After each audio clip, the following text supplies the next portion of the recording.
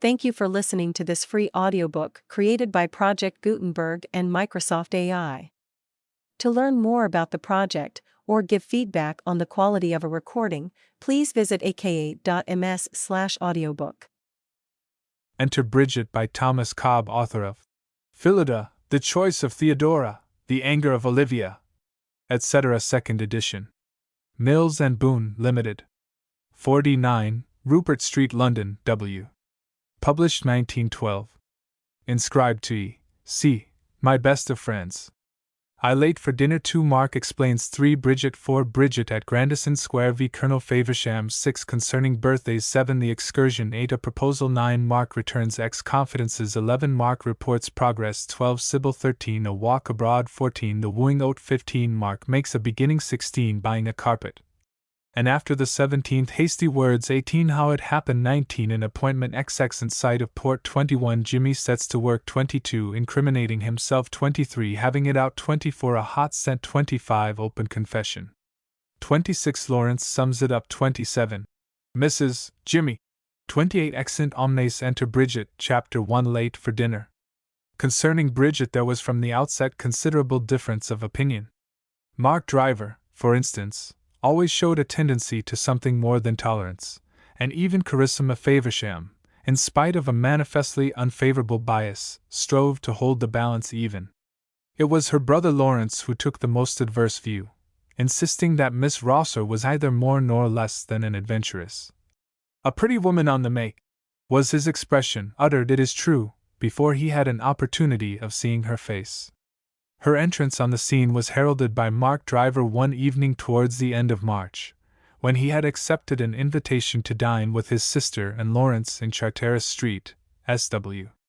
Carissa's maid found her so exacting that evening that she might have been going to an important party, instead of merely to a quiet dinner with her brother and his wife. But then, expecting Mark to make a fourth, she wished to look her very best, and flattered herself she had succeeded. Although she sometimes longed for the power to add a few inches to her stature, she realized that she had already much to be thankful for. Suppose, for example, that her eyebrows had been as fair as her hair, or even worse, her eyelashes, which as it happened were satisfactorily black. Mr. Lawrence Faversham, barrister at law, was 32 years of age, and rather short, although he always held his head in the air as if he were doing his best to appear taller. Hearing the street door bell ring, Mrs. Lawrence Faversham waylaid Carissima on the stairs and insisted on taking her to gaze at little Victor, aged 2, peacefully sleeping in the nursery. "Mark's late as usual," exclaimed Lawrence, as his sister presently sailed into the drawing-room. 10 minutes past 8, he added, taking her hand. He had fair hair, a long narrow face and sloping shoulders. Whether he was sitting down or standing up, there always seemed to be something stiff, self-important and formal about him. "Mark wasn't due at King's Cross until tea-time," said Phoebe, a pretty brunette several inches taller than her husband and 7 years younger. "I wanted him to sleep here tonight, and really I cannot imagine why he refused."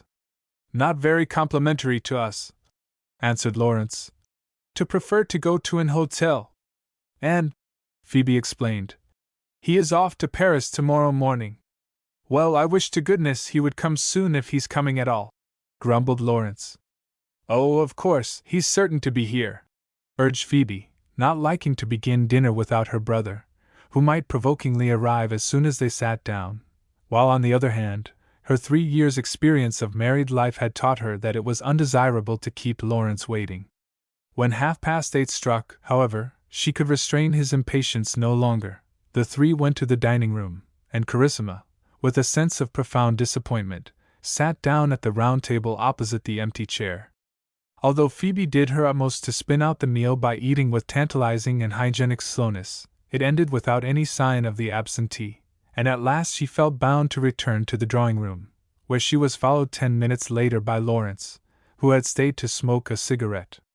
"The worst of it is," he said, standing before the fire, "you never know quite where you are with Mark."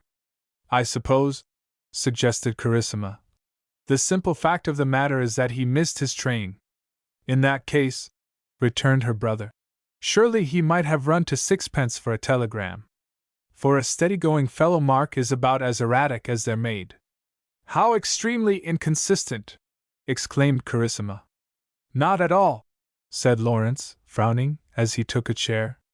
A man may drive crookedly without exceeding the limit.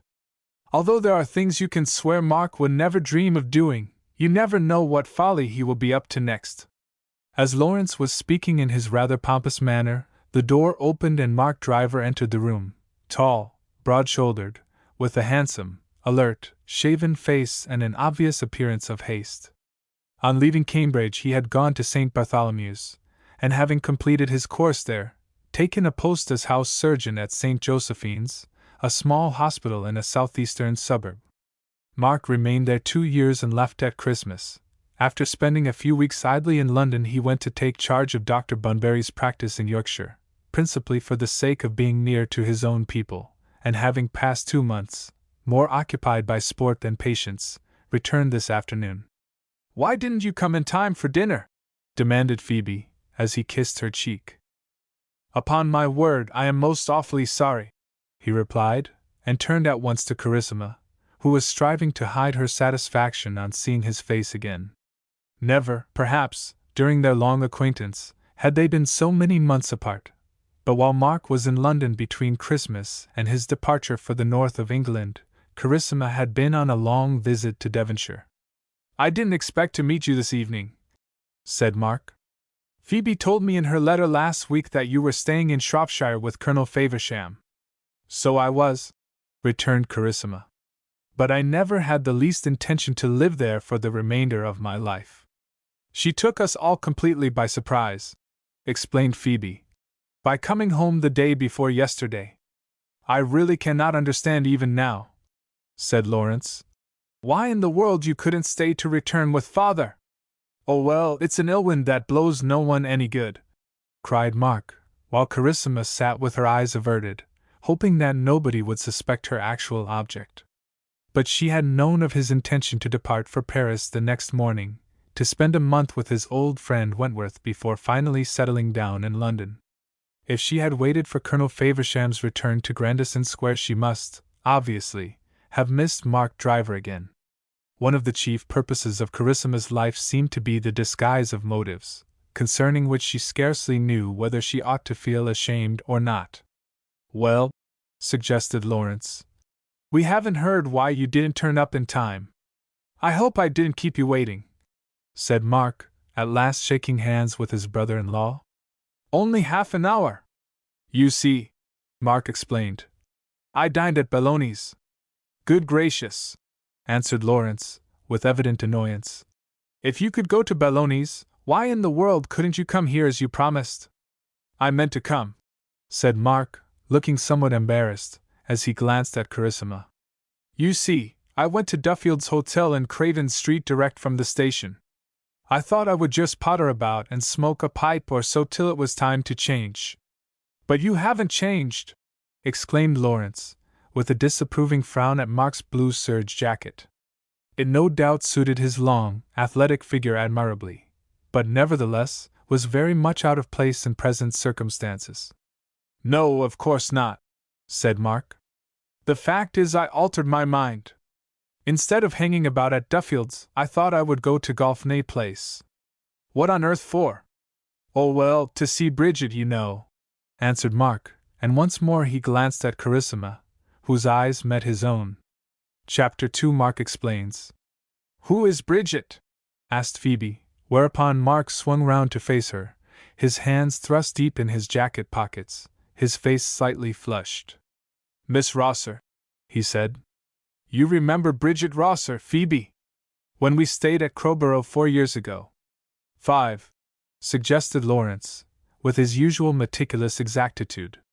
"You were not there," said Mark. "But still," answered Lawrence, "I remember going down with father to look at the house before he made up his mind to take it." "I recollect Bridget perfectly well," said Carissima in her most cheerful tone. "Her father was David Rosser, the novelist. He died in Paris about 10 months ago," explained Mark, "and Bridget was his only daughter." "A rather nice-looking girl, with reddish hair," said Phoebe. The most wonderful hair! Exclaimed Mark. I have never seen anything like it. Oh, she's wonderful altogether. Where did you come across Miss Rosser again? Inquired Lawrence, while Carissima wished that her cheeks would not tingle so uncomfortably. At the old master's about 3 months ago, just after Christmas, replied Mark. I had lately left St. Josephine's, you know. I should never have recognized her, but she happened to drop her purse. I naturally picked it up, and then she asked whether my name wasn't Driver. Isn't Golfney Place chiefly lodging houses? Asked Carissima. Number 5 is one, anyhow. Does Miss Rosser live with her mother? Suggested Phoebe. Mrs. Rosser died shortly after we left Crowborough, was the answer. Then the house was given up. Bridget wandered about Europe with her father until his own death a little less than a year ago. Then, demanded Lawrence, whom does she live with? Oh, she's quite on her own. What is her age, for goodness sake? Upon my word, I don't know for certain, said Mark. I couldn't very well inquire. I should say she's about the same age as Carissima. As a matter of prosaic fact, answered Carissima, forcing a smile, although she did not feel very cheerful at the moment. She is a few months older. Well, Lawrence persisted. After picking up the purse at the old master's, what was the next move in the game? Phoebe was beginning to look rather anxious. She realized that Mark was growing impatient under Lawrence's cross-examination. He was supposed to be a skillful cross-examiner. It was occasionally a little difficult to keep the peace between these two men, who were her dearest, with the exception, perhaps, of the little man upstairs. Bridget asked me to call, said Mark. Or I asked whether I might? I forget which, and what in the world does it matter? Anyhow, you went. Why, of course, was the answer. Is Miss Rosser, is she hard up by any chance? Asked Lawrence. Good Lord, no! Exclaimed Mark. My dear fellow, you've got quite a wrong impression. Hard up. You've only to see her. No doubt, suggested Lawrence. You have had numerous opportunities. Oh well, said Mark with a shrug. She was on her lonesome, and so was I at the time. It was just before I went to Yorkshire, you know. Carissima was in Devonshire, and I was kicking my heels in idleness at Duffield's. It really was rather too bad, remarked Phoebe, to go there this evening, considering that you were engaged to dine with us. Wasn't it, Carissima? Oh, it was shameful of you, Mark, cried Carissima, with a laugh. You understand how it was, he explained, taking a chair by her side. I didn't mean to stay 10 minutes.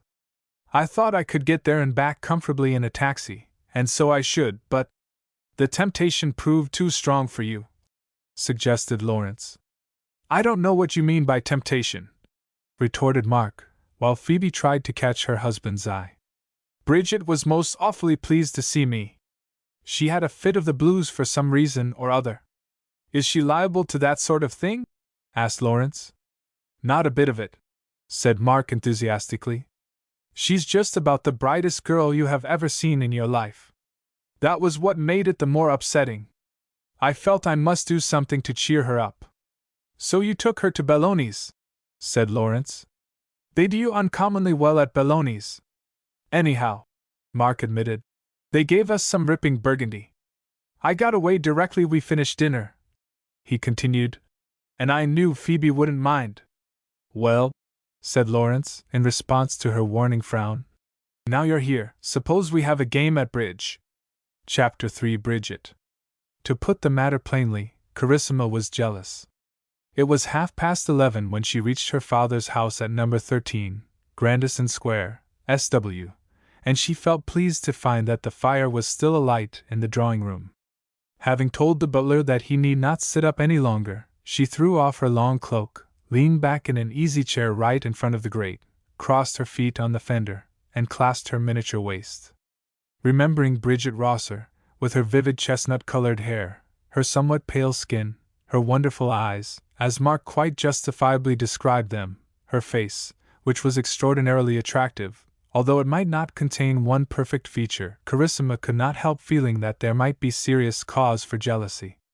Of course, It was evident that Mark had not expected to find her at Charteris Street. He had believed she was still at Church Stretton with Colonel Faversham, and perhaps, if he had been aware of her presence in London, Lawrence might not have had to wait for his dinner. Moreover, Mark Driver was precisely the kind of man who would go out of his way to do any woman a good turn, pretty or plain. But still, after making every allowance, the fact remained that Carissima was jealous.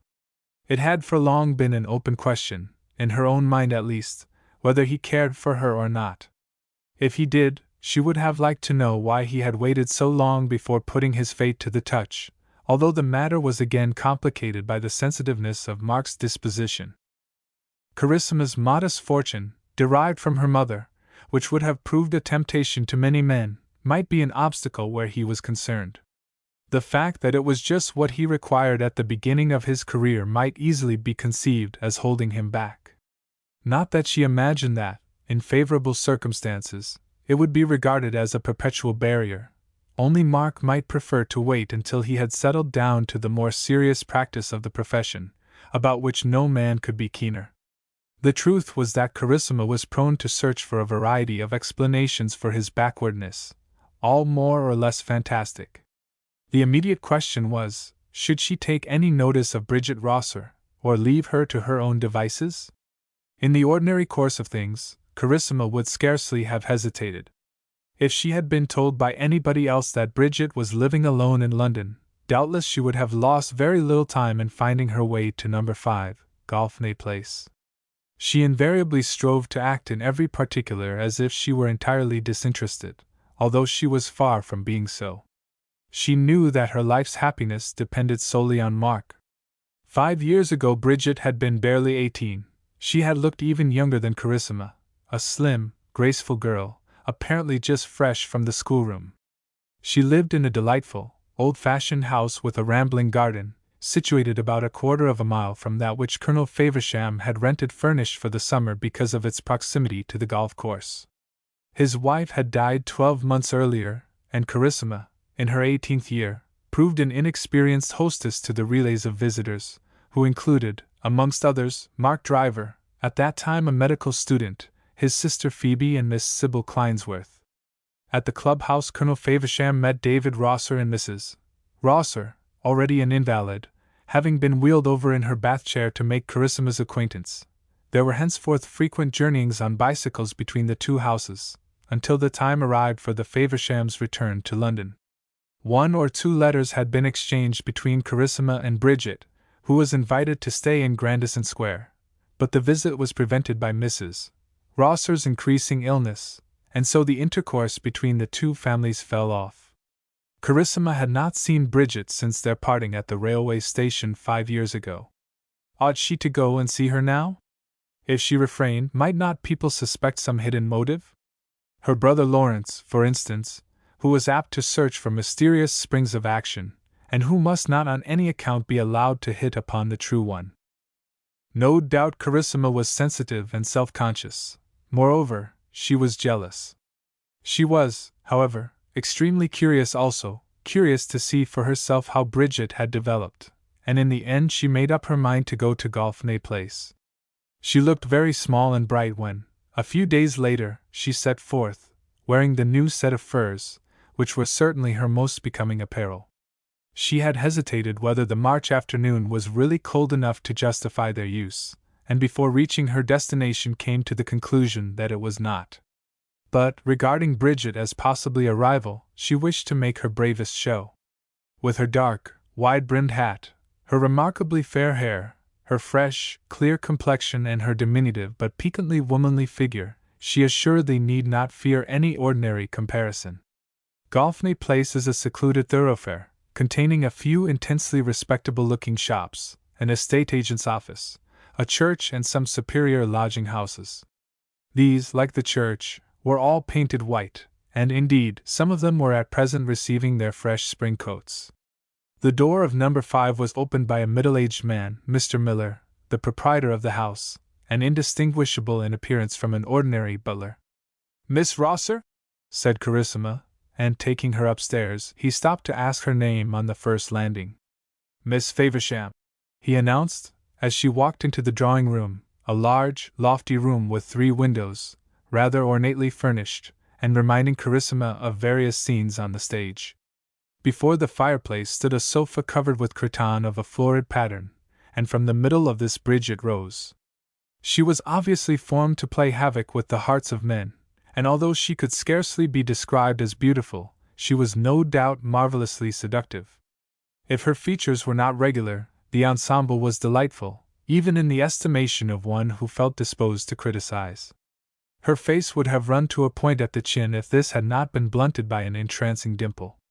Bridget's vivid chestnut-colored hair grew low over a somewhat wide forehead, while her eyes were dark and curiously expressive. Without being conspicuously tall, she had the advantage of her guests by several inches, although her figure might be less developed, or perhaps it looked smaller because of her additional inches. She obviously employed an excellent dressmaker, and if she had hitherto been compelled to hide her light under a bushel, she had surely only to be seen to conquer. The important question was, had she already succeeded in conquering Mark Driver? For an instant she stood gazing at Carissima as if unable to believe either her ears or her eyes. Then with a slow, gliding movement, in contrast with the other's more rapid, impulsive manner, she came forward holding out both hands. "Why, it's Carissima, after all these many, many years!" she exclaimed, and without a moment's hesitation kissed her cheek, just as she had done at parting that long time ago. "How nice of you to come!" she continued, still retaining one of her guest's hands, and leading her to the sofa. "I suppose it was Mark who asked you," she said, as they both sat down. "He didn't exactly ask me," returned Carissima. "Of course I shouldn't have known you were in London but for him. I met him at my brother's the other evening." "Ah, that was the night he arrived so late for dinner," said Bridget. "Did he get into the most dreadful scrape?" "Anyhow," was the answer, "I suppose he was able to start to Paris the next morning, as I haven't heard to the contrary." "Oh, yes," cried Bridget. "If he hadn't gone I should have seen him here. Isn't it tiresome of him?" "What?" asked Carissima. "No sooner coming back to London than off he must go the very next day. He came to see me directly he returned from Yorkshire," Bridget explained. "And well, I happened to have a fit of the miserable. I assure you I am not often taken that way. Mark was tremendously nice, he always is, isn't he?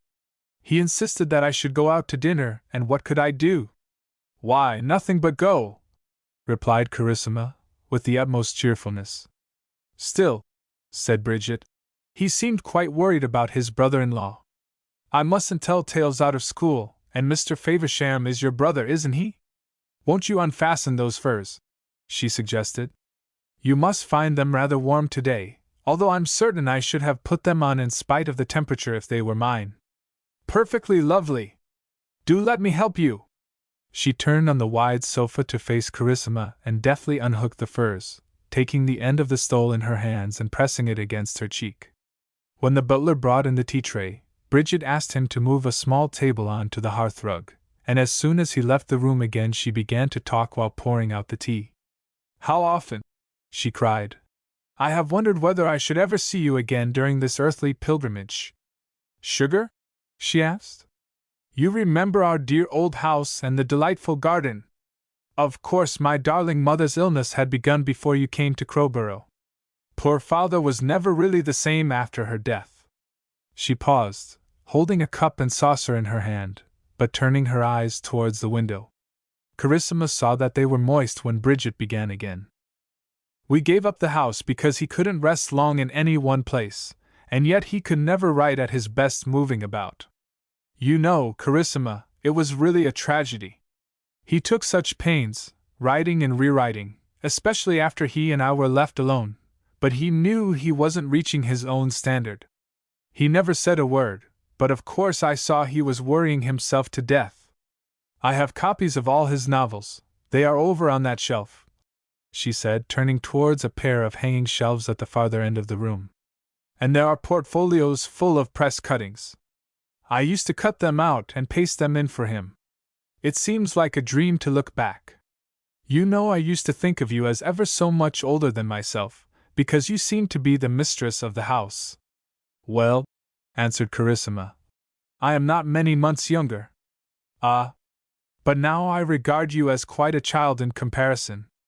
That doesn't prevent me from being 22, said Carissima. No, of course not, but the actual years are nothing. It's all that's crowded into them, oh dear. I have had such experiences.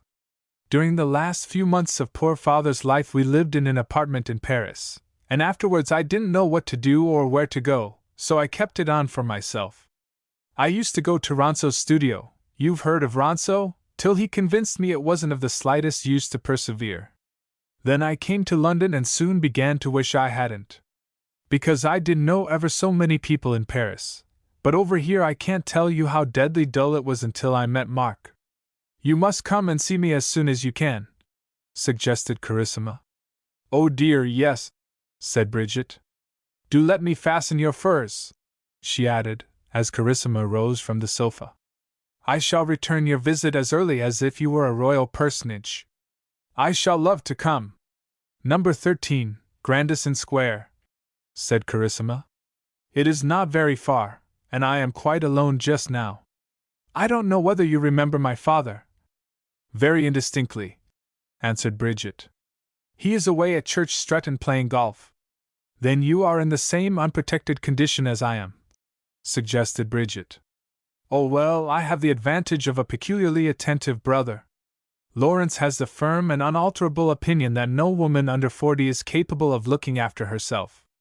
During my father's absence he generally pays me a visit once every 24 hours, either on his way home from the temple or after dinner.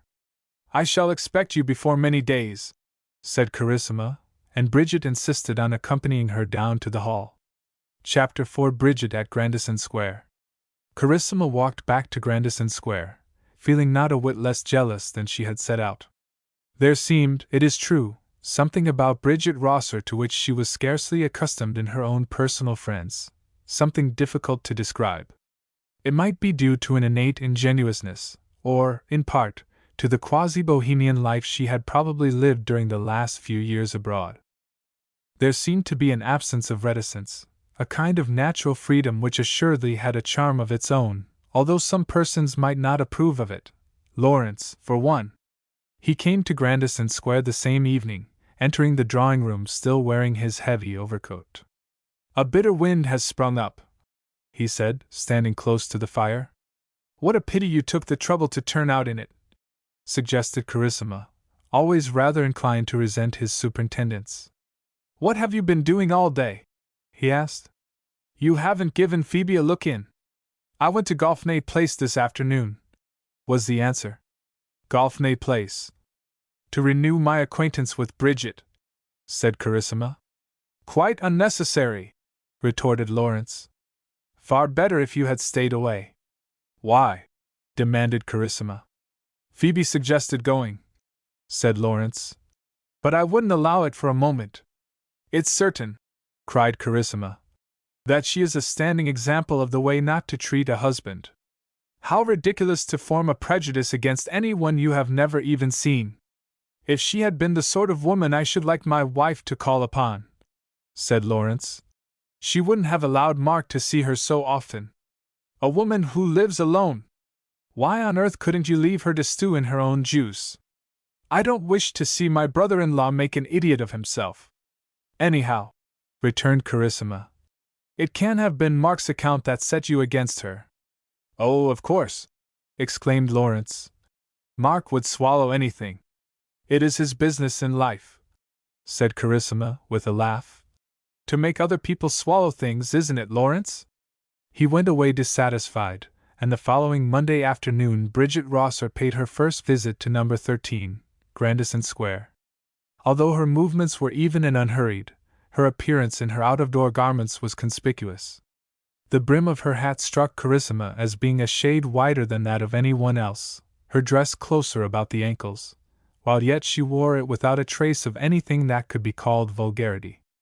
I should have come even earlier, she said, taking Carissima's hand. But I only got back from Sandbay this morning.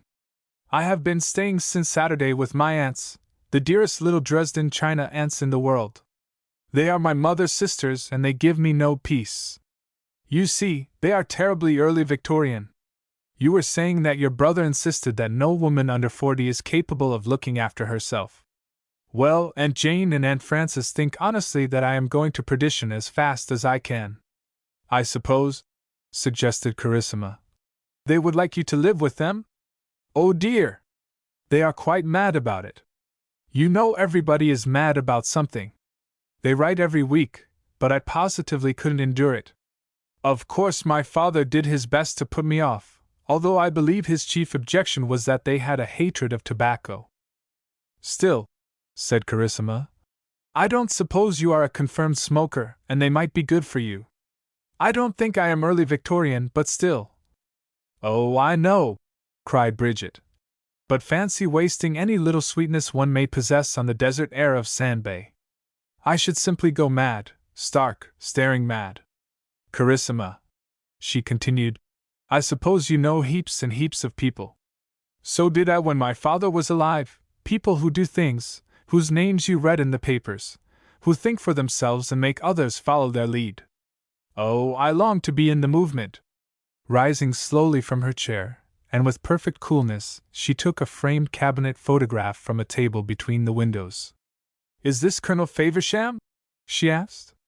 I remember him now quite distinctly. The portrait showed a man of middle height, rather taller than Lawrence, with much broader shoulders. His face had an almost dissipated expression, and he wore a large, pointed mustache. His hair was still plentiful, although it had been gray when Bridget last saw him. His eyes were somewhat prominent, and he held himself unusually erect. How old is your father? Asked Bridget. 65, was the answer. He doesn't look so old. Nothing would give him greater pleasure than to hear you say that, cried Carissima. But the photograph was taken some years ago. Have you only one brother? Asked Bridget. Only one living. I had another brother and a sister. They came between me and Lawrence, and died a long time ago. I love looking at photographs, said Bridget, putting that of Colonel Faversham back in its place. I hope you don't mind. Whose is this? She inquired, taking up another frame. Oh, that is Jimmy, cried Carissima. Why do you laugh? Said Bridget. I really don't quite know. There's nothing very comical in his appearance, is there? Only somehow one does laugh about him. I think, said Bridget, he is one of the pleasantest-looking men I have ever seen. Yes, Jimmy has a nice face, returned Carissima. Of course, Bridget continued, with her eyes still on the photograph. It isn't so distinctly handsome as Mark's. Perhaps not, was the answer. I thought you had seen him while we were at Crowborough. Mr. Clinesworth. Although his name is Rupert, everybody has called him Jimmy since his school days. I remember Miss Clinesworth, suggested Bridget. His sister, or rather, his half-sister. She might be his mother by the way she tries to look after him. Does he require a lot of looking after? Asked Bridget. Oh, I don't know, said Carissima. He is one of those men who somehow give you the impression they could do wonderful things, and if they would. He is immensely rich and nice-looking, as you say, and people do their best to spoil him. I won't insist that they have succeeded. Anyhow, he is immensely good to Sybil. Her father was a physician, and she lost her mother when she was a small child. When she was about 10, Dr. Clinesworth married again. His second wife was very wealthy, and, to judge by her portrait at Upper Grosvenor Street, she must have been a beautiful woman. All her money went to her only son, Jimmy, but Dr. Clinesworth had very little to leave to Sybil. Jimmy insisted that she should continue to live at the house in which her father had practiced, and he is immensely fond of her, although they are about as different as any two persons can possibly be. Should you, asked Carissima, like me to ask her to come and see you? Do you think she would? Said Bridget, returning the photograph to the table.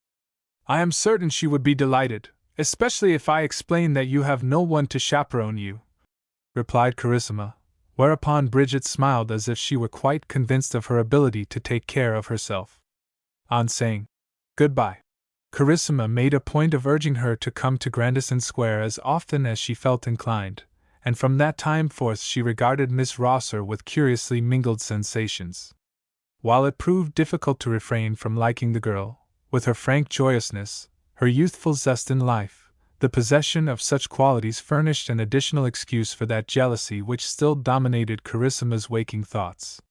Without forming any definite design, the idea certainly occurred to her that Mark might come to occupy a smaller space in Bridget's sphere of things, if only she knew a few more of his kind. The following afternoon Carissa, according to her promise, went to Upper Grosvenor Street, where lived Sybil Clinesworth and, when he pleased, Jimmy. He had, however, a country house at Atlinghurst, and when he stayed in London sometimes preferred a room at one of his clubs, to that which his sister always kept in readiness. On reaching the house Carissa was disappointed to hear that Sybil had gone away the previous morning. "When do you expect her back?" asked Carissa. "I have no idea," said the butler. "But Mr. Clinesworth might know." "Mr. Clinesworth is in London, then?" cried Carissa, and in fact, he came out of the dining room on the left of the hall the next moment. The Favershams, the drivers, and the Clinesworths were old friends. They had known each other from their earliest years, and the three boys had gone to the same preparatory school at Brighton. Sybil, considerably the oldest of the group, tried still to hope that Jimmy would marry Carissa, although for that matter, she would have rejoiced to see him the husband of any woman whom she could love. Jimmy Clinesworth was about 30 years of age, a little younger than Lawrence Faversham, a little older than Mark Driver.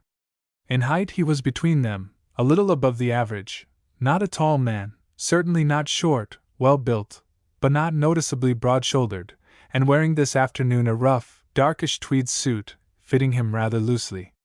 In fact, you could not imagine Jimmy tightly buttoned up or putting on an uncomfortably high collar, or doing anything solely for the sake of appearances.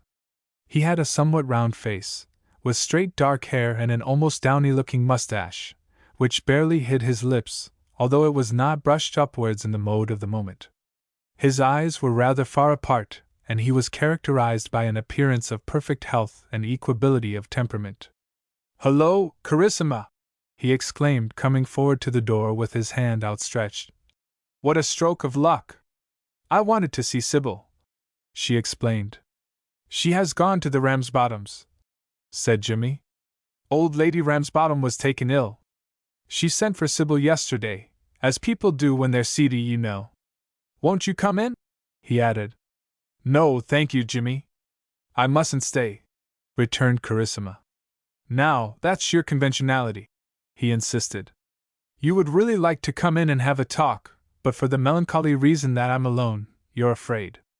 "Oh, wise young judge," said Carissa. "Well, if you're obstinate, I'll walk back with you," he suggested, taking a bowler hat from the stand, while the butler handed his gloves and cane.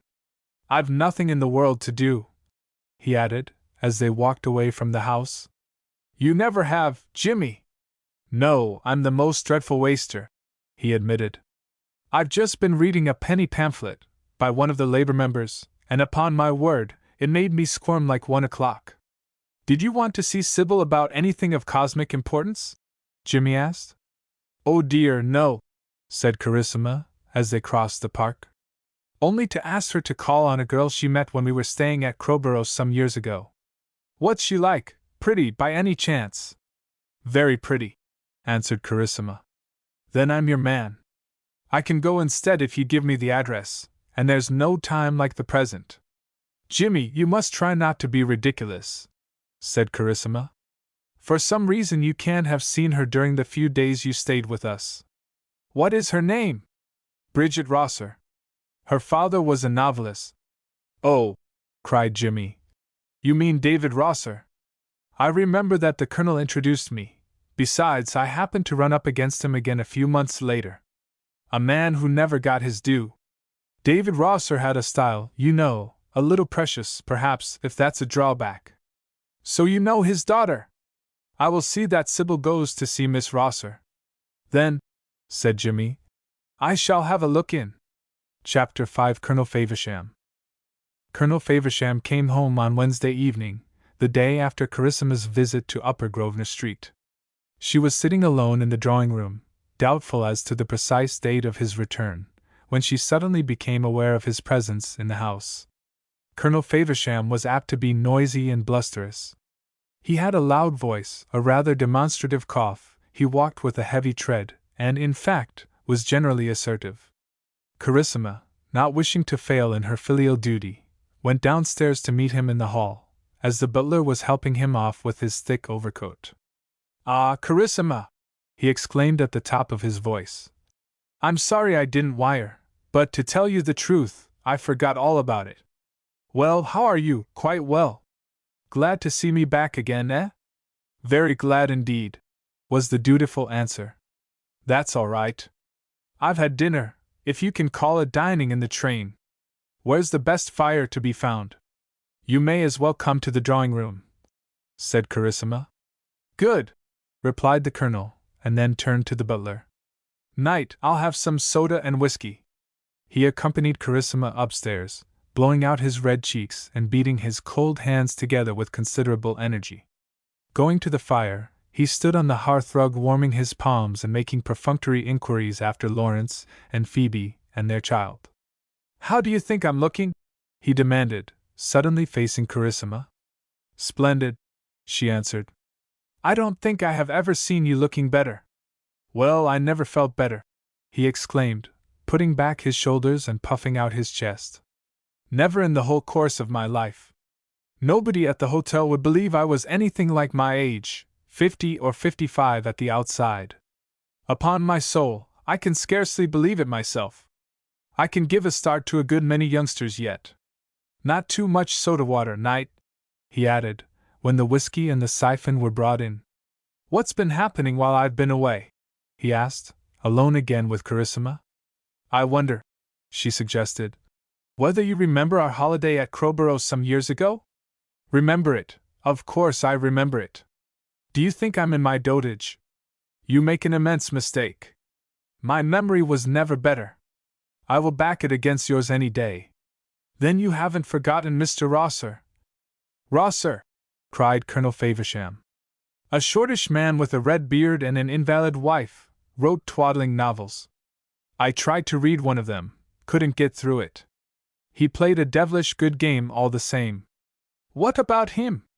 "I have met his daughter," said Carissima, and in reply to her father's demand for further information, she told him all she knew about Bridget, how that she had made Mark Driver late for dinner, how that, after some dubitation, a visit had been paid to Golfney Place, and duly returned.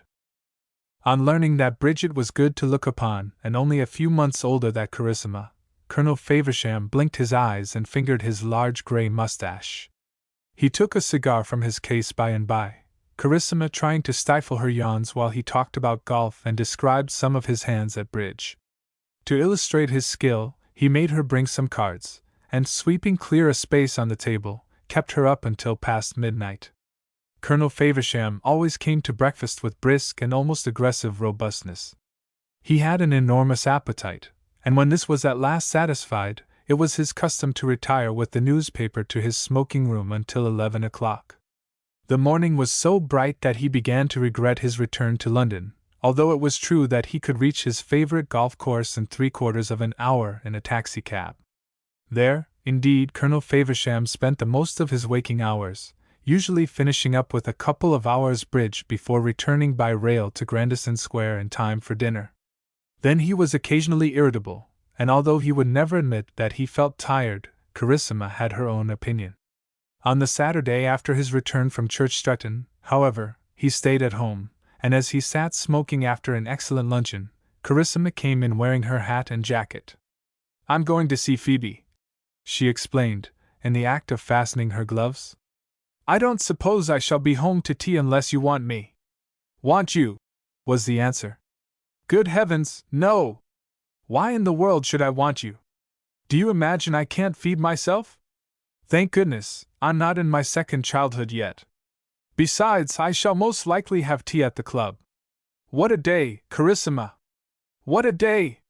Having finished his cigar about a quarter of an hour later, Colonel Faversham went to his dressing-room, where he spent a few minutes brushing his hair with great vigor and twisting his mustache to a point. On going down to the hall again, He noticed that the street door stood open, and that Knight was talking to someone on the threshold. As the Colonel took his top hat from the table, he saw that the visitor was a young lady who looked admirably in harmony with the spring season. She wore a lightish gray cloth frock and a wide-brimmed hat, beneath which a vast quantity of chestnut-colored hair conspicuously appeared. He reached the open door as she was on the point of turning away, but seeing him, she hesitated. "Miss Rosser, Colonel," said Knight, standing between the pair. "Good afternoon, Miss Rosser," cried Colonel Faversham. "Pray come in. You wish to see Carissima? I assure you she will be immensely disappointed if you refuse to wait. I may mention that I had the pleasure of knowing your father." "Oh, I remember you perfectly," she replied.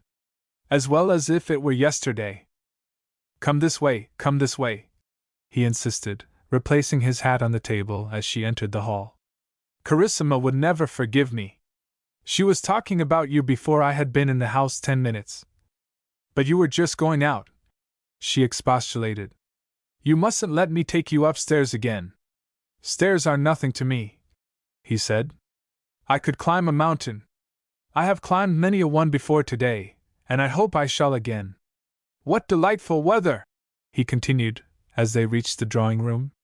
"It makes one feel quite capable of anything." She sat down, while the Colonel talked about Crowborough and David Rosser, remembering whose vocation, he realized the desirability of giving the conversation a bookish turn. While he was remarking upon some of the most recent publications, quoted from advertisements, for he seldom opened a book, Knight and a small footman brought in the tea equipage. Colonel Faversham invited Bridget to officiate, and told himself how delectable she looked as, half shyly, she passed his cup and saucer. "You know, Colonel Faversham," she said, "I cannot help feeling immensely guilty." "A libel," he protested. "I have never seen a more transparently innocent face in the whole course of my life. Still, I am certain I have kept you from going to your club or somewhere. Of course I am duly grateful. Carissima said I might come here whenever I felt too lonely." "My dear Miss Rosser," said Colonel Faversham, "I am afraid it must be a rather dull life you're leading. But it will be entirely your own fault if ever you find yourself bored in future. Carissima has no end of friends, and hers shall be yours. Then there's my daughter-in-law. As for books, my library was left to me by an uncle who had nothing better to do than to read from morning till night. You must allow me to send you a suitable selection." When Carissima came home, a little later, she raised her eyebrows on seeing Bridget Rosser presiding at the tea-table, with Colonel Faversham seated rather close by her side. As he began to explain his good fortune in meeting the visitor at the door, Carissima told herself that she knew exactly how things would turn out. The truth was that Colonel Faversham had always been somewhat dangerously susceptible. Lawrence could never feel certain that his father was too old to think of marrying again. Carissima knew that for the next few days he would talk of nobody but Bridget, that he would lend her books, and perhaps even express a wish to invite her to dine. He would on every opportunity pay her extravagant compliments and make himself generally ridiculous. Then he would begin to forget her existence, and fall back into his ordinary routine of bridge and golf until another attractive face arrested his attention. Although he sang Miss Rosser's praises loudly that Saturday afternoon, and spoke of her frequently on Sunday and during the next few evenings, Carissima scarcely suspected that the Colonel had met Bridget since her visit to Grandison Square.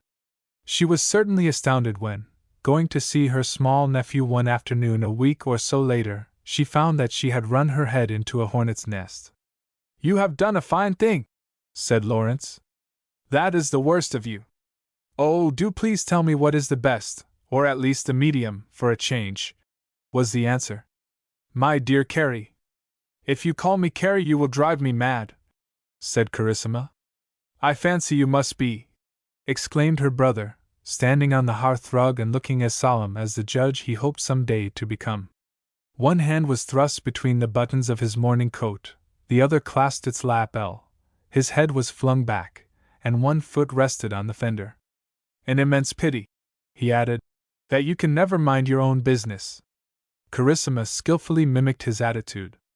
"May it please you, M. Ludd, and gentlemen of the jury," she said, causing Lawrence hastily to change his pose, and Phoebe to look a little scandalized. There's a time for everything, he insisted, with a blush. Let me tell you, this is no laughing matter. You should not make yourself look so ridiculous, said Carissima. Why should you everlastingly be retained for the prosecution? You would certainly require a clever defense, returned Lawrence. A fine thing you have done by your unnecessary interference. But what am I accused of? She demanded. What is all the fuss about? As I was walking home on Saturday, he explained, I turned up the Haymarket. The people were just going into the matinee. I mustn't forget I want to go to the Haymarket, said Carissima. Do, for goodness sake, he expostulated. Try to fix your mind on one thing at a time. It depends on its nature, said Carissima. Whom should I see getting out of a taxi? Cried Lawrence. But the Colonel and some woman.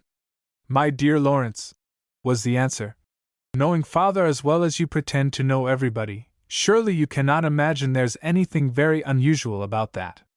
Carissima, interposed Phoebe. I really think from Lawrence's description that she must have been Bridget Rosser. Oh, but surely not. I think it was, Phoebe insisted. He has only seen her once, said Carissima. That was on Saturday week. She would scarcely. Let me ask you one question, cried Lawrence. Oh, a dozen, said Carissima. How do you know that was the only time he saw the woman? Of course, I can't say that I know for certain, she admitted. There you are. You don't know. You don't even believe. You simply jump to a conclusion. You have no means of knowing. Depend upon it, he has been at Golfney Place over and over again. We shall be fortunate if he doesn't end by marrying her. Who is jumping to a conclusion now? Said Carissima. Lawrence dear, suggested Phoebe, quite humbly. I understood you were afraid she might marry Mark. After all, she can't very well make victims of both him and your father. No, but she may like to have two strings to her bow. She may prefer a bird in the hand, and if he should escape, there's Mark to fall back upon. After all, said Carissima, you have not even seen Bridget. You don't know she has the slightest desire to marry anybody. She is simply an adventuress, was the answer. A pretty woman on the make. Although Carissima had little reason to be prejudiced in Miss Rosser's favor, she was the possessor of an elementary sense of justice, and moreover, it was always a satisfaction to contradict her brother. I don't admit you have any right to say that, she protested. I saw a great deal of her at Crowborough. 5 years ago. From what I have seen since, Carissima continued, I believe you have found a mare's nest. You seem to forget that father is 65. Ah, yes, but he doesn't begin to realize the fact, said Lawrence. He thinks he is quite capable of acting like an ordinary man of half his age. If you had tried to provide your friend with an easy prey, you couldn't have gone a surer way to work.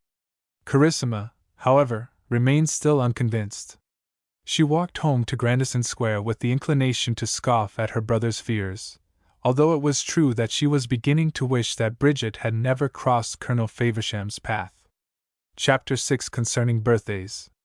Carissima, said Colonel Faversham, as he rose from the breakfast table a day or two after her conversation with Lawrence and Phoebe. Yes, father, she answered. I have been thinking that it is high time we asked Miss Rosser to dine with us. He was standing by the window holding the morning paper in his hands, and as he spoke he raised it so that Carissima could not see his face. Oh, but do you really think that is necessary? She answered, and crushing the paper into a shapeless mass, the colonel turned upon his daughter quite fiercely. Of course he was convinced that there could be nothing in the least ridiculous in his behavior.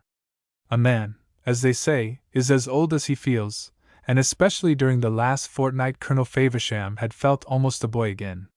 The spring was in his blood. Moreover, he flattered himself that he had not begun to look old.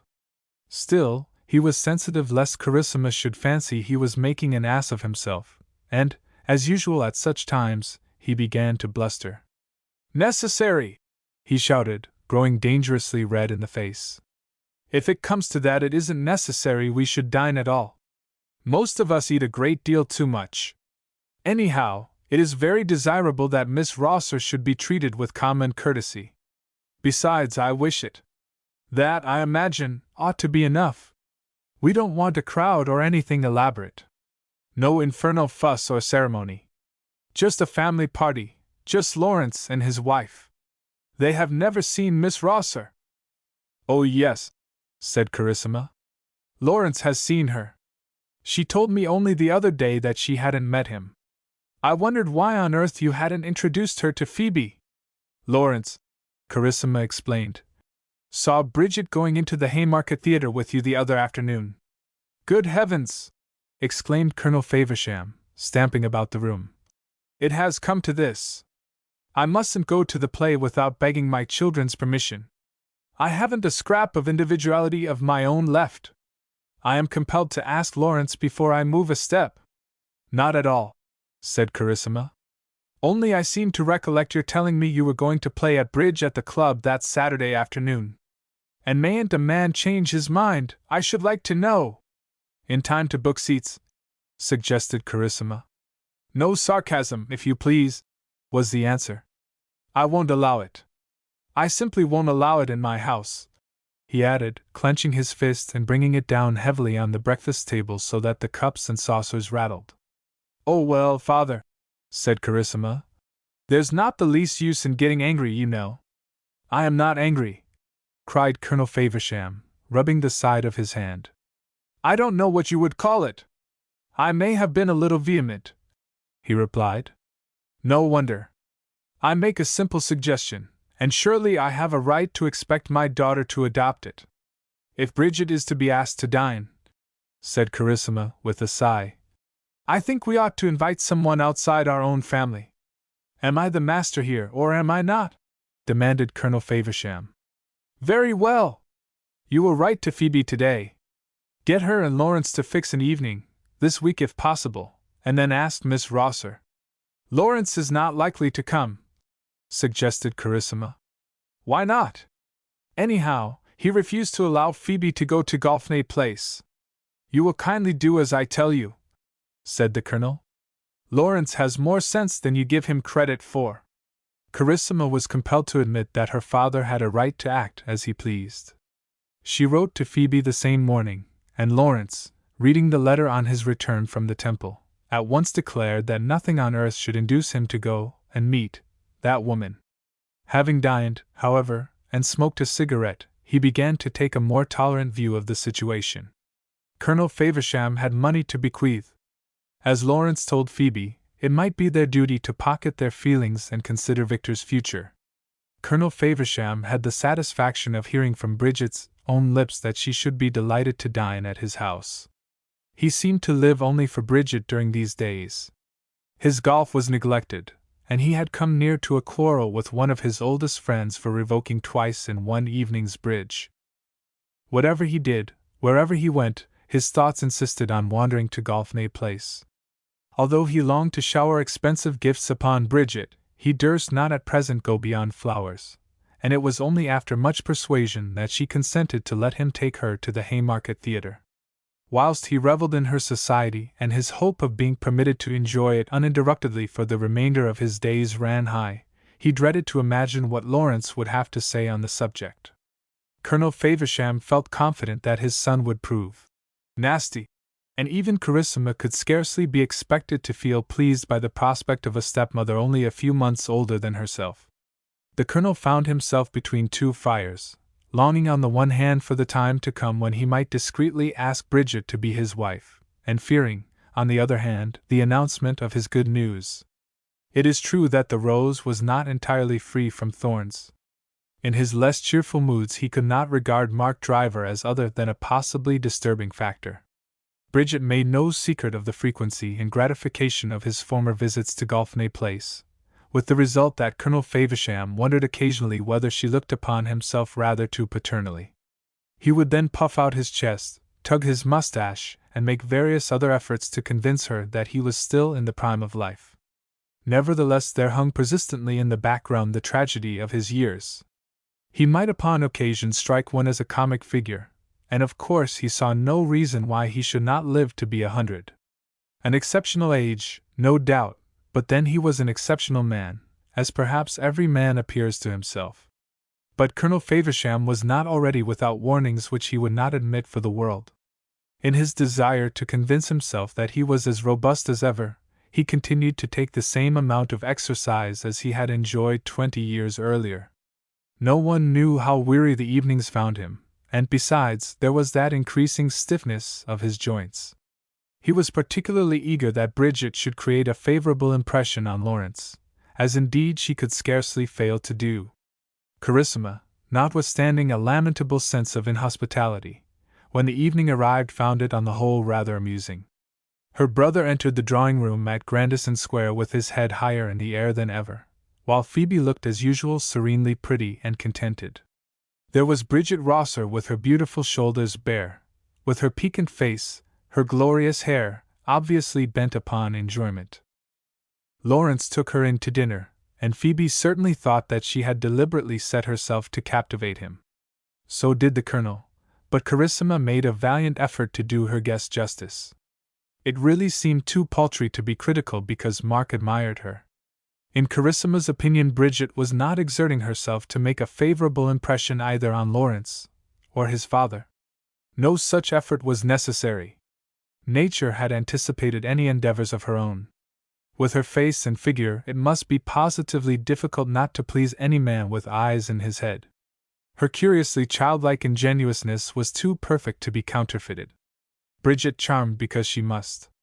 When she referred to the report of a recent lawsuit in which Lawrence had admittedly increased his already growing reputation, Carissima smiled to see him unbend, although she might feel inclined to frown when she noticed that Colonel Faversham's eyes scarcely left Bridget's face until she rose from her chair to follow her hostess upstairs.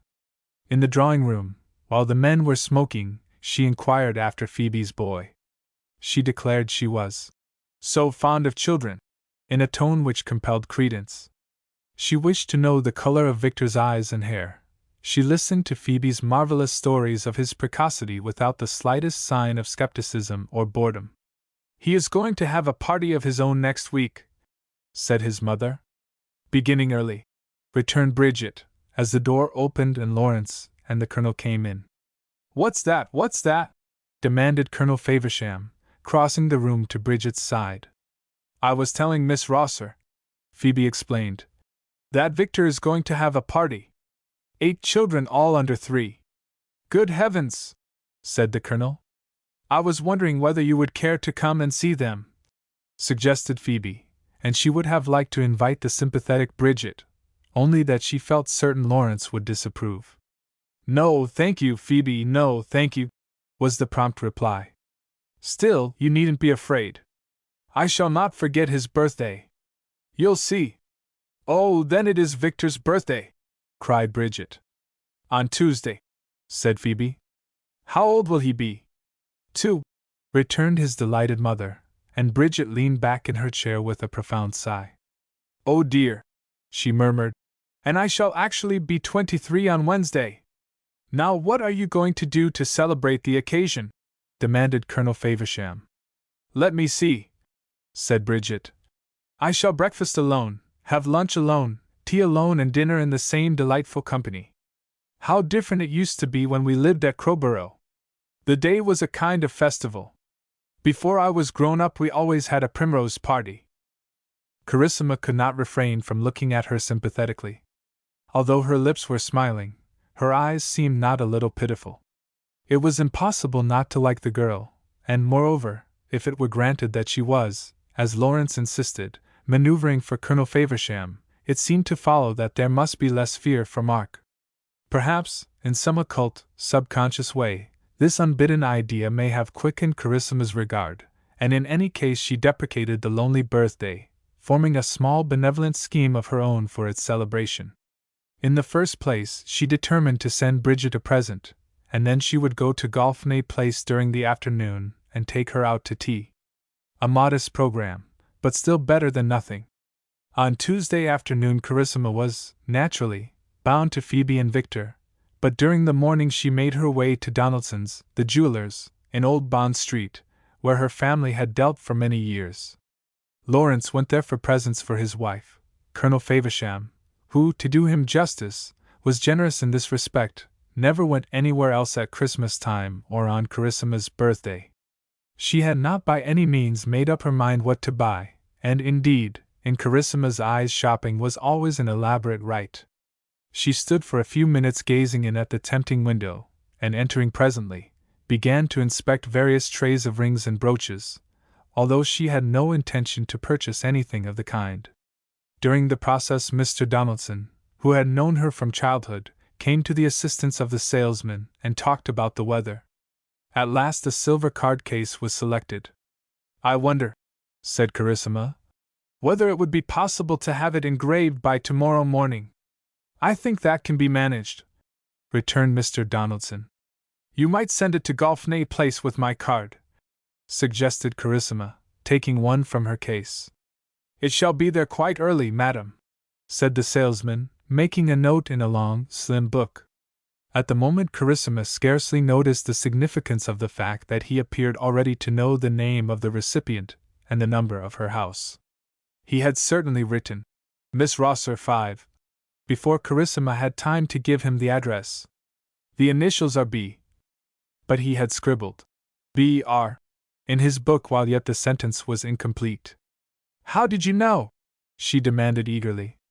"I beg your pardon, madam," said the salesman, whilst Mr. Donaldson drew watchfully nearer.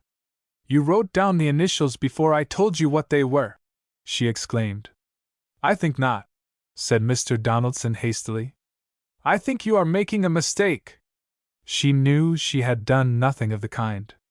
She knew that Colonel Faversham must have been at the jeweler's before her this morning, that he had selected something to commemorate Bridget's birthday, something upon which also her initials were to be engraved.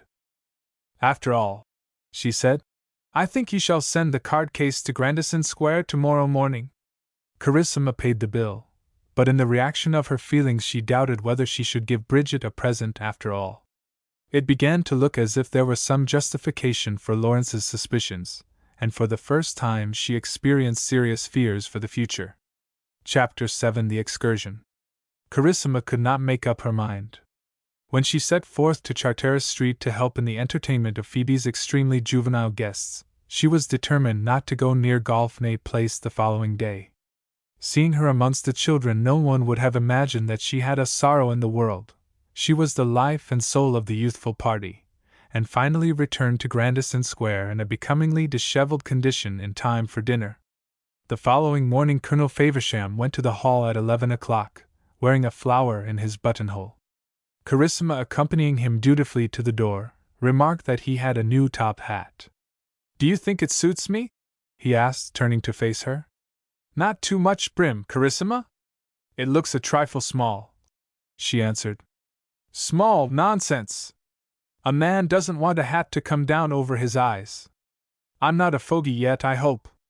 "Why, of course not," she exclaimed. "Still, you will have to hold it on in the wind.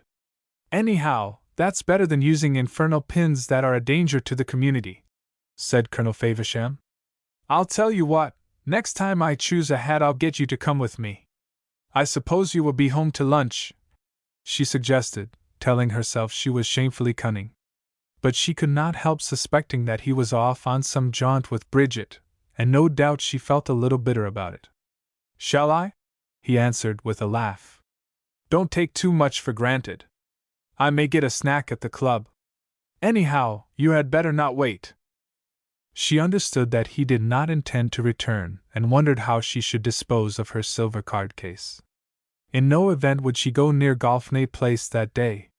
At about noon, however, it arrived from Donaldson's in a cardboard box, and really seemed too pretty to be wasted. There, too, were Bridget's initials, neatly engraved on its face, and perhaps, after all, Colonel Faversham was reckoning without his guest. Miss Rosser might refuse to accept his present, whatever it might be. Carissima felt very curious to know. She might decline to go out with him, and then her birthday would be spent in utter loneliness. Carissima pictured her with melancholy reminiscences of her father and mother. Because whatever the girl's faults might be, she was certainly not lacking in natural affection. Surely some allowances ought to be made for the circumstances of the case. Carissima was excellent at making allowances for people. She was one of those tiresome, inconsistent young women who remain blind to the teachings of reason and experience, and ever find some remnants of good in the ragbags of humanity. Bridget had lost her mother when she was 18. She had knocked about with her father for several years since. Of course, she ought not to have encouraged Mark's visits night after night, as doubtless she had done, but then, she may have had the intelligence to see that Mark was a man in 1,000, Mark was a man in 1,000,000.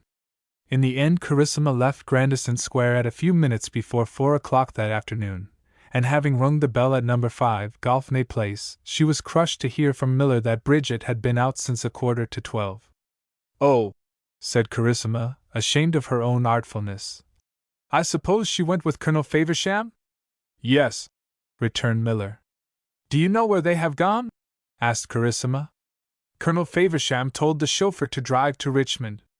"To Richmond, thank you," said Carissima. "I will come another day."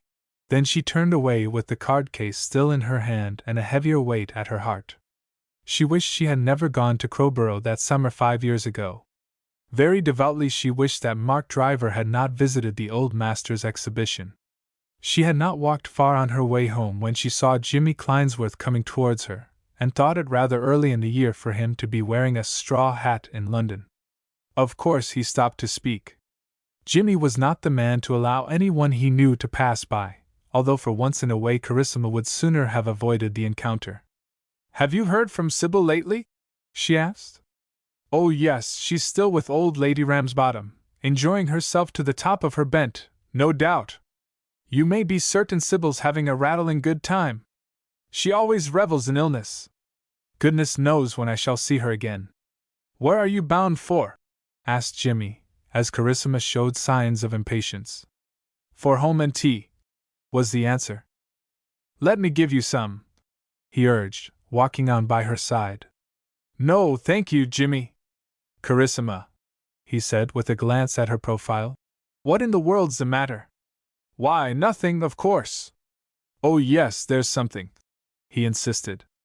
"I flatter myself I'm good at reading faces, you know, and yours is always interesting. One never has to read between the lines." "Does that mean I wear my heart on my sleeve?" she demanded. "Naturally you fancy you're inscrutable," said Jimmy, with a laugh. "We all do. Come now, suppose you tell me what it is. What would be the use, if there were anything? You might enable me to do you a good turn. If I couldn't cure your woe, I could possibly make you forget it. Besides, people do tell me things. You would be astonished to hear what confidences are poured into my ears."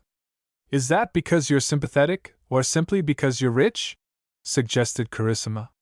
"What's that you're carrying?" he asked, with a shrug. "A card case," she replied. "May I look?" he said, holding out his hand. After a momentary hesitation, she let him take it, whereupon he had no scruple about opening the box. "Hello? Who is B.R.?" he demanded. "Nobody you know, Jimmy." "Bridget Rosser!" he exclaimed. "You see what a memory I have.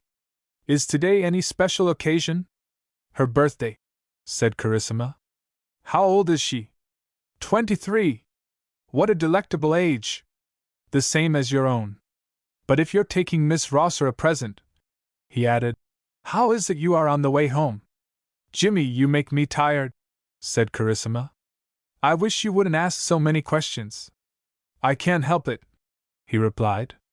"An inquiring turn of mind, you know. I haven't forgotten that Sybil is to pay your friend a visit directly she gets back." "Indeed, there is not the slightest necessity," said Carissima. "Hullo? So you've changed your mind? I suppose that is allowable." "Where does she live?" Jimmy persisted. "Wild horses wouldn't drag her address from me," cried Carissima, laughing quite cheerfully. "And kindly give me back the card case." He came to a standstill close to Colonel Faversham's house as he put it back in her hand. "Now I'm off," he said. "That's all I was waiting for." "What?" asked Carissima. "To hear you laugh again." "Jimmy," she said, I sometimes wonder whether your inveterate cheerfulness is the sign of a shallow mind. Oh well, you see, it's one of the few useful things I can do, he answered. To swing a light about. Still, it isn't always safe to go full speed ahead, she suggested. Oh dear, no, said Jimmy. We all have to put the brakes hard on now and then, but the fact remains that a coward dies 100 deaths, you know. Carissima entered the house a moment after he walked away, and going to the drawing room sat down to tea just as she was in her hat and jacket. Could it be possible that her father seriously thought of marriage? In that event, the whole course of her life would be altered. She could never consent to stay at home if Bridget ruled the roast. Looking at her watch, presently, Carissima saw that it was about the time when Lawrence could usually be found in the bosom of his family, and going downstairs again she let herself out of the house. On reaching Charteris Street she saw him with Victor on his knees, whilst Phoebe on hers looked at the boy with anxious eyes. He looked pale and fretful in consequence of yesterday's party, and when his nurse had carried him out of the room to an accompaniment of noisy expostulations, Carissima turned to her brother. Lawrence, she said, I am really in the most dreadful state of mind. I am beginning to wonder whether you could possibly have been right, after all. Thank you, answered Lawrence stiffly. But of course, a prophet is not without honor. Yes, I know, Carissima interrupted. It's about Bridget. What has she been doing? Asked Phoebe. You remember she told us that today would be her birthday? The most barefaced hint I ever heard in my life, said Lawrence. Well, I thought I would take her a small present. A pity you can't hold yourself in a little more, was the answer. You must gush. Anyhow, Carissima continued quite humbly, I went to Donaldson's, Phoebe. I saw the duckiest little opal brooch. I was half tempted. For goodness sake, get along with the story, cried Lawrence fretfully. I bought a card case, silver, said Carissima. Gunmetal would have done just as well, suggested Lawrence. When I asked the man to engrave Bridget's initials on it, said Carissima, he knew what they were without being told. He knew her number in Golfney Place, too. Ah, then father had been there before you, exclaimed Lawrence. Yes, answered Carissima. And he has taken her to Richmond to lunch. What did I tell you? Said Lawrence. Oh, please don't tell me again, entreated Carissima. What is the use? A pity you didn't think of all this, he persisted, before you took the woman up. I knew what she was. I told Phoebe. What nonsense, said Carissima. As if any human being could have imagined she would dream of marrying father that night Mark told us he had met her again. Well, cried Lawrence in his most weighty tone, we may see something when Mark comes back from Paris. Odd that he hasn't written to Phoebe once since he went away, his only sister. Mark may upset the apple cart yet. It's certain he was pretty far gone, and I don't suppose she cares whom she marries, as long as he has a decent income. It's true she would naturally prefer a husband who is not likely to live many years. Oh, Lawrence, expostulated Phoebe. How can you talk like that? He doesn't mean what he says, Carissima. Indeed I do, he answered. I am a man of the world. Still, said Carissima, you needn't be a man of the flesh and the devil. Anyhow, returned Lawrence, we shall see what happens when Mark comes back. One thing is certain, said Carissima. Nothing on earth would induce me to live at home if father were to marry Bridget. As if you could live anywhere else. Where could you go? I shouldn't stay there, said Carissima. The idea of a girl of your age setting up on her own is ridiculous, was the reply. As bad as the other woman. You have made your bed and you will have to lie on it. Ah, well, said Carissima. It won't be at number 13, Grandison Square. Chapter 8 A Proposal. Has Colonel Faversham returned? Asked Carissima when Knight opened the door. The Colonel is in the smoking room, was the answer, and she went there at once. He was leaning back in an easy-chair, with his feet on the fender, a cigar between his lips, and an unusually benignant expression on his face. Well, Carissima, he inquired amicably, Where have you sprung from? I went to Charteris Street, she returned. What have you been doing since 11? What have I been doing? Said Colonel Faversham, rubbing his palms violently together. Well, now, to tell you the truth, I've been out on the spree. Such a glorious day! I couldn't resist the temptation. A man at the club, I don't think you know him, Cumberbatch, asked me to share a taxi and run down to Richmond to lunch. Delightful in the park. And the view from the terrace! It made me long to go on the river again. Why didn't you? Carissima faltered. Come, what are you dreaming of? Said Colonel Faversham, with one of his boisterous laughs. Picture my rowing in these clothes, a frock coat. Oh well, she returned. I scarcely imagined you would row yourself. Not row myself, he exclaimed. Why shouldn't I, in the name of goodness? Let me tell you I can pull a good or still. If only I had had my flannels. You seem to think I'm fit for nothing. Colonel Faversham astonished Carissima by rising from his chair and taking off his coat. Removing the links from his shirt cuff, he solemnly turned back the sleeve, then clenching his fist, slowly raised his forearm, looking the while so red in the face that she grew quite alarmed. Feel that, he said. I will take your word for it. Kindly do as I ask you, he insisted, with his arms still bent. I can't stand like this all day. Carissima accordingly felt his biceps with her thumb and forefinger. As hard as wood, she said. Ah, he answered, with a smile of relief and satisfaction, as he turned down his shirt sleeve again. I thought that would astonish you. Not row myself! He was obviously in the highest spirits, and indeed he was still under the influence of the intoxicating pleasures of the earlier part of the day. Not that this had passed without some drawbacks. The present which he had bought at Donaldson's had been the cause of considerable cogitation.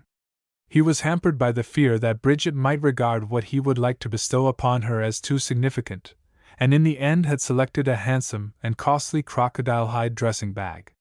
It would prove suitable for her honeymoon, and it was with not a little regret that he felt bound to order the initials B.R. to be engraved on the gold stoppers of the bottles, instead of B.F. The alteration could, however, no doubt be made in due season.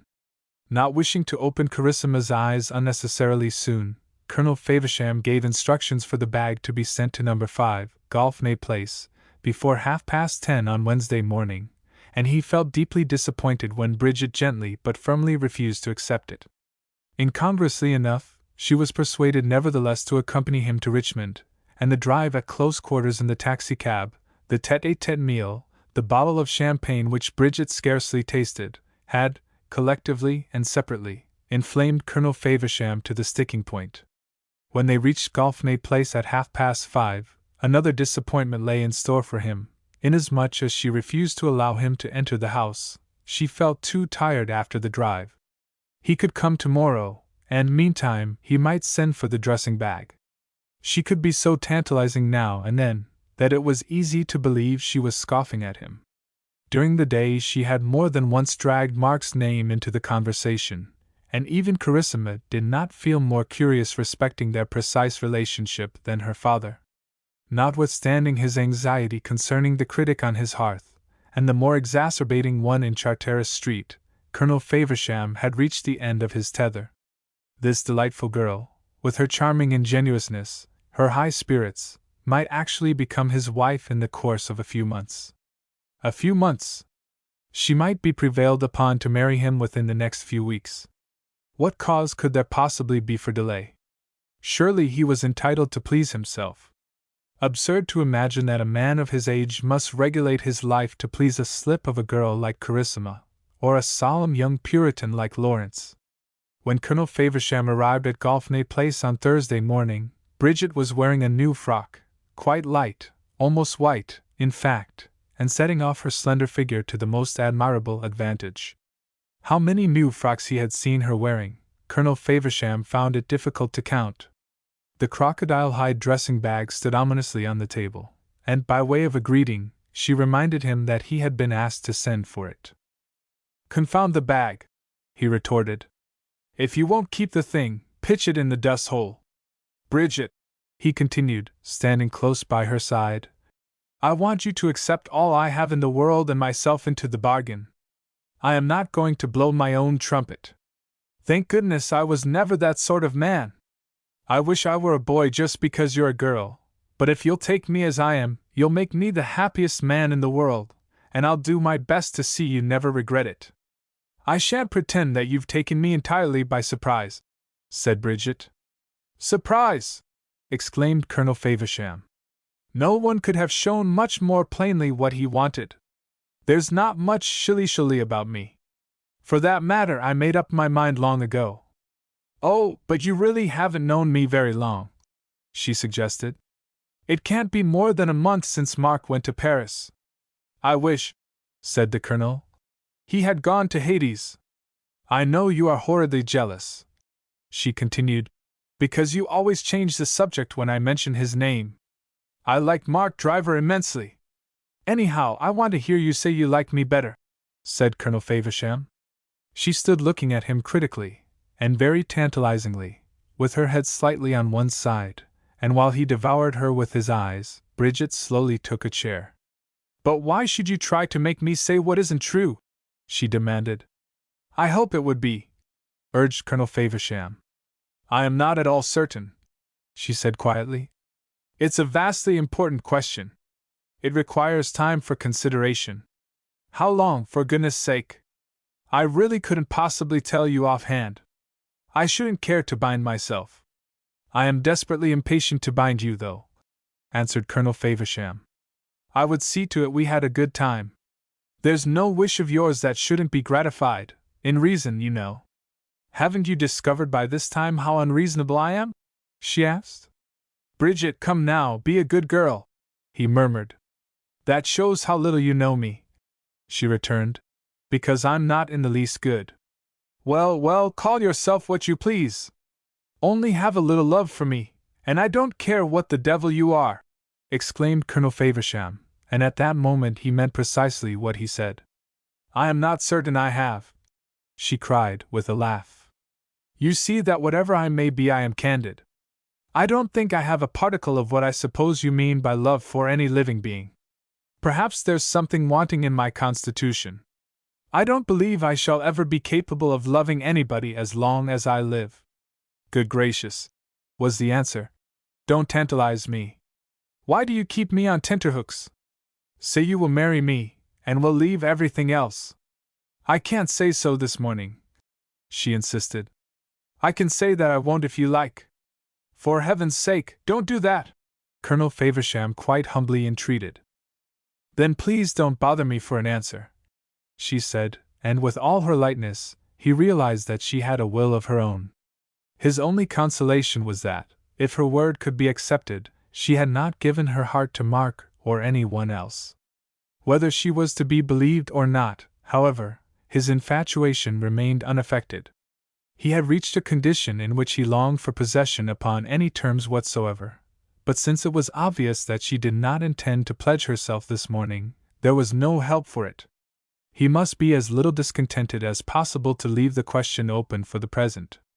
Well then, he suggested, if I manage to bottle up my feelings for a week or so, will you try to think favorably of me in the meantime? Why, yes, of course I will, she answered. But it must be distinctly understood. I am as free as the wind. I have not promised anything. Beyond this she could not be prevailed upon to go, but before he left Golfney Place, she gratified him by consenting to keep the dressing bag. She thanked him, indeed, very charmingly, so that, notwithstanding his rebuff, Colonel Faversham left the house disappointed, it is true, but even more her slave than ever. Chapter 9. Mark returns. It was one afternoon towards the end of April, and Carissima congratulated herself that she had made up her mind to spend it indoors, although the trees in the parks were in fresh green leaf, and London was looking its brightest and best. There had been, however, a few showers at luncheon time, and Colonel Faversham had set out through one afterwards to his club. Carissima, of course, knew very well that he was bound for Golfney Place, and for her own part, she determined to stay at home until tea time, with the consequence that she saw Mark about 4:30.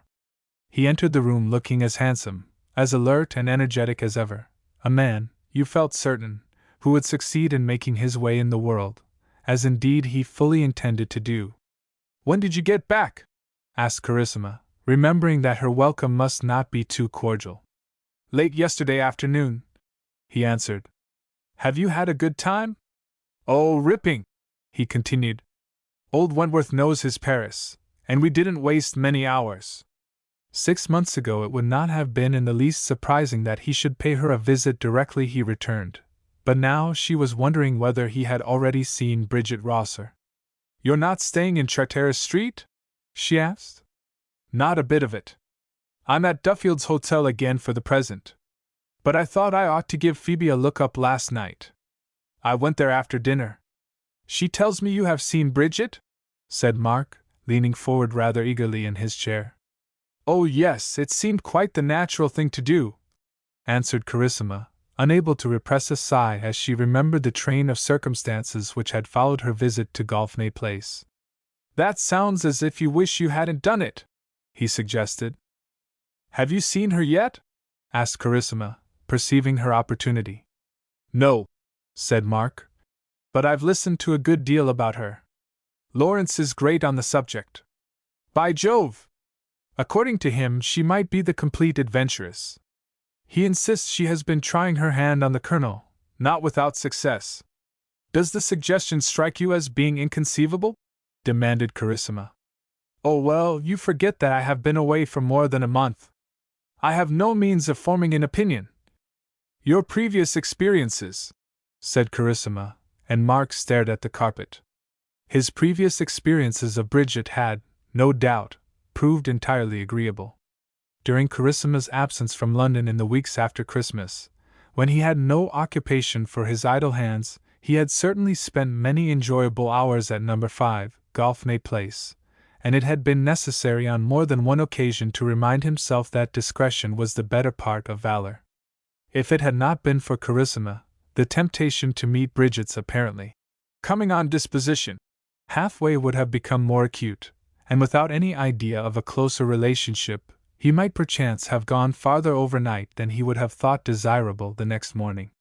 Without being a coxcomb, Mark Driver, during those evening interviews, had been inclined to think that this was precisely what Bridget desired, but then again, he reasoned himself into the opinion that she must be entirely innocent of any such idea, which was due, rather, to his own less well-ordered imagination.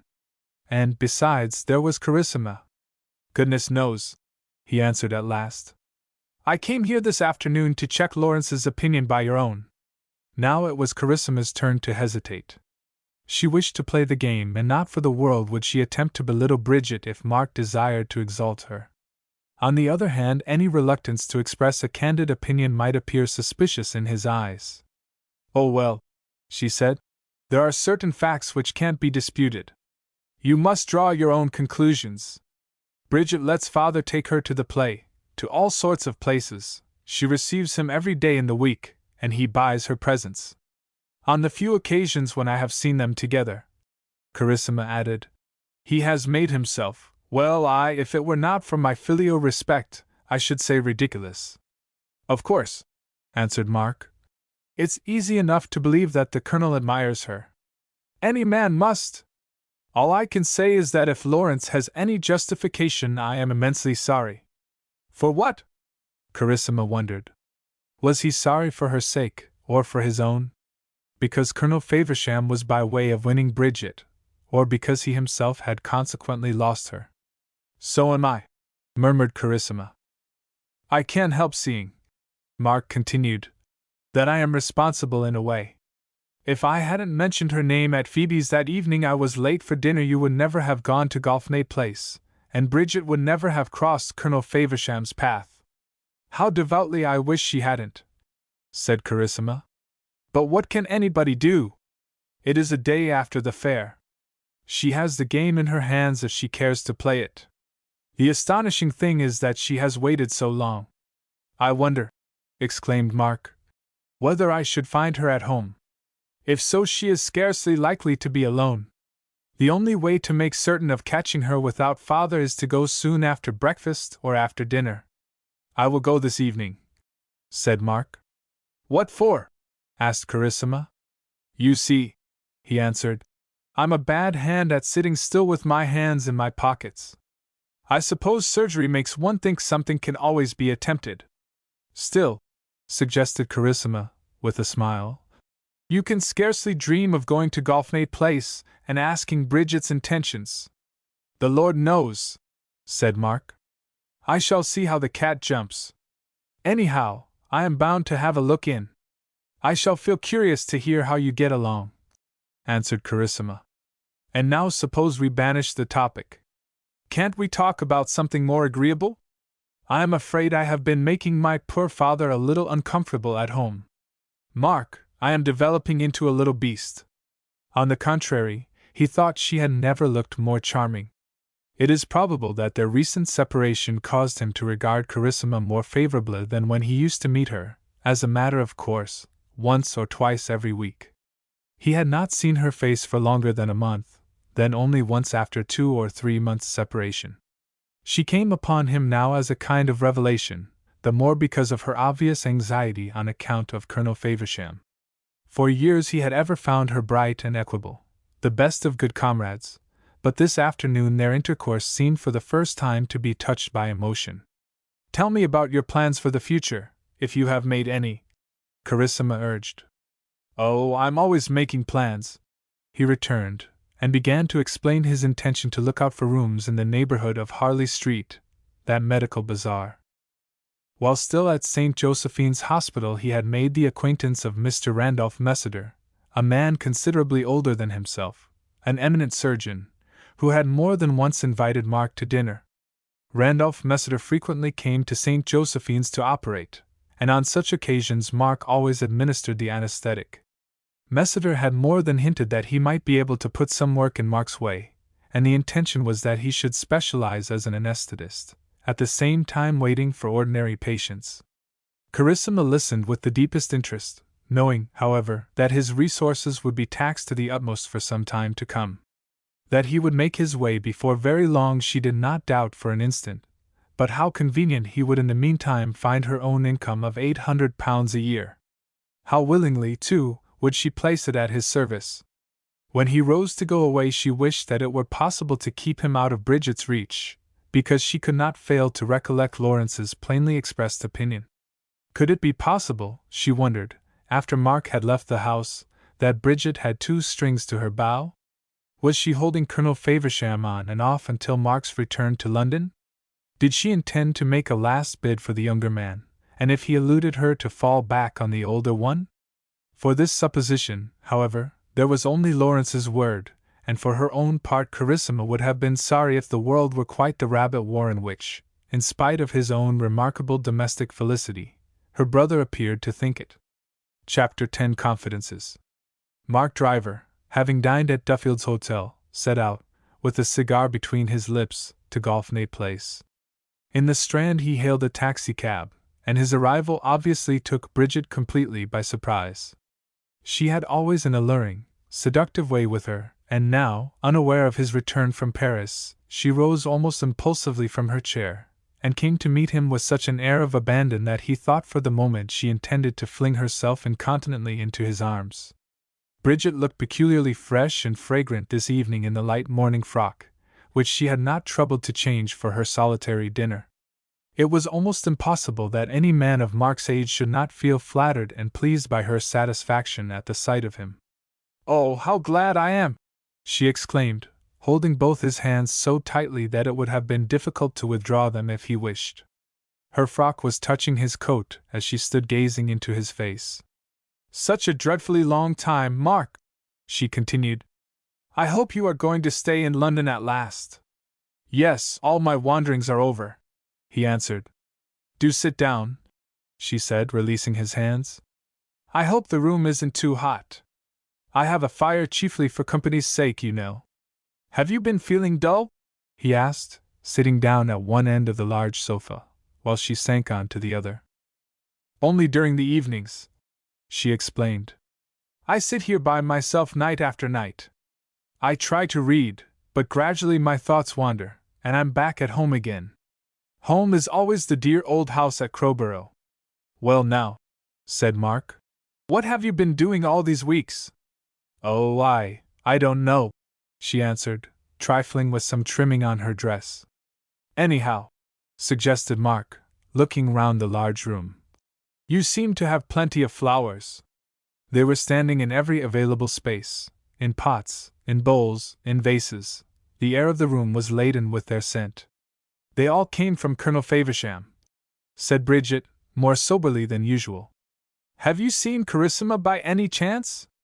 This afternoon, returned Mark. Then you know she has seen me.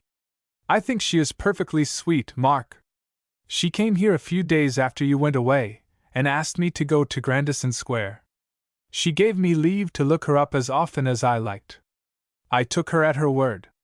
Oh, I assure you I feel very much at home there. Bridget lowered her eyes, paused a moment, then raised them again to Mark's face. The question is, she said slowly, as if she were carefully choosing her words, whether I shall make it my home, for good, you understand. I have been longing for you to come so that I might ask your advice. What about? Demanded Mark, somewhat taken aback by her outspokenness. Oh, how dense you must be if you can't really guess, she said.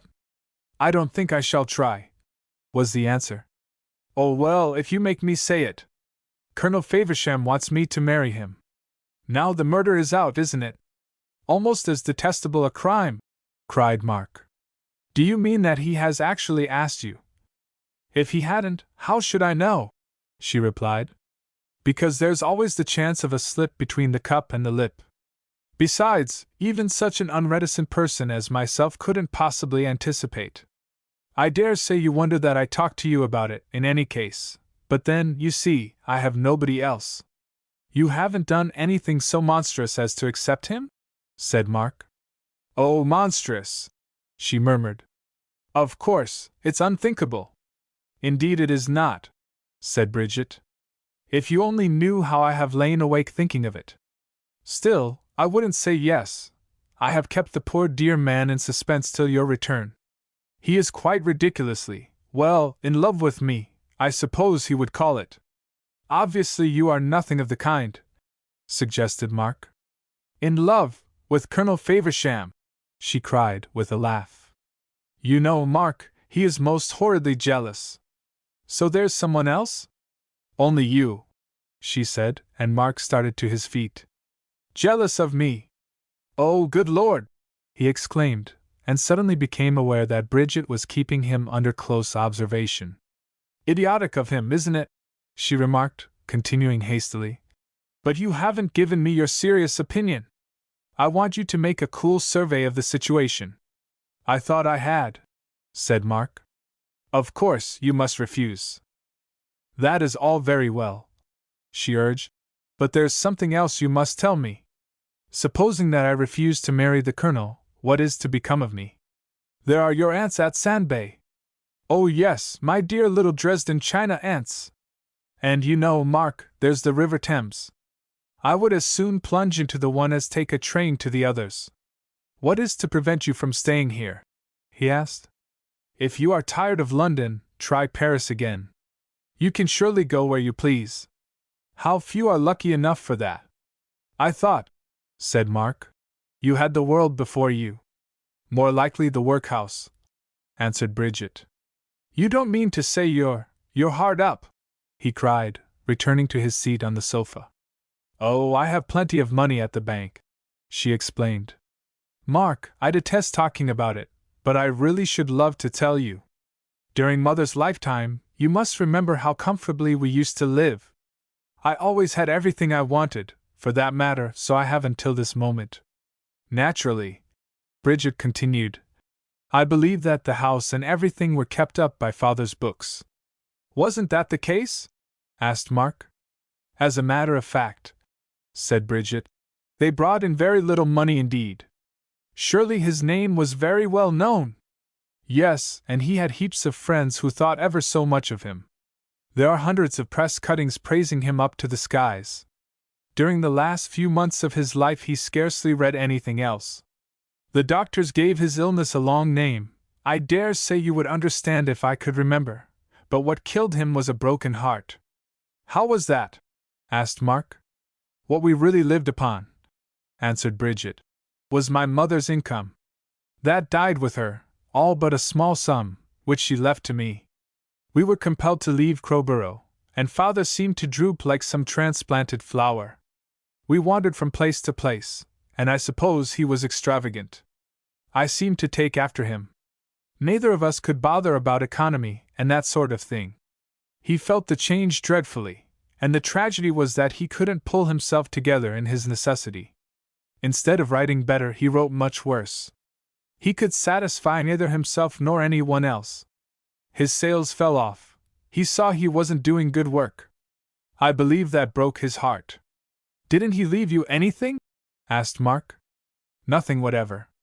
He knew he was dying and told me to communicate with his old friend Mr. Frankfurt, a solicitor. But there was nothing due from publishers, not a penny, so it was fortunate I had the money that had been left by my mother, wasn't it? Do you mind, suggested Mark, telling me how much that was? I don't mind telling you anything, she said. I want you to know all about me. I love to tell you. It was invested to bring in £120 a year, but what is that? Not enough to live upon as you are living here, he admitted. Nor anywhere else, she replied. It's no earthly use, Mark. I am spoiled for that. I draw checks when I want any money, and now and then I get a letter from the bank manager to say my account is overdrawn. I go to see him. My deed box is fetched up from the realms below, the manager sells something for me, and so I go along till the next time. Then you are living on your capital, cried Mark. What else can I live upon? She demanded. The interest, naturally. Now, do you really think I look the sort of person to live on £100 a year? She said, throwing out her hands. But if you haven't got any more, don't you realize, he suggested, that the day is bound to come when you will find yourself out in the cold? Oh yes, she said with a sigh. That's when I get a fit of the miserable. But something is certain to happen. You anticipate a miracle? It wouldn't be far out of the natural order of things, she replied. You expect someone, one of your aunts, for instance, to leave you a fortune, said Mark. Oh dear, no! I am not in the least likely to wish anyone to die. Really, I think you are rather stupid this evening. There might be a marriage, you know. Such things do happen. Anyhow, he answered, you mustn't let yourself be frightened into marrying Colonel Faversham.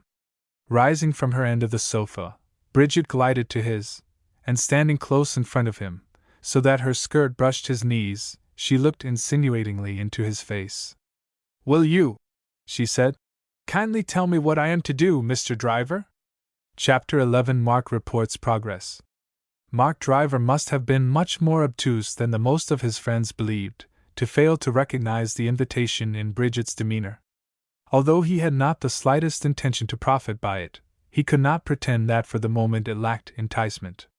It seemed perfectly clear that she was holding the balance between himself and Colonel Faversham, and realizing that her income must some day inevitably be exhausted, shrinking from an appeal to her aunts at Sandbay, that she was determined to take time by the forelock and seek safety in marriage. Mark could understand now the significance of her behavior during the first few weeks of their acquaintance, and while this offer of herself was in a manner distasteful, she looked so young, so seductive, so ingenuous while she made it that he must needs blame her environment rather than her disposition. Bridget impressed him as a child masquerading in the garments of a somewhat audacious woman of the world, and he told himself that if she could be placed amidst more favorable surroundings, her natural character would shine forth triumphantly. Moreover, he was by no means free from egoism. He had enough vanity to experience some shadow of gratification, and even though the other candidate was no one more estimable than Colonel Faversham, there was, perhaps, a grain of satisfaction in the knowledge that he might have been first in the field. As a matter of fact, Mark had never in his life been more attracted by Carissima than on this first day after his return to London. At the same time he was a young man and Bridget was an extremely captivating young woman. Notwithstanding a sense of disapproval, it became judicious to take the precaution of saying, Goodbye. Well, what am I to do? Asked Bridget, as he sat silent. I'm blessed if I know, he answered, and at once rose to his feet. He saw that she was profoundly disappointed, and although it appeared plain enough that the transaction would in any case be regarded by her as mainly mercantile, he fancied that she would have been in other ways delighted if his answer had been different. Neither do I, she said with a sigh, unless I make up my mind to gratify Colonel Faversham. Why shouldn't I? Look upon this picture and on this. A year or two at the outside, and on the one hand I find myself without a penny. On the other, I have only to say the word and I make certain, as soon as I please, of a fair income, a good house and an excellent position in society, because, you know, I could hold my own. You see me here living through a kind of interregnum. I am just nobody. But in Paris and other places it used to be different, and so I intend it to be again. What else is there? You make an immense mistake if you imagine me as a governess or anything of that kind. What could I teach? Anyhow, answered Mark, holding out his hand, you need not do anything impetuously. At the worst your money will hold out for some time to come. Oh dear, yes, she cried more brightly. And before it has all gone, why, I shall be provided with somebody else's. Still she looked up at him rather pitifully, her eyes meeting his own, her chin invitingly raised with its delectable dimple. Now, Mark wished devoutly that the idea of that dimple as a sort of point d'appui had never entered his thoughts, but there was the regrettable fact. Of course he had hitherto always resisted the temptation, which was the greater because he knew that he need not fear opposition, but still, there was Carissima and he resisted it again. He went to Grandison Square the following afternoon as if to seek a corrective, and once in her presence marveled at his own weakness. Here was the woman, as somebody says, for him to go picnicking through the world with. Not that the time had arrived just yet. Mark was not without a sturdy independence. Besides, there would be Colonel Faversham to deal with. As soon as he had made a beginning in his profession, then would be the time to ask Carissima to share his lot. Well, did you see Bridget? She asked. Oh yes, said Mark. If you appointed yourself her father confessor, she must have been a wee bit surprised. The surprise was on my side, said Mark. What about? Demanded Carissima. The state of her finances. All she has in the world is the remnant of 2,000 or 3,000 pounds she inherited from her mother. Rosser left her nothing, and she is calmly spending her capital. But why? Suggested Carissima. Should she go out of her way to enlighten you about her income? Anyhow, was the answer, the time is bound to come when she won't possess one. What does she propose to do in that case? Said Carissima. At present her dressmaker's bill must be rather extravagant, and I wish I could buy such hats. I suppose, Carissima added, that marriage is to be the way out of her difficulty. At least, replied Mark, you may console yourself that nothing is settled at the moment. How do you know? Asked Carissima hastily. You may accept it as a fact, he insisted. Undoubtedly, she retorted. Your conversation must have taken an extraordinary turn last night. Mark, you are rather tantalizing. It is so evident that you are only favoring me with elegant extracts. Oh well, I don't want to give the girl away, he said. And look here, Carissima, I don't want you to drop upon her too heavily. Is that a custom of mine? She exclaimed. As if I want to drop upon her at all.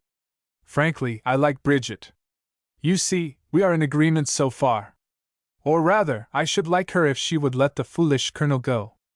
Oh dear, I really ought not to talk in this way. Upon my word, said Mark, I believe she scarcely realizes what she is doing. Then you admit she is doing it? A kind of youthful irresponsibility, he returned. That accounts for everything. You seem to forget she is older than I am, said Carissima. He laughed as he looked down at her small figure, and if he had not by any means succeeded in relieving her dismal anticipations concerning Colonel Faversham, he had to a certain degree caused her to feel easier about his own future. Flattering herself that she had now a firm grip of the situation, Carissima began to marvel that a man of her father's long experience could remain blind to the facts of the case. Father, she said, alone with him after dinner the same evening, I heard some rather astonishing news this afternoon. Ah, well, answered the Colonel, it takes a great deal to astonish me. The more I know of the world, the more extraordinary things I expect to hear. It was about Bridget, said Carissima. What about her? He demanded, turning in his chair to face his daughter. Judging from the way she lives and dresses, Carissima continued, I always assumed she had plenty of money. I hate to see a girl of your age mercenary, was the answer. Good gracious, when I was 22 I never gave money a thought. I should never have dreamed of bothering myself about the amount of my friends' incomes. I don't now, for that matter. Always keep your heart young, Carissima. I am as disinterested now as ever I was in my salad days, thank goodness. Odd where you get this calculating habit. I didn't know I was mercenary and calculating and all the rest of it, said Carissima. I thought, perhaps, you might feel interested to hear. To hear what? Cried Colonel Faversham. If I had wished to learn the amount of Bridget's income, I should simply have paid a shilling and gone to Somerset House to look at David Rosser's will. But I didn't. I've a mind above that sort of thing. You wouldn't have got much information there, said Carissima, because Mr. Rosser left nothing. Bridget's money came from her mother. How did you discover that? Asked Colonel Faversham. Mark told me. Has he seen Bridget? The Colonel exclaimed in some surprise, because he had spent the afternoon at Golfney Place, and she had not for a wonder mentioned Mark's name. Yes, he went after dinner last night, said Carissima. There's not the least shadow of doubt that she has been waiting to see whether he would ask her to marry him. Scandal! Shouted Colonel Faversham indignantly. Abominable scandal! How the devil is it possible you can know whether she expected Mark Driver to ask her to marry him or not? It is perfectly certain, said Carissima, that unless she marries somebody or other she will find herself without any money to live upon. Although Carissima spoke after prolonged reflection, and considered that the peculiar circumstances of the case justified the means she was employing, she could not feel very pleased with herself. She disliked anything underhanded, but then she disliked the prospect of Bridget's becoming Mrs. Faversham still more. Instead, however, of causing Colonel Faversham to hold his hand, Carissima merely succeeded in egging him on. Rising excitedly from his chair, he stood glaring at her for a few moments, as if he were going to break into a torrent of abuse. But turning abruptly away, he left the room, slamming the door behind him so that the house shook. Making his way downstairs, he sat up late in the smoking room, and when at last he went to bed, found it impossible to sleep. During the small hours it seemed almost as though Carissima's hint might prove of some avail. For the first time he began to hesitate concerning the future. In an exceptionally sane interval he came near to agreement with his daughter. Her remark about Bridget's means had been, in fact, a revelation. Not that he cared whether she possessed any money or not, but the absence of it might be a deplorable temptation. Could it be possible that she had been deliberately awaiting Mark's return, postponing her answer to the older man until she convinced herself there was not a chance of securing the younger? An infuriating suspicion, but still not capable of causing Colonel Faversham's withdrawal. On the contrary, as he shaved the following morning, cutting his chin rather badly, he told himself that if only Bridget would consent to marry him, every other consideration might go to limbo. By 11 o'clock he was waiting in the sitting-room at No. 5, Golfney Place. Until her appearance he walked restlessly from the fireplace to the farthest window, stopping to look at the uninviting oleographs on the wall, inspecting the row of David Rosser's novels which filled the hanging shelf. Colonel Faversham was in an unstable mood this morning. Why couldn't Bridget come? She must know by this time that he detested waiting. Every other minute he glanced at the door, and at last when she entered breathed a deep sigh of relief. What a very early bird! She cried, coming towards him in her graceful, unhurried way. I want to catch the— No, he said. That won't do. You didn't tell me you had seen Mark Driver, he added, holding her hand. Didn't I? Was the casual answer. But why should I? You surely don't imagine for a moment I tell you everything. How deeply astonished you would be. What an amusing disillusionment! Why should it be? He demanded. What have you to be ashamed of? Ever so much, said Bridget. So many men would like to shut us up in harems, wouldn't they? It depends on the woman, returned the Colonel. I assure you it would never answer in my case, she exclaimed. Neither bolts nor bars would keep me in. My dear, he said, you drive me half out of my mind. You give me no peace. Oh, you poor thing, she murmured, resting a hand on his shoulder. Say you will be my wife and have done with it, he urged. Now, supposing, only supposing that I were foolish enough.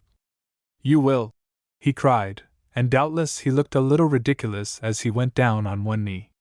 The joint, too, was stiffer than usual this morning. What do you imagine? She suggested. That Carissima would say, and your son? At this alarming reminder, Colonel Faversham made an attempt to rise, but to his annoyance a cry of pain escaped. Unable for the moment to straighten his knee, he remained at Bridget's feet, conscious of the anticlimax. Let me help you, she said, sympathetically offering her hand. Good heavens, he cried. Why do you imagine I require help? I am quite able to help myself. I never depend on other people. Give me independence, he added, standing upright though the effort made him wince. Yet you asked me to sacrifice mine, said Bridget. But what would Mr. Lawrence Faversham have to say? Upon my soul, I can't imagine, was the answer. I believe you are thoroughly afraid of him and Carissima. Well, so am I, she admitted. Colonel Faversham had never held Lawrence in greater awe than at this moment, when he believed that happiness lay within his grasp. He perceived that Carissima the previous evening must have been attempting to influence him, and consequently that she already suspected his intentions. Now Colonel Faversham had often turned the matter over in his mind, with the result that he conceived a plan which, if it could only be carried successfully out, might obviate everything unpleasant. Lawrence, he said, is a good fellow. A little too good, perhaps. I have never pretended to be an anchorite. I've too much warm blood still in my veins. Come to that, I'm to all intents and purposes a younger man than my son. I have the greatest respect for Lawrence, but he seems to have been born old. You can't say that of Carissima. No, no, a dear girl, he replied, but a little sarcastic at times. I detest sarcasm. I won't allow it. But no man can control a woman's face. I can see Carissima's smile, he added, taking out his handkerchief and mopping his forehead. How ridiculous, said Bridget, to make yourself so uncomfortable on my account. Let him laugh who wins, cried Colonel Faversham. If they think I'm a fool, well, I don't want to be wise. Of course, there's one way. What is that? Asked Bridget. I don't know whether you would put up with it, said the Colonel. Why? He suggested with eager eyes on her face. Why in the world shouldn't we keep it to ourselves? How would it be possible? She said, with a thoughtful expression. Trust me for that, was the answer. There are few things I can't do when I make up my mind. Admit the principle, and everything else is easy. Keep it dark, you know. In the first place, you've got to promise to be my wife. We don't breathe a word to any living being. Then one fine morning we go out and get the knot tied, at a registry office, a church, anywhere you like. I shouldn't feel that I was properly married, said Bridget, unless I went to church. Then you will, urged Colonel Faversham, half beside himself with satisfaction. Please let me hear the whole scheme, she insisted. Don't you see, he explained. You and I, my dear little wife, would be off somewhere abroad. Anywhere you choose. Italy, said Bridget. We would travel through to Milan, then on to Rome, Naples, Capri. Capri would be delightful. My darling! But, she continued, your plan is quite out of the question. I hate anything resembling secrecy. Surely you don't imagine that if I married you I shouldn't want every one to know. Why, naturally, said the Colonel. We should send Carissima a telegram from Paris. The point is that she wouldn't know what had happened until we were out of reach. By the time we got back to Grandison Square, she would have learned to take a sensible view of the accomplished fact. So would Lawrence. Oh dear, you sound like a child who is bent on doing something he ought to be ashamed of. It's true you make me feel like a boy again, he admitted. Not that I have ever felt anything you could call old, or even middle-aged. It will be the proudest day of my life if you consent, he added, and then Bridget broke into a laugh. She threw back her head as if she were putting away every misgiving, and Colonel Faversham drew near with the intention to take her in his arms. Her demeanor suddenly stiffened, however. In a condescending way she graciously permitted him to press his lips to her cheek, nor was this unexpected reserve the only drawback to his new happiness. In his impetuosity he called her attention to the advantage of a quiet wedding, since there would be no absurd preparations to cause delay.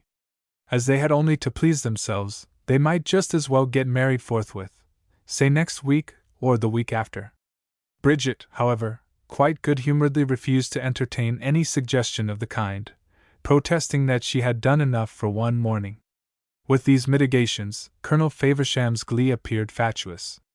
Always disposed to boast of his capacity to vie with men a quarter of a century younger than himself, he had never, surely, done so well as now. He went to Donaldson's for a diamond ring, which was put on Bridget's finger the same afternoon, although she declared it must be taken off again the moment he had gone. The secret must be thoroughly kept. While Colonel Faversham approved of every endeavor to keep Carissima and everybody else in the dark for the present, he was determined to stand no nonsense. He requested her to go to Golfney Place, and following the line of least resistance, she went, persuading Bridget to come to Grandison Square as her father wished. There one afternoon a few days after the beginning of her engagement she met Jimmy Clinesworth. Chapter 12. Sybil. Miss Clinesworth was considerably the oldest member of the group, consisting of the Favershams, the Drivers and the Clinesworths, with which this episode in Bridget Rosser's life is concerned. She was, in fact, more than 40 years of age, and even in her adolescence she had never been beautiful. On the other hand, her face wore too amiable an expression to be considered very plain, and there was an almost captivating quaintness in the old-fashioned figure she presented. She seldom added to her wardrobe unless Jimmy bantered her into it, and gave her a check which, as a matter of honor, was to be used for that especial purpose. Even then Sybil sometimes ventured to deceive him. Short, although not quite so short as Carissima, she had a thick-set but flat figure, and a conscientious objection to make her drabbish-colored hair appear more plentiful than it was. Her skin was rather florid, her light blue eyes were prominent, her features being the only part of her with any approach to boldness. A kind of amateur ministering angel, she was often appealed to, and never in vain, by those in illness or affliction. Sybil Clinesworth was one of the women, not so rare as might be imagined in these days, into whose calculations the idea of marriage had seldom or never entered. Perhaps her powerful maternal instinct had been diffused from her youth up, and she regarded all who were in bodily or spiritual need as her children. It will be seen that she had a large family. It seems probable that Sybil's charitable inclinations were inherited from her father and Jimmy's, since this half-brother of hers might be said to share them in a secret, shamefaced way. But with the difference that while the one took life with profound seriousness, the other appeared to look upon it as a huge jest. Without Jimmy, however, Sybil's hands would have been tied. Whilst disagreeing entirely with his opinions, disapproving of many of his actions, she never scrupled to avail herself of his munificence, failing which her occupation would have gone. Above everything, Sybil desired to see Jimmy take his proper place in the country. He ought certainly to enter the House of Commons, and in fact, to do a great many things which he persisted in leaving undone. Above all, perhaps, he ought to marry Carissima. "I wish," said Sybil, the morning after her return from looking after Lady Ramsbottom, "you would go to Grandison Square this afternoon, Jimmy. I should be so very much obliged if you would ask dear Carissima to be kind enough to come and see me tomorrow. You obviously take me for a halfpenny postcard," he answered. "If I go it will be without prejudice. Don't imagine I'm blind to your little game. Sybil, I'm fed up with Carissima. 1,000 to 1 she will end by marrying old Mark. Jimmy," said Sybil reproachfully. You know I never bet. You would give me the greatest pleasure in the world. I long to see you married to some really nice girl. Whether I care for her or not, suggested Jimmy. Oh, how can you put such words into my mouth? Said Sybil. As if I were capable of dreaming of such a thing. Some dear girl whom you love and respect. That's the difficulty, he answered. Here I am waiting and trying not to be impatient, but she doesn't come along. As soon as I see a dear girl and love and respect her, I'll marry her like a shot if she's willing. Probably she won't be because, you see, she would have to love and respect me. Having nothing better to do and little dreaming of the fate in preparation for him, Jimmy set out in due course to Grandison Square, where, 10 minutes earlier, Mrs. Reynolds had arrived, a tall, thin woman of about 50 years of age, who had been an intimate friend of the late Mrs. Faversham. She had a pleasant, if too grave face, and a certain dignity of bearing. On her entrance, she sat down close to Colonel Faversham's chair, holding him so closely in an uninteresting conversation that he could not pay the slightest attention to Bridget. She, left to her own devices, looked peculiarly charming this afternoon, in a new hat, which Carissima knew must have cost quite 5 guineas. Colonel Faversham's face wore a gloomy expression. He was annoyed because Bridget had not been introduced to Mrs. Reynolds, and in considerable pain from the increasing rheumatism in his knee joint. In the midst of his old friend's monologue, Knight announced, "Mr. Clinesworth." "Good afternoon, Jimmy," cried Carissima, rising promptly from her chair. "How nice and surprising of you to come. I'll tell the truth if I perish," he answered. "The fact is I was sent. I'm a special messenger." "Then Sybil is at home. She turned up last night," he explained. "The world has naturally stood still during her absence, and she hasn't a moment to spare for the ordinary pleasures of life. Moral, will you look her up tomorrow?" Jimmy then turned to Mrs. Reynolds, who was sitting with a deprecatory expression on her face, while Colonel Faversham, seeing an opportunity to cross the room to Bridget, gripped the arms of his chair preparatory to rising. "Ah, Jimmy," he said. "I'm glad to see you." "Yes, but please don't get up, Colonel," returned Jimmy, looking sympathetically at his host's leg. "A little stiff at the joint? Rheumatism, I suppose?" "Nothing of the sort," said Colonel Faversham, wincing, as he stood erect. "I never felt better in my life." "In fact," suggested Carissima, "Father has a growing pain." "I have not any pain in my body," cried the Colonel, devoutly wishing he had not. "I will walk you 20 miles any day you like." "Walking," said Jimmy, "is becoming a lost art. We all choose some other mode of locomotion when we can. If we don't fly, we motor, and before long it will be quite customary to skate on the pavement." "Jimmy, your presence is demoralizing," answered Carissima. "Mrs. Reynolds was discussing the influence of democracy on the fine arts, and now you have brought us down to frivolity." "I don't think you know Miss Rosser," said Colonel Faversham, drawing nearer to the empty chair by Bridget's side. "Mr. Clinesworth, Miss Rosser." The Colonel would have given something to avoid this presentation, but since Jimmy had unfortunately come, he would not allow Bridget to be left out in the cold. As Jimmy bowed, he coolly took the chair which would have already been occupied, if caution and time had not been desirable this afternoon in Colonel Faversham's movements. "I should have known you anywhere," said Bridget, without the least hesitation. "Your photograph," she explained, as Mrs. Reynolds changed her position to engage her host's attention, "has represented you during your absence. Carissima was kind enough to fill in the colors.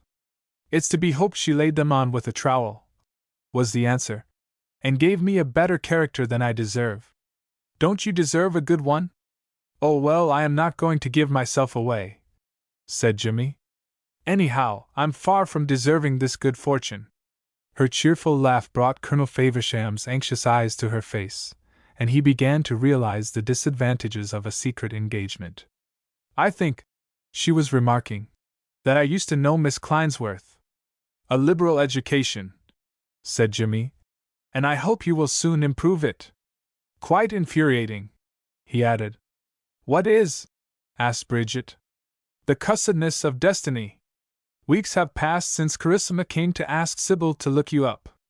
If she had been in London, she would have flown to your house. You might graciously have returned her visit. I should have seen you, and precious time would have been saved. It's never too late to mend, said Bridget. I mean, of course, for your sister. You regard me as hopeless? You appear to be full of confidence, she answered. I am, he said. But naturally Sybil can't go to see you until she knows your address.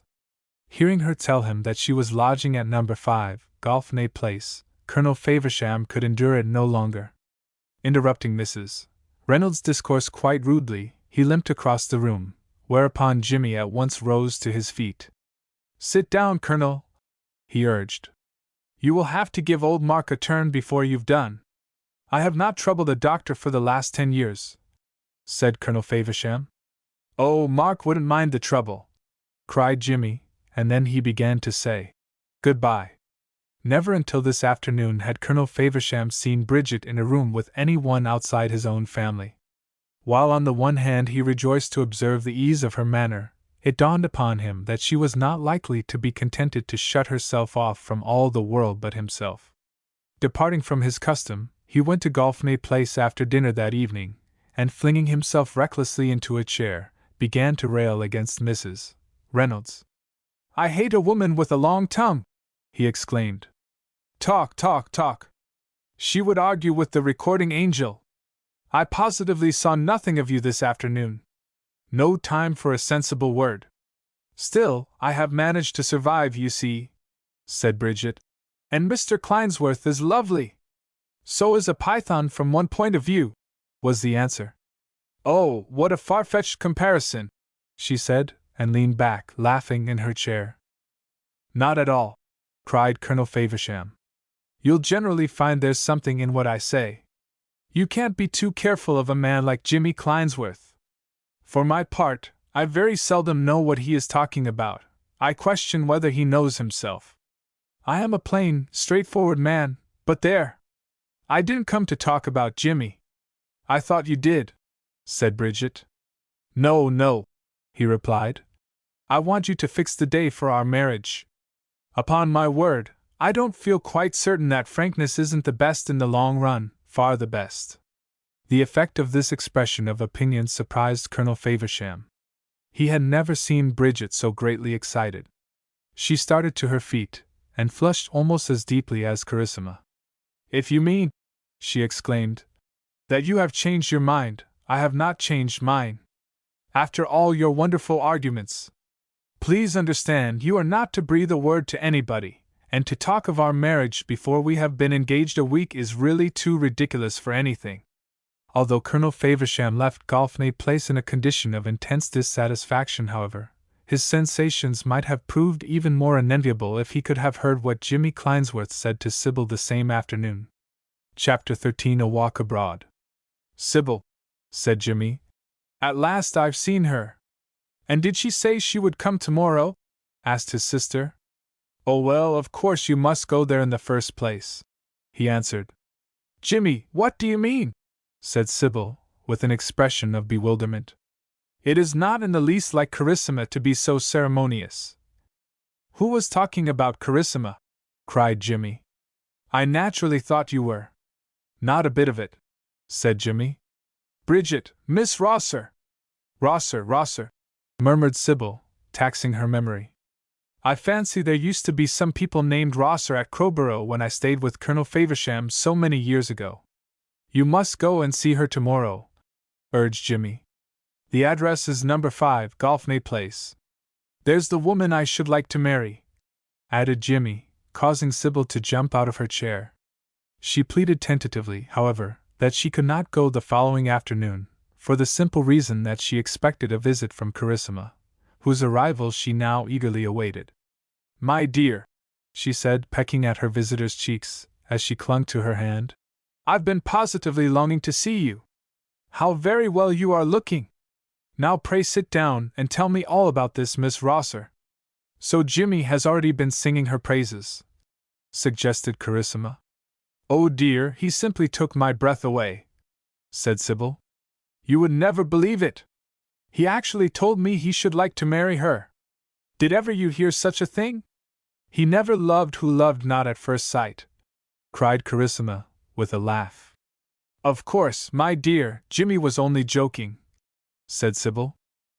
"I scarcely imagined he had made up his mind so rapidly," answered Carissima. "Although Bridget is obviously quite irresistible. What an admirable solution! How I wish it might come to pass! Oh, but Carissima! It's no use," she said. "Self-preservation is the first law of nature, and if she doesn't marry Jimmy she will very likely marry my father." "Carissima!" cried Sybil in the tone of one severely shocked. "I am perfectly serious," was the reply. "But a man of the Colonel's age! And what a horrid, horrid person she must be!" "Oh dear, no," said Carissima. "You will see what she is. If only Jimmy effects a diversion I shall feel grateful as long as I live." The net result of the interview with Carissima was that Sybil did an extremely unusual thing. Although Jimmy strongly urged her to go to Gutenberg Place, she positively refused to gratify him. "Jimmy, I am very, very sorry," she insisted, "but I couldn't possibly go. Miss Rosser really doesn't seem to be quite respectable. That generally signifies something rather piquant, you know," said Jimmy in his equable way. "Just think of the things and the people we do respect, in your delightful sense. If we could only see through their skins, though of course they're far too thick. Anyhow, if you won't go now, you will later on, and meantime," he added, "you throw me on my own resources." The consequence of Sybil's refusal was that Jimmy passed the end of Gutenberg Place several times a day and presently met with a reward. It was about 11:30 one sunny morning that he saw Bridget come forth from her door, and without a glance in his direction, turned towards the further end of the street. Quickening his pace, he at once set out in pursuit. Walking behind her, he saw the light on her chestnut-colored hair, saw that she knew, rare accomplishment, how to walk, and a few moments later, still a foot or two in the rear, he exclaimed, "Good morning, Miss Rosser." "Oh, good morning, Mr. Clinesworth," she answered without stopping. "Where are you going?" he asked. "To my dressmaker's in Dover Street." "May I go with you?" "That sounds," cried Bridget gaily, "like the beginning of a nursery rhyme." "There never was a prettier maid," he answered, walking by her side. "I suppose you know a great many," she suggested. "They are all cast into oblivion." "Is it your experience," said Bridget, turning to look into his face, "that they appreciate this sort of thing? Don't you?" asked Jimmy. "I rather prefer being spoken to as if I were a reasonable being." "I was hoping you were not one," he said. "The spring is too intoxicating. Everything," he continued, as they turned with one consent from Knightsbridge into the park, "seems unaccustomed, fresh, young, and you the most of all. Hang being reasonable! Suggest something mad and let us do it together. But," he cried, abruptly changing his tone, "what should you like me to talk about?" "I suppose your favorite topic is yourself," she said. "Tell me what you do, if ever you do anything." "I don't," he replied. "I am what is called a spoilt child of fortune." "You like being spoilt?" "It depends on the spoiler. Sometimes I hate it." "Why?" asked Bridget. "Oh well," he said, as they walked by the side of Rotten Row, and Jimmy occasionally lifted his straw hat to some passer-by who did not fail to stare at his companion. "If we have to be serious, one has moments of inspiration and pines for better things. Aren't they within your reach? Your most ardent socialist," said Jimmy, "won't dream of pooling his money till the millennium. What would be the use of my setting to work and cutting out some poor devil who wants it?" "Mightn't you go into Parliament?" suggested Bridget. "Original minds there are at a discount." "Is your mind original?" "An independent member is certain to be shunted at the first opportunity," said Jimmy. "They want men who think in droves." "There's the army," returned Bridget. "At least you might learn how to defend your country." "Yes, I have done that," he said, as they reached Hyde Park Corner. I used to be in the Hussars. Unfortunately, I got a rather bad sunstroke in India. That may account for any small eccentricity you notice. I was wondering, answered Bridget. As I had to come home, he explained, and to keep quiet for I don't know how long, I sold out. Since then I've raised a troop of yeomanry at Atlinghurst. I have a place there, you know. Surely you might find a useful occupation in its management. I did, said Jimmy, until it was taken away. How? Asked Bridget. Simply because of one of the prettiest girls you have ever seen, he answered, bringing Bridget's eyes again to his face. I understand, she murmured. I'm certain you don't, he said with a laugh. Erica Danvers. She got herself engaged to a man who used to be at Trinity with me. The misfortune was that he had 6 brothers older than himself. Well, Erica came to me one day and declared she had hit on a capital plan. Why shouldn't I make bowls over my steward, pay him a living wage, and all the rest of it? He and Erica have twins, added Jimmy. Bridget walked a few yards along Piccadilly in silence. You have been extraordinarily unfortunate, she said rather gravely, although you ought to be pitied rather than blamed. Not since I met you the other afternoon. Do you see much of old Faversham? He asked, for the Colonel's admiration had been manifest at Grandison Square.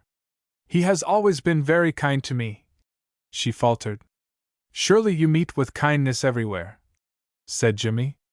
Except from fate, answered Bridget, with a sigh. Wait and see, he exclaimed. The better part of life is before you. Are you by way of telling my fortune? Asked Bridget. I hope to be allowed to influence it, said Jimmy, as she stopped at the corner of Dover Street. You will let me come and see you, he urged, taking her hand. You said your sister was coming, Bridget reminded him. Yes, he said. You must ask her to bring you. Chapter 14 The Wooing Oat. Jimmy Clinesworth now began to employ all his arts to induce Sybil to take some notice of Bridget. His eagerness, however, stood in his way. The more forcibly he attempted to convince his sister of his desire, the more obstinately she maintained her ground. Her hand was strengthened by a visit to Charteris Street, where Victor often attracted her, although some glass beads on her jacket made the child regard her as an enemy. After Phoebe had voiced her husband's opinion of Miss Rosser, Lawrence himself came home in time to dot the I's and cross the T's. Sybil left the house with the opinion that poor Jimmy stood in the acutest danger. It seemed evident that she had scarcely exaggerated when she declared, in the first place, that Bridget was not respectable. She stiffened herself as it was only possible to do when duty called her, and the consequence was that all of Jimmy's entreaties proved vain. He, however, was not on any account to be deterred. The only circumstance which would have been likely to hinder him was being sedulously hidden. Had he for an instant suspected the existence of any previous engagement, he would have been the last man in the world to poach on another's preserve. As things were, he waited a few days, then presented himself with his usual cool audacity at Golfney Place. Where is Miss Clinesworth? Asked Bridget. I rather fancy she's spending the day somewhere in the neighborhood of Deptford, was the answer. You must have forgotten what I told you, suggested Bridget. Every word you said is indelibly impressed on my memory, said Jimmy. I insisted, replied Bridget, that you were not to come without your sister. Oh dear, no, he exclaimed. It's quite true you said I might come with her, but you will see on reflection that is a different matter. The fact is, said Bridget, Miss Clinesworth is determined not to show me the light of her countenance. I am fairly certain that is a mistake, returned Jimmy. I am convinced she will come, but not at present. Why not? He shrugged his shoulders and told himself that women were sometimes rather severe on one another. Wandering about the room, Jimmy looked at one or two of the oleographs on the light-papered walls, and presently his eyes rested on the hanging bookshelf. You have a collection of your father's novels, he suggested. Have you read any of them? She asked, with obviously quickened interest. Yes, several, was the answer. He took one down from the slide. I was introduced to Mr. Rosser by old Faversham at Crowborough," he continued. "I wish to goodness I had seen you at the same time. Besides," continued Jimmy, as he turned the pages while Bridget stood looking over his shoulder, "I met him once afterwards. That was at the Garrick. I was dining there one evening, and he joined the party. I remember perfectly well that he was the life and soul of it. His books were always a delight to me, if only for their style." Jimmy put back the volume he had been examining and took down another, continuing to discuss its contents for 10 minutes, or a quarter of an hour. "Miss Rosser!" he cried suddenly. "I am the most arrant humbug." "Aren't you really interested in the books?" she asked. "Yes, but you know, life is more than letters. Not so much in the books as in you. Although I am going to ask you to let me take one of them home, and I shall enjoy reading it, my actual object is to find an excuse for coming again." "Which will you take?" she asked. "This looks promising," said Jimmy, selecting a gray-covered volume. "It is about an ill-assorted marriage," she explained. "Oh well, the majority of modern novels are. Certainly the majority of my father's," she said. "And yet his own marriage was such a perfect success." "Obviously," answered Jimmy, turning to face her. "You have heard." "Not at all. The happy country has no history, you know. I merely judge by the result." Her eyes fell under his gaze, and he saw the color slowly mantle her face and neck. "Oh, why do you flatter me?" she murmured. "Don't you like flattery?" Now she raised her eyes again, meeting his own. "Oh, I love it," she admitted.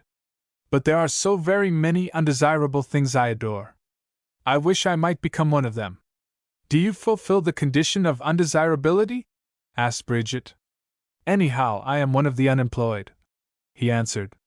"You see, I have been almost converted to opinions which cut away the ground from under my own feet. I have lived so far a delightful life, and now my conscience is beginning to nag me. The question is whether I am enjoying myself at some poor wretch's continual expense." "Why have you never married Mr. Klainsworth?" asked Bridget. "I have seen only one woman I could ever care to make my wife." "Isn't one enough?" "She is bound to be in this country," was the answer, "although we may have to alter all that in order to get rid of our surplus." "Why haven't you married that one?" "Well, I haven't asked her yet," said Jimmy. "Of course I am going to, but there are, I suppose, rules to be observed. Hitherto, to tell you the truth, I have been a little frightened at the bare idea. One has so many object lessons. I know a man who was married a week or so ago. He was immensely fond of the girl, but I can swear she doesn't care for him a rap. Yet I imagine she succeeded in satisfying him that she was, well, over head and ears in love. So she was with someone else." "Still, with so many awful examples," suggested Bridget, "you will naturally be cautious. For your own part, you would not put the momentous question to any woman unless you had the most perfect confidence." "Oh, I have," he replied, more enthusiastically than she had ever heard him speak. "Being human, I suppose I am bound to assume there must be blemishes about her somewhere. I don't know where. But," Jimmy continued, "of one thing I am as certain as a man can be of anything in this world." "What is that?" faltered Bridget. Her utter incapability of the remotest shadow of deception. "At least I know that when the time comes to put my fate to the touch, she will answer with absolute honesty. If she loves me, I shall be the most fortunate beggar under the sun, and if unhappily she doesn't, she will say so sans phrase." "You put a premium on candor," she suggested. "Why, yes," he answered. "Whatever I may be, I am not very intolerant, but double-dealing is the one thing I think I might find it impossible to forgive. It isn't the spoken lie that's the worst." "What is?" asked Bridget. "The abominable whitewash we daub over our lives. The eternal pretense to be something we are not. But," Jimmy broke off, with a laugh, "you must always pull me up when I show signs of beginning to preach."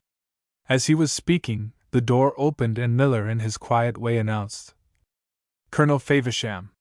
"Hello, Jimmy, are you here?" he exclaimed, as Bridget offered her hand. Don't you think it looks rather like it? Answered Jimmy, with an ingratiating smile. I hope your knee is better, Colonel. Quite all right, said Colonel Faversham, with a scowl. Never anything the matter with it. I am never ill. There isn't a sounder man in London. Oh well, that's a large order, answered Jimmy. Still, at your age I don't suppose there is. Colonel Faversham looked as if he would like to annihilate Jimmy, who was struggling to put David Rosser's novel into his jacket pocket. Then he said, Goodbye, to Bridget, adding coolly, I shall bring back the book in a day or two. With a nod to the Colonel he left the room, whereupon Faversham lowered himself carefully into a chair. Has Jimmy often been here? He demanded. Oh dear, no, she answered. This is the first visit. Like his impudence. It won't be the last. I hope not, murmured Bridget, standing by the side of his chair. How many times have you met him since that afternoon at my house? Asked Colonel Faversham. Only once besides today. He took that book, was the answer, simply for the sake of bringing it back. I hate anything underhanded. But he isn't, Bridget insisted. He said that was his reason. Barefaced, shouted the Colonel. The fact is Jimmy Clinesworth has never been the same since his sunstroke. Bridget, he added, I should like to keep you entirely to myself. I should like. What his precise desire might be Bridget was not destined on the present occasion to hear. He suddenly stopped in the middle of his sentence, gazing at her with horror and alarm in his face. Covering hers, she had incontinently broken down, and her body shook with the violence of her sobs. Colonel Faversham found his feet so hastily that he could not suppress an exclamation as he stooped to rub his knee. He knew neither what to say nor how to act. What's the matter with you? He demanded. Tell me what it is. Only let me know. What more can a man ask? Oh, it is nothing, said Bridget amidst her tears. Only that I am the most miserable woman in the world. Although he did his best, he could not succeed in tranquilizing her, and finally went away, leaving her in the most despondent mood. Alone in his smoking room the same evening, Colonel Faversham did his utmost to arrive at some explanation of Bridget's passionate outburst of grief. Could it be possible she was distressed at the sight of his disapproval? He ought to keep a firmer rein on his temper. He must remember that Bridget was a delicate girl, and treat her with the kindness she deserved. This more satisfactory explanation, however, did not prove entirely convincing. She might be unhappy because she repented of her promise. Well, in any event he intended to keep her to it. She could scarcely think of breaking her engagement on Jimmy's account. She had spoiled herself for that. Colonel Faversham, as she must know, was not the man to stand silently by while she transferred herself to a younger aspirant. She had sense enough to understand, too, that Jimmy had only to hear of the existing engagement to retire from the competition. As a matter of fact, Jimmy had no thought of drawing back. The following Sunday morning the sun seemed to shine more brightly than usual, and Bridget stood at one of the windows of her sitting room, looking out at the few passers-by on their way to the white-fronted church farther along the street. Its bell was ringing cheerfully. Until the last few years she had always lived in the country, and now her thoughts flew back to earlier days, and she pictured the fields and hedgerows, remembering the places where she used to find daffodils and primroses and violets. A longing seemed to seize upon her as the church bells left off ringing, and then she heard a hooter, and saw a dark red motor car stop at the door, with a chauffeur driving and Jimmy, with a light brown fur rug over his knees, sitting alone behind. A magnificent morning! He cried, entering her sitting room a few moments later. I couldn't resist the temptation, and to tell you the truth, I didn't try very hard. I hope you'll let me take you for a spin into the country. Of course it would be lovely, said Bridget. Then I shall give you 5 minutes to get ready, answered Jimmy. I really mustn't, she insisted. Why not? He demanded. Aren't you as free as the larks? Bridget sighed as she stood looking out at the car in the street below. Come, urged Jimmy. Let me take you to hear them sing. Where? She faltered. Oh, you must give me carte blanche. Suppose I were reckless enough, said Bridget. We would go to the farthest and most secluded corner of the earth where the sun always shines, but never too fiercely. Then, she cried more brightly, English wouldn't be spoken. You and I would understand each other, said Jimmy. That is all I care for. There would be the coming back, she suggested. Not necessarily, he replied, and Bridget seemed to start as if some fresh idea had suddenly occurred to her mind. Anyhow, we needn't think of returning before we set out, he continued. I mustn't, she repeated. But indeed you must. Mr. Kleinsworth. What, he asked, is the matter with Jimmy? I fancy he is very, very foolish, said Bridget. I should have to get back by 3 o'clock, she added. Well, half a loaf is better than no bread, he returned. You promise faithfully I shall be home by 3. Anything in the world so that you come, said Jimmy. She went to get ready, and presently returned wearing a small hat which became her as well as the wide-brimmed one in which he had seen her the other morning. She carried a heavy cloak over her arm, and seemed to find it difficult to button her gloves.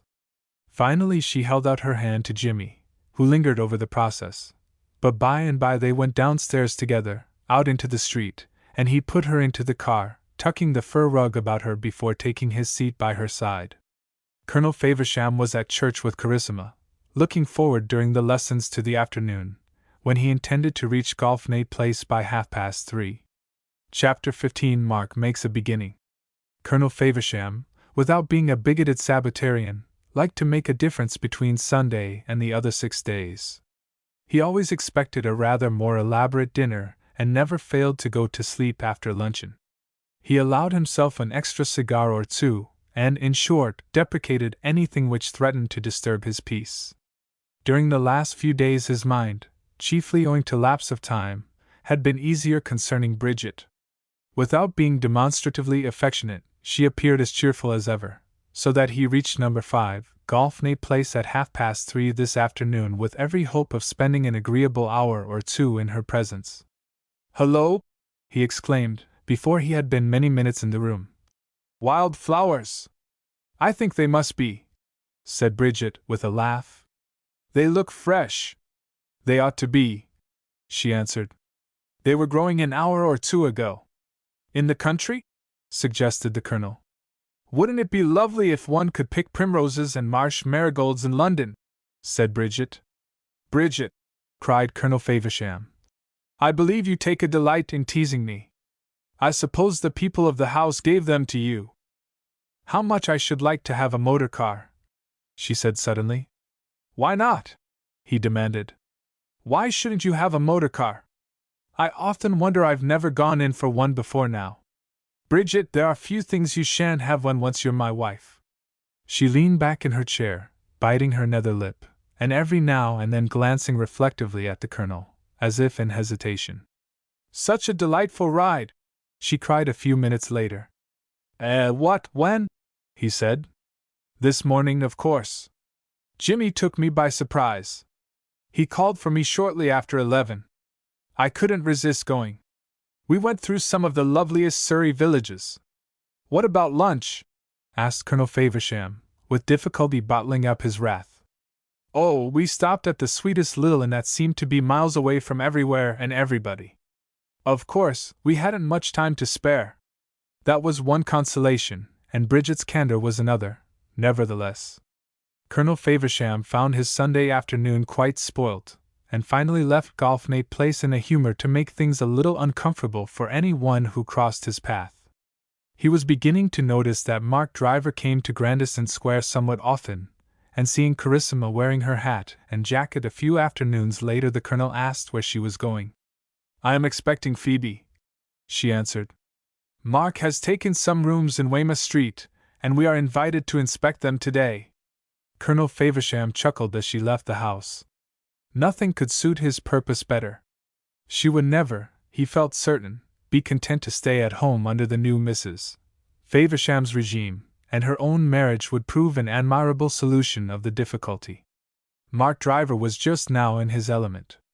His friend, Dr. Harefield, had broken down in health, his only hope being to relinquish an incipient practice and spend a considerable time in a more favorable climate. Mark had taken over Harefield's 3 rooms, a dining room on the ground floor, intended to serve also as a patient's waiting room, a small consulting room in its rear, and a bedroom at the top of the house. The furniture, such as it was, had been bought at a valuation, not that Mark had intended to make such an outlay at the moment, but it was understood that the goodwill of Harefield's practice was to be thrown in. It was, in fact, far too small to be sold separately, although it might form the nucleus of the much larger one which his successor fully intended to build up. Mark, having provided an elaborate tea and a profusion of flowers, looked forward with considerable zest to Charisma's visit with Phoebe as her chaperone, and yet as he stood at the window awaiting her arrival he wondered whether he had not perhaps been a little too precipitate over his recent investment. His outlook had been steadily changing since the day after his return from Paris. Although it appeared as if love had come upon him suddenly, he knew it had done nothing of the kind. While it seemed to have blossomed in a day, he understood that it had been developing for many months, perhaps, even for many years. He could not feel absolutely confident. Charisma had builded better than she knew. So cleverly had she dissembled her emotions that there were times when Mark feared lest he should take her completely by surprise. But in any case the declaration must not much longer be postponed. If his desires were gratified, it appeared obvious that these 3 rooms would prove inadequate, while, incongruously enough, it was the fact that he had made some kind of beginning by taking them, which justified his increasingly impatient aspirations. Charisma, arriving with Phoebe at 4:30, was prepared to admire everything. She was taken first to the small consulting room, and shown various kinds of apparatus for the administration of ether, chloroform and gas, then to the waiting room, where Phoebe poured out tea. Mrs. Lawrence Faversham, for her part, was more critical. She insisted that Mark had paid more than the furniture was worth. Much of it was fit only for the dust hole. The curtains, for instance, were falling to pieces, and in any case he positively was bound to invest in a new carpet. "Look at the darns!" she cried. "It must have served for generation after generation of physicians. It is enough to put any patient off. Whatever you do without, you really must have a new carpet. Don't you think I could rub along with the old one for the present?" asked Mark, turning to Charisma, who, however, felt she must agree with her sister-in-law. "Such a fuss about 7 or 8 guineas," said Phoebe. "If you won't buy one I shall have to make you a present." "Well then," exclaimed Mark suddenly, "suppose you and Charisma help me choose it. I am a perfect idiot at that sort of thing. Where shall we go?" "You would never ask such a question," said Charisma, looking wonderfully happy as she sat holding her cup and saucer. "If you had any real feeling for the art of shopping. We will go everywhere. The first thing is to land yourself in the neighborhood, then you plunge. The idea of making up your mind where to buy a thing before you start. That's not the way. Do it thoroughly and see all that is to be seen." "When shall we go?" asked Mark. "Since I mustn't ask where? Any afternoon you like to name next week." "It is evidently going to be a long job," said Mark. "Suppose we say Monday afternoon. I will call for Phoebe at 3 in a taxi, then we will make for Grandison Square." Charisma left Weymouth Street in the highest spirits, and at last began to wonder whether her long patience was by way of being rewarded. When Monday arrived she actually put on her hat, her most becoming hat, before the appointed time, and as she sat waiting for Mark and Phoebe Colonel Faversham looked into the dining room. Charisma," he said. "It occurs to me that you haven't seen much of Bridget lately. I should like you to go to Golfney Place. You've nothing in the world to do. You look idle enough sitting there. Suppose you go this afternoon." "I am expecting Mark," answered Charisma. "Mark again?" "And Phoebe," said Charisma. "Off on the spree, the 3 of you?" "Mark," Charisma explained, "asked us to help him choose a carpet." "Devilish thoughtful of him," said the Colonel in his most amiable and significant tone. "For his patient's waiting room." "Well, if you get one to match your cheeks," was the answer. It will be a nice cheerful color for them. It strikes me you're seeing a good deal of the fellow. I always have done, said Carissima, devoutly wishing he would arrive to release her. Be candid now, cried the colonel. Be honest. I like honesty. Anyhow, you can't deceive me. Carissima, I'll tell you one thing. There's nothing on this earth would give me greater gratification, nothing. She durst not even yet allow her hopes to run away with her, and while she was wondering whether there would be time to go upstairs and powder her face or whether, after all, the remedy might not be worse than the disease, she heard the street door bell ring. I will go to Golfney Place tomorrow, if you like, she said, with a momentary sense of something resembling sympathy for her father.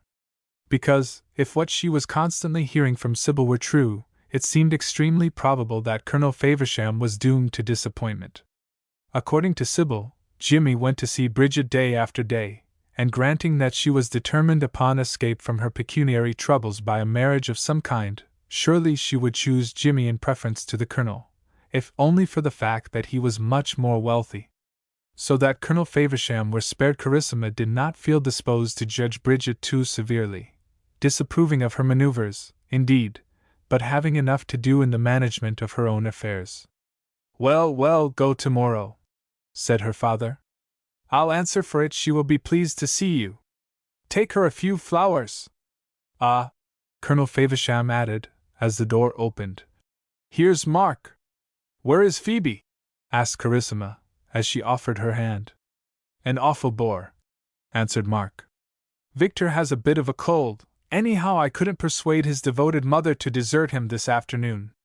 I suppose, said Carissima, hoping that she was not betraying her disappointment, we must wait for another day. Nonsense! Exclaimed Colonel Faversham. Why shouldn't you keep to your arrangement? What is to hinder it, I should like to know? Do you mind, Carissima? Asked Mark, gazing eagerly into her face. Not at all, she said, and a few minutes later Colonel Faversham stood on the doorstep, looking after them with obvious approval, as they were driven away from the house in a taxicab. Chapter 16. Buying a Carpet, and After. Mark and Carissima had not gone far on their way together before it became evident that they were not absolutely in harmony. His object was primarily to purchase a carpet for his dining room as quickly as might be, while hers was to visit as many shops as possible and, in fact, thoroughly to enjoy the afternoon. Where shall we go first? He suggested outside the door of number 13, Grandison Square. Let me see, she cried. Tottenham Court Road will be the best. So Mark directed the chauffeur accordingly, and on getting out of the taxi-cab, Carissima ominously suggested that it should be dismissed. During the somewhat lengthy process which now began, she was not without moments of pleasurable embarrassment. No doubt the various frock-coated salesmen, who patiently displayed their wares, desired to do precisely the correct thing, but there appeared to exist a considerable difference of opinion concerning Carissa's status. Some addressed her as Miss, some as Madam, but all agreed that she was either recently married to Mark Driver or on the point of becoming his wife. At first he enjoyed entering the huge warehouses by her side, standing by while she, obviously taking command of the expedition, expressed her wish to see some carpets. He was amused to hear her discuss the nature of carpets in general, also at her manner of resisting every effort of persuasion, and finally walking to the door. When, however, several shops had been fruitlessly visited and enough carpets inspected to furnish a large, modern hotel, Mark began to feel weary. This is uncommonly hard work, he suggested. I vote we have some tea as an entr'acte. Oh, very well, if you're tired already, said Carissima. We will go to Prince's. Can't we find a shop about here? Urged Mark. It won't take us half an hour in a taxi, she insisted, and a few minutes later they were on their way. After we have fortified ourselves, said Mark, perhaps we shall find it possible to make up our minds. When they reached the restaurant in Piccadilly, Carissima admitted that she felt glad to sit down. Now, don't you think, suggested Mark, after she had drunk 2 cups of China tea and sampled the cakes, we might begin serious business at the next place. If you're really sick of it, she answered, we may as well go back to the beginning, though I wanted to visit 1 or 2 places about here. Oh Lord! Exclaimed Mark. You see, she replied, I really made up my mind at once. We haven't seen anything so good for the price as that bronze and black Chaldema rug at Mabrit's. Then we have simply wasted the whole afternoon. It isn't very nice of you to say that, cried Carissima, rising from her chair, with a laugh. They were soon on their way back to the first warehouse they had visited, and the bronze and black carpet having been after some trouble identified, Mark drew a check to pay the bill. On going out to the street again, he was on the point of hailing another taxicab, when Carissima proposed walking at least a part of the way. Carissima, he said, gazing down into her eyes a few minutes later, what is the color? Oh well, she replied. There are ever so many blended together, you know. I thought there must be 2, he admitted. Of course, she said. The general effect is bronze and black. Blue or gray? Murmured Mark, as she looked up again. Have many carpets made you mad? She demanded. I don't understand what you are talking about. I was wondering about the color of your eyes. I can't quite make up my mind about them, he continued. At one moment they look gray, at another blue. Surely, answered Carissima, quite unwontedly happy. You have known me long enough to feel no doubt. It is possible, said Mark, that I have known you too long. Oh, thank you, she exclaimed. So custom stales any variety they possess. Not at all, he urged.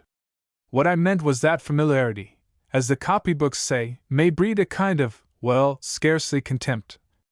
Mark, said Carissima, the more you say the worse you will make it. I really think you had better be quiet. How long is it? She asked, as they walked towards Weymouth Street on the way to Grandison Square. Since you saw Bridget? Not since the day after my return from Paris, he replied. I have not been near Golfney Place. Nor, he added, have I any intention of going. To all intents and purposes, Bridget has dropped out of my life. Any one would imagine, said Carissima, that she had done something to annoy you. Oh dear, no, was the answer. I am simply indifferent. Before she had time to explain that she had promised to go to Golfney Place the following afternoon, he added, by the by, your fears have not been realized so far. I am immensely glad of that. Ah, yes, said Carissima. After Bridget's curious confidences, I suppose you expected something horrid to occur quite soon. We need not rake up the past, cried Mark, who would have preferred to avoid Bridget's name, which indeed had not been mentioned between them during the last few weeks. For that matter, she said, my anxiety is practically a thing of the past. Is Colonel Faversham cooling off? Not in the least. It is difficult not to feel rather sorry for him. He goes day after day, but then a fresh act has begun. Jimmy has appeared on the scene. Jimmy! Cried Mark in unfeigned surprise. He met her at our house some time ago, Carissima explained. It was really quite entertaining. Those two seemed to draw together on the instant, as if one were the magnet and the other the needle. Besides, I have the advantage of Sybil's confidences. Poor Sybil! I can assure you she is in the most dreadful state of mind. But do you imagine that Jimmy means business? Demanded Mark. According to Sybil, he is merely biding his time, waiting until a sufficient number of weeks have passed to enable him to come to the point with something like decency. If that's really the case, said Mark, I can only say I am immensely pleased. So am I, answered Carissima, with quiet fervor. I would have done a great deal, if it had been possible, Mark continued, to prevent Bridget from marrying Colonel Faversham, if only for your sake. But as to Jimmy, I don't care a rap. Neither do I, said Carissima. If he can't take care of himself after all his experiences, Mark insisted, the Lord knows who can. I consider Jimmy fair game. They parted at her door, Mark refusing to enter the house, because he had a patient to visit, one of the very few he had taken over from Dr. Harefield. Never had Carissima spent a more enjoyable, or a more thoroughly satisfactory afternoon. It proved an immense consolation to hear that Mark had not seen Bridget, with that one exception, since his return from Paris, whereas his manner of taking the news of Jimmy's entrance on the field could scarcely have been more desirable. Not only had the afternoon seen the disappearance of her last lingering feeling of jealousy of Bridget Rosser, but it encouraged the growth of sensations which had long been kept back. As a rule, Carissima enjoyed a serious talk with Mark, but today she had been the most delighted by his frivolity. She laughed quietly as she remembered his remarks anent the color of her eyes, and spent some minutes examining them in her looking-glass. "You won't forget, Carissima," said Colonel Faversham at breakfast the next morning. "You won't forget you're going to see Bridget this afternoon. Take a few flowers, roses, if you asked me. She is fond of roses." She assured her father that she had not forgotten, and eventually set out in excellent spirits, the optimism with which she was disposed to regard the world at large including Miss Rosser. Carissima made her way to a florist's, and after hovering over various kinds of flowers for 10 minutes, at last bought so many pink and yellow roses that she did not like to carry them through the streets. A taxicab soon brought her to Golfney Place, and Miller did not keep her long at the street door. "Is Miss Rosser at home?" she inquired, as she took a firmer grip of the rose stalks, which did not seem to be fastened very securely together. "Will you walk in, please?" said Miller, leading the way upstairs. When they reached the first landing, Carissima was about 2 yards in the rear. She carried the large bunch of flowers in her left hand as Miller turned the handle and opened the sitting-room door. At the same moment she came to a sudden halt, starting so violently that the loosely fastened roses fell scattering onto the floor. The sunlight fell into the room, making it much lighter than the landing. Full in the glare, Carissima was appalled to behold 2 figures, Mark and Bridget. He, who but yesterday had declared that he had not seen her for some weeks, that he had no wish ever to see her again, was today holding her in his arms. Her head was thrown back, her chin invitingly raised, her lips were pressed to his. Chapter 17 Hasty Words. Miller had been too well trained to betray the slightest astonishment at what he must have seen as distinctly as Carissima. "Miss Faversham," he imperturbably announced, and on the instant Mark's arms dropped to his side, and Bridget, after a glance which was overflowing with reproach, turned towards the door. "Where is Miss Faversham?" she asked in an unusually high voice, wondering that she could see no sign of a visitor. Miller, glancing aside at the landing, saw Carissima on her knees by the balusters, engaged in picking up the scattered roses. Her back was towards the room, and she wished that her heart would not beat quite so tumultuously. "Oh, do let me help you," suggested Bridget, going to her side, and from that instant Carissima seemed to have only one object in life. Above all things she wished to lead both Bridget and Mark to believe that she had seen nothing out of the common. Unable at present to grasp the complete significance of the revelation which fortunately had been vouchsafed to her, she perceived, at least, that it implied the utter destruction of her own recent hopes. Nothing could be worse than the betrayal of her disillusionment, because obviously she had been the victim of a rather cruel illusion, especially since yesterday. Now her savoir-faire became her most valuable asset. "I think I have picked them all up," she said, rising hastily to her feet, with the roses loose in her hands. "How sweet of you to come," answered Bridget. "Mark is here, too. What lovely roses," she continued, leading the way into the sitting-room, as Miller stood on the landing. "I am sorry they are so untidy," said Carissima, with every appearance of cheerfulness. "Are they really for me?" cried Bridget, taking the flowers and placing them on the table. "What a lovely day," said Carissima, although it was the worst she had ever known. "Have they sent home the carpet yet?" she added, as Mark offered his hand with some embarrassment. He was certainly the most awkward of the 3, the women far surpassing him in finesse. "Have you been buying a carpet?" asked Bridget, as she laid the flowers on the table. "How interesting! Do please tell me all about it." "For one of my rooms in Weymouth Street," answered Mark. "Have you actually taken rooms?" said Bridget. "Too bad not to tell me." Carissima, now prepared to recognize deception everywhere, found it difficult to look cheerful. She had no doubt that Bridget knew all about the rooms, which Mark began rather eagerly to describe.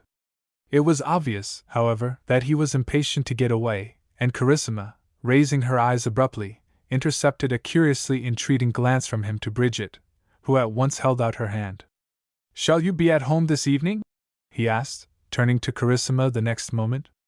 Although she would infinitely have preferred to say no, to avoid seeing him again. Indeed, as long as the world lasted, she felt afraid lest she should awaken a suspicion of her enlightenment. It seemed inevitable that she must continue to meet him in the future, as she had done in the past, and perhaps, the sooner the next encounter took place the better. "Oh yes, I think so," she answered. "Shall I see you?" I thought of looking you up after dinner," said Mark, and the moment he had left the room Miller, with his usual inscrutable face, brought in the tea. Not for the world would Carissima cut short her visit, and for another quarter of an hour or more she sat listening to Bridget's inquiries concerning Mark's new quarters and his plans for the future. "I had no idea that he had left Duffield's Hotel," she said presently. "Mark is a dreadful truant. He never comes near me now. I suppose," she added, "he is a great friend of Jimmy's?" "They and Lawrence were at school together at Brighton," replied Carissima, and now she thought she might safely say goodbye. Bridget seemed unwilling to release her hand, as they stood together on almost the same spot where Carissima had seen Miss Rosser in Mark's arms. She looked down at her guest furtively, as if she were unable to make up her mind about something. Perhaps, thought Carissima, she was wondering whether or not it were desirable to do anything further to remove any possible suspicion. Still, Bridget said nothing unusual, and having once more thanked Carissima for the roses, she insisted on going to see her out of the house. What a joy it was to breathe the uncontaminated air again! Carissima walked in the direction of Grandison Square with her mind in a tumult. Her god had fallen. She was far too wildly excited to be capable of anything resembling a sane view of the maddening situation. She longed above all things to reach home, to run upstairs to her own room, to lock the door, to be away from all mankind. The pressing question was not whether Mark loved Bridget. That had already been answered. What she wished to make up her mind about was the nature of his love, much abused word. If he intended to marry Bridget, why not have said so and have done with it? He had the right to please himself. His secrecy, his deception, surely signified something base. It was inconceivable that he had not seen her for 3 weeks, in the face of what Carissima had witnessed half an hour ago.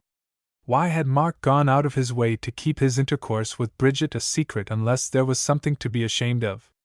Why had he pretended to feel satisfied, even pleased, at the news of her intimacy with Jimmy? Why, above everything, had he recently changed his demeanor towards his oldest friend? Carissima must be pictured as approaching number 13, Grandison Square, with such thoughts crowding upon her mind, under the influence of the reaction from her necessary self-control in Bridget's presence. Her head seemed to be on fire, and always apt to be impulsive. She had never in the course of her vast experience of 22 years been so completely carried away as now. She experienced a deep pang of disappointment on seeing Sybil talking tonight on the doorstep. "Oh, I am so very glad not to have missed you," cried the for once unwelcome visitor. "How extremely fortunate you were not a minute later, because I was just going home." As a matter of course, without waiting for an invitation, Sybil stepped into the hall and accompanied Carissima upstairs. "My dear," she exclaimed, as the butler shut the drawing-room door, "whatever is the matter? You look as if you had seen something dreadful." "What nonsense!" said Carissima. "What can I have seen?" "I really can't imagine," answered Sybil, with a sigh. "I suppose I feel so terribly worried myself that I fancy everybody else has something to bother about. Still, you certainly do look as I have never seen you before." "The sun is quite hot," murmured Carissima, sitting down by one of the windows. "Although I always feel that I couldn't stay indoors," said Sybil. "Jimmy is more and more enthusiastic every day. He won't hear a word of advice. I have begged and implored him to give Miss Rosser up, but he insists that he is only going to wait until the end of this week." To think of Jimmy's throwing himself away! Oh! Cried Carissima, rising impetuously to her feet. You need not feel in the least alarmed. But, my dear, how can I help it? Said Sybil. I never close my eyes until past 1 o'clock, and when I wake it is impossible to get to sleep again. Well, you may rest in peace for the future, answered Carissima, throwing out her arms excitedly. Sybil, we have both been making the most dreadful idiots of ourselves. You forget, suggested Sybil, with a perplexed expression, that Jimmy has actually told me he means to marry the woman. It takes two to make a marriage, said Carissima. You can't seriously imagine that Miss Rosser would refuse him, cried Sybil. It isn't a question of imagination, retorted Carissima, walking restlessly about the room. There are the stubborn facts. I have just come from Golfney Place. Surely she didn't tell you. There was no need for words, said Carissima. I can't disbelieve the evidence of my own eyes, however incredible it may appear. Carissima, exclaimed Sybil, you are making me so painfully curious. Do please tell me what you saw. I saw Mark holding Bridget in his arms. My dear Carissima! I saw him kissing her. Oh, how disgusting it is, said Carissima, with a shudder. How shockingly embarrassed you must all have felt, suggested Sybil. Oh dear, no, was the answer.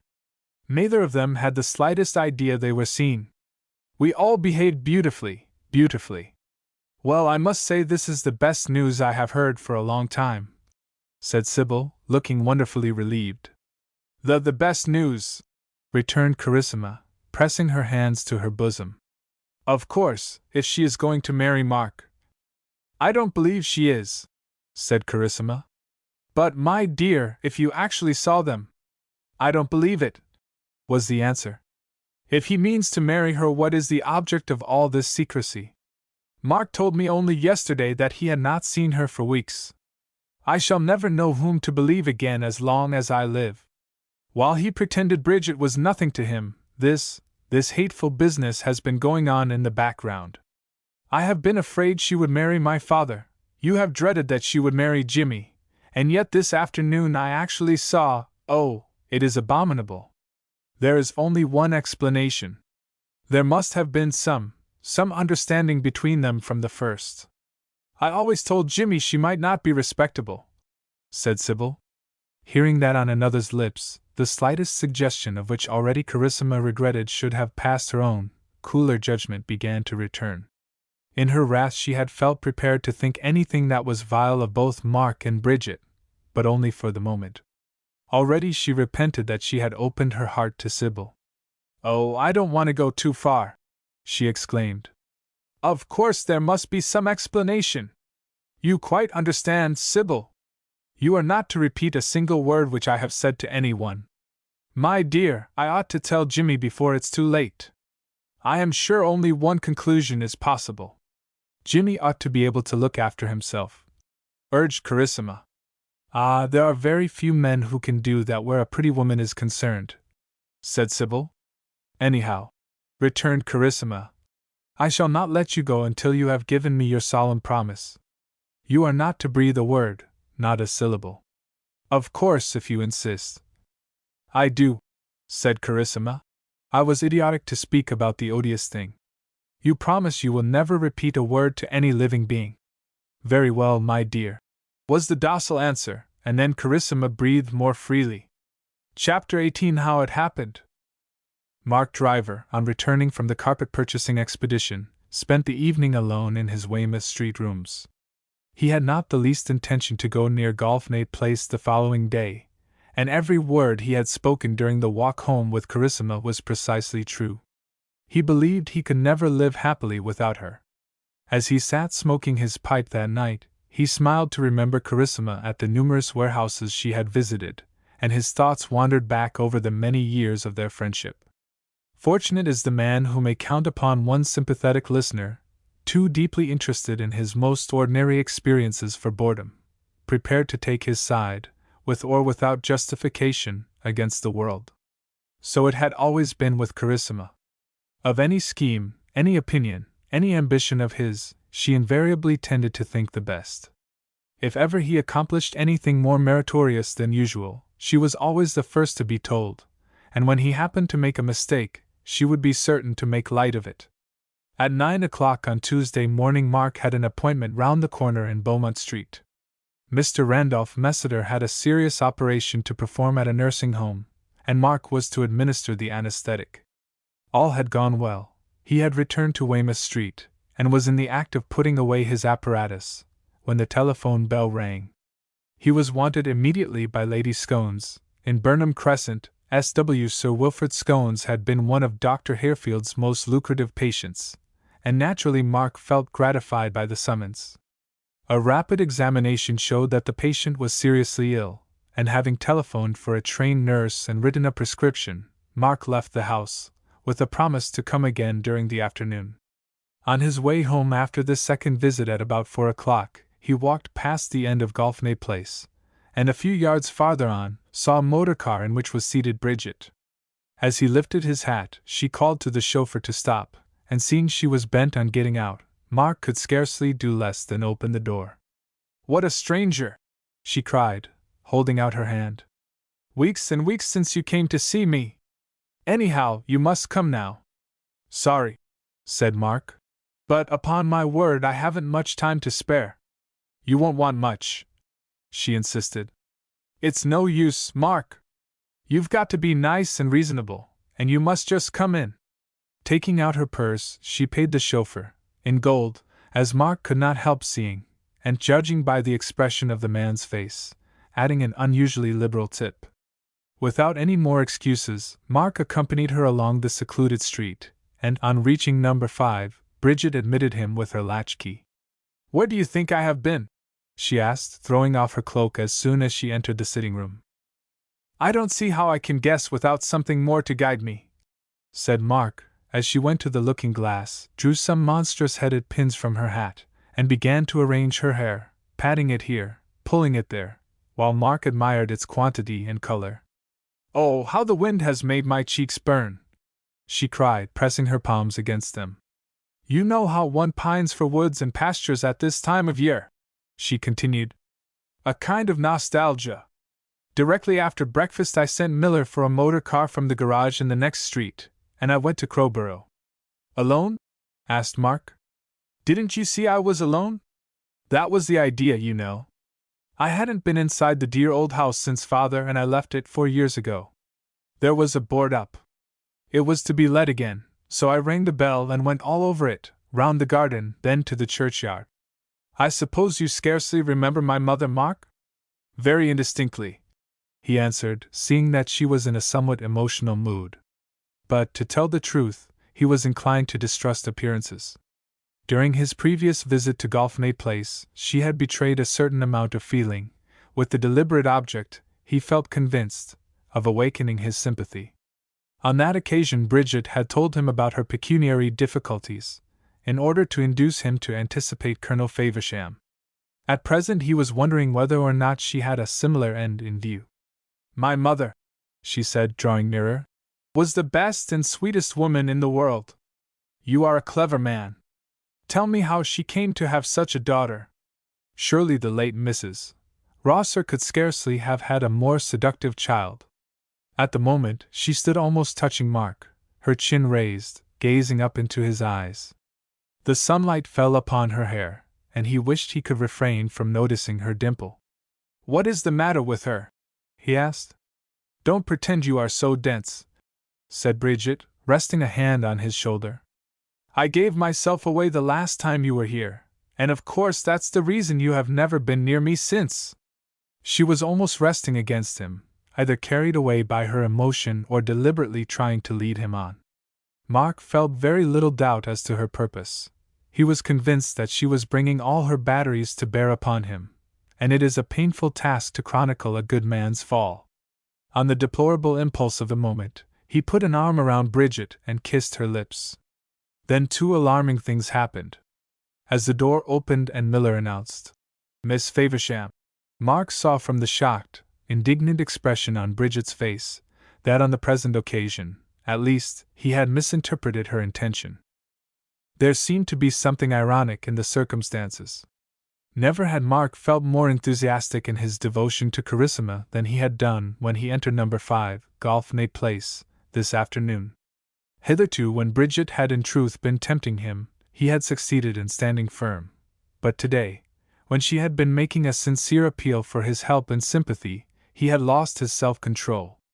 But for the fact that Bridget was unwilling, he might not have taken a very serious view of his own behavior, especially as it seemed obvious that Carissima had appeared on the scene a moment too late to witness it. Even if she had not dropped her roses on the landing, her demeanor must have sufficed to lull him into a false sense of security. Nevertheless, he felt extremely uncomfortable until he left the room, and indeed he perceived that even his presence at the house might, after yesterday's protestations, require some explanation. Hence his suggestion to go to Grandison Square after dinner the same evening. He wished devoutly that he had not made a fool of himself, without considering that he had been guilty of anything worse than an act of folly. It was not as if he were actually engaged to Carissima, although he was now in a mood to regret that he had ever bestowed a thought on any other woman since his birth. Mark had arranged to see Sir Wilfrid Scones again before night, and his intention was to make his way from Burnham Crescent to Grandison Square. But the question now arose whether he ought not to call upon Bridget and make some sort of amende for the incident of the afternoon. "Oh, Mark!" she exclaimed, the moment he entered her presence, and before he found time to speak. "How could you do it? You, of all men! You always seemed just the one to be trusted. What can there be about me that you should imagine I was that sort of woman?" "What was there about me, rather?" said Mark, looking rather shamefaced. "Bridget, I can only tell you I am immensely sorry. Suppose," she cried, "that Carissima had seen you. Suppose she had not dropped her flowers. What would be the use of saying you were sorry then? She has always been horridly jealous. Carissima jealous! From the first time she came here. I suppose it began that evening you took me to Belloni's and kept her waiting for dinner. She would never have forgiven you. Mark, you have had a very, very narrow escape, and I am not certain you deserve to get off so easily. Because, don't you see, your treatment of me was the worse on account of your love for her."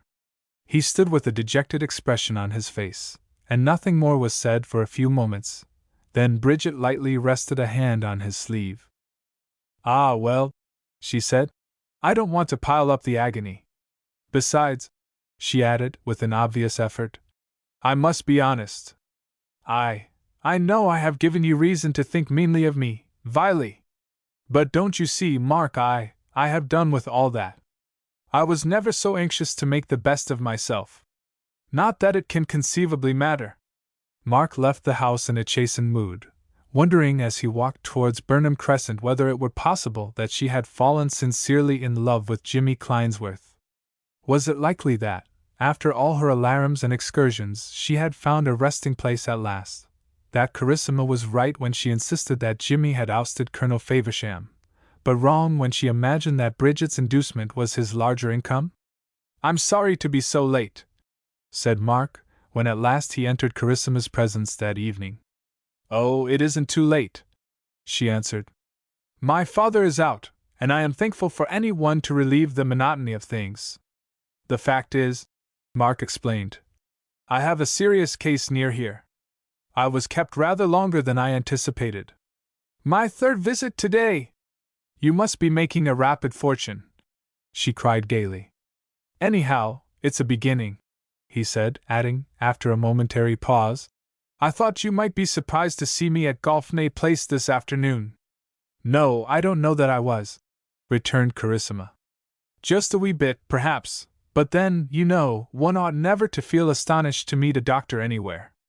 "Oh well, Bridget's not a patient," said Mark, with a smile. "I was on my way home from Sir Wilfrid's, when I saw her in a motor car just by the corner of Golf-Nate Place. She insisted that I should go in with her, and because of her importunity I consented." "Has the carpet arrived yet?" asked Carissima. "It was laid while I was out this afternoon," was the answer. "Well, I hope you approve of my taste." "It looks first-rate," said Mark. "The room is transformed. I have some idea of putting up my fees on the strength of it.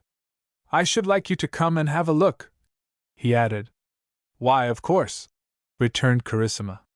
"I must ask Phoebe to bring me one afternoon, and you shall give us some more of those delicious cakes." Mark Driver was certainly living in a fool's paradise that evening. He did not imagine for an instant that he should ever hear of the escapade again. The incident was ended. Carissima remained in blissful ignorance, and he had made his peace with Bridget. Bliss, however, was far from Carissima that night. For one thing, she blamed herself severely for having opened her heart to Sybil Kleinsworth.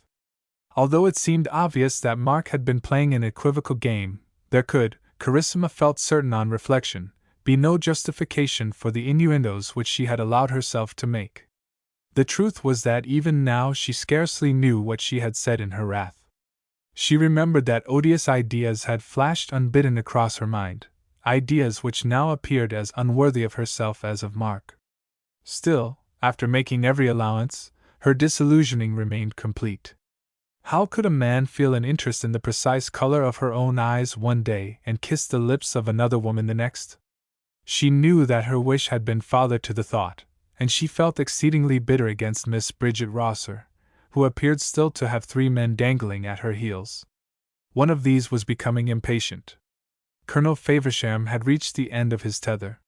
He realized that his authority over Bridget would not bear a great strain, and accordingly on Wednesday morning he made his way to Donaldson's, where he purchased a handsome and expensive jeweled waist belt, such as she had admired on an actress when he took her to the play a few evenings ago. Armed with this peace offering, Colonel Faversham reached Golfney Place at 11 o'clock on the morning after Mark Driver's unfortunate visit. Chapter 19. An Appointment. "Oh dear!" cried Bridget, as she clasped the belt round her waist. "How kind you always are to me!" "I don't see why you should sigh about that," answered Colonel Faversham. "I mean to be kind to you as long as I live, and I hope that will be a good many years yet. But there's nothing like tit for tat, you know, Bridget. Come now, my darling, I want you to be kind to me. If only you could see into my mind you would say I was a perfect little wretch," she murmured, taking off the belt and laying it on a table. "Just as well we can't do that sort of thing," said the colonel. "I never care for women who are too good for human nature's daily food. You don't mind if I light a cigar?" he added, sitting down with caution.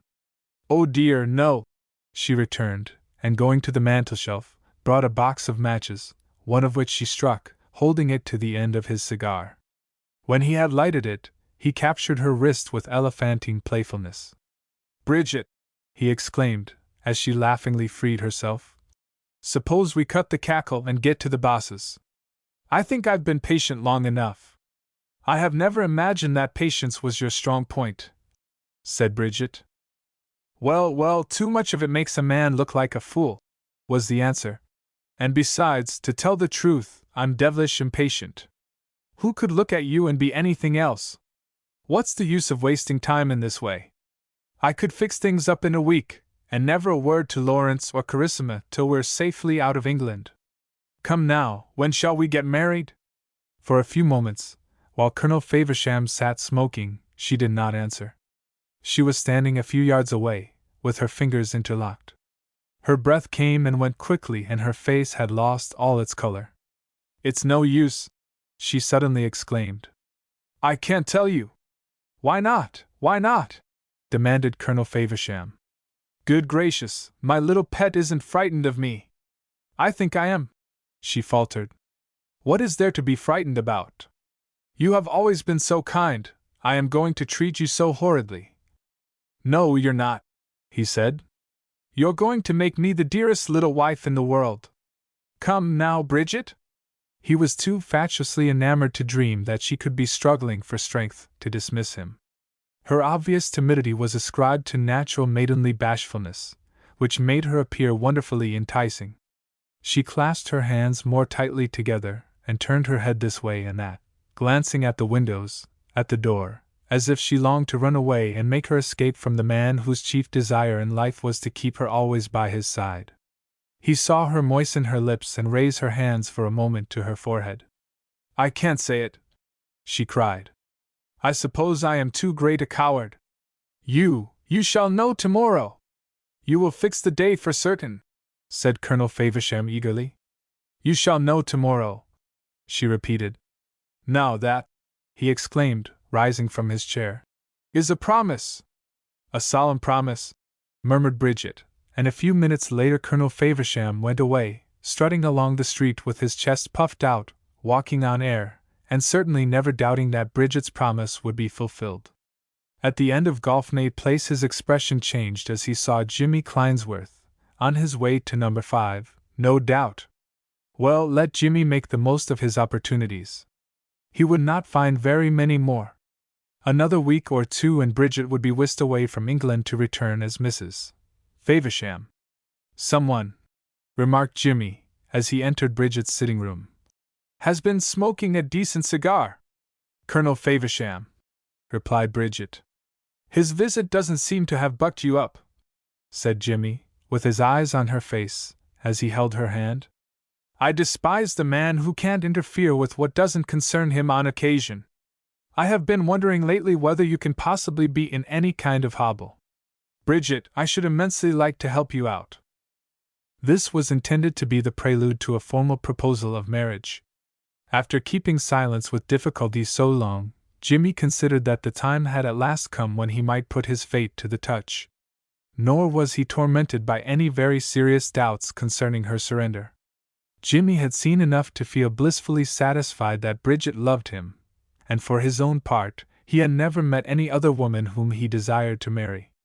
Jimmy, she murmured, looking up at him wistfully.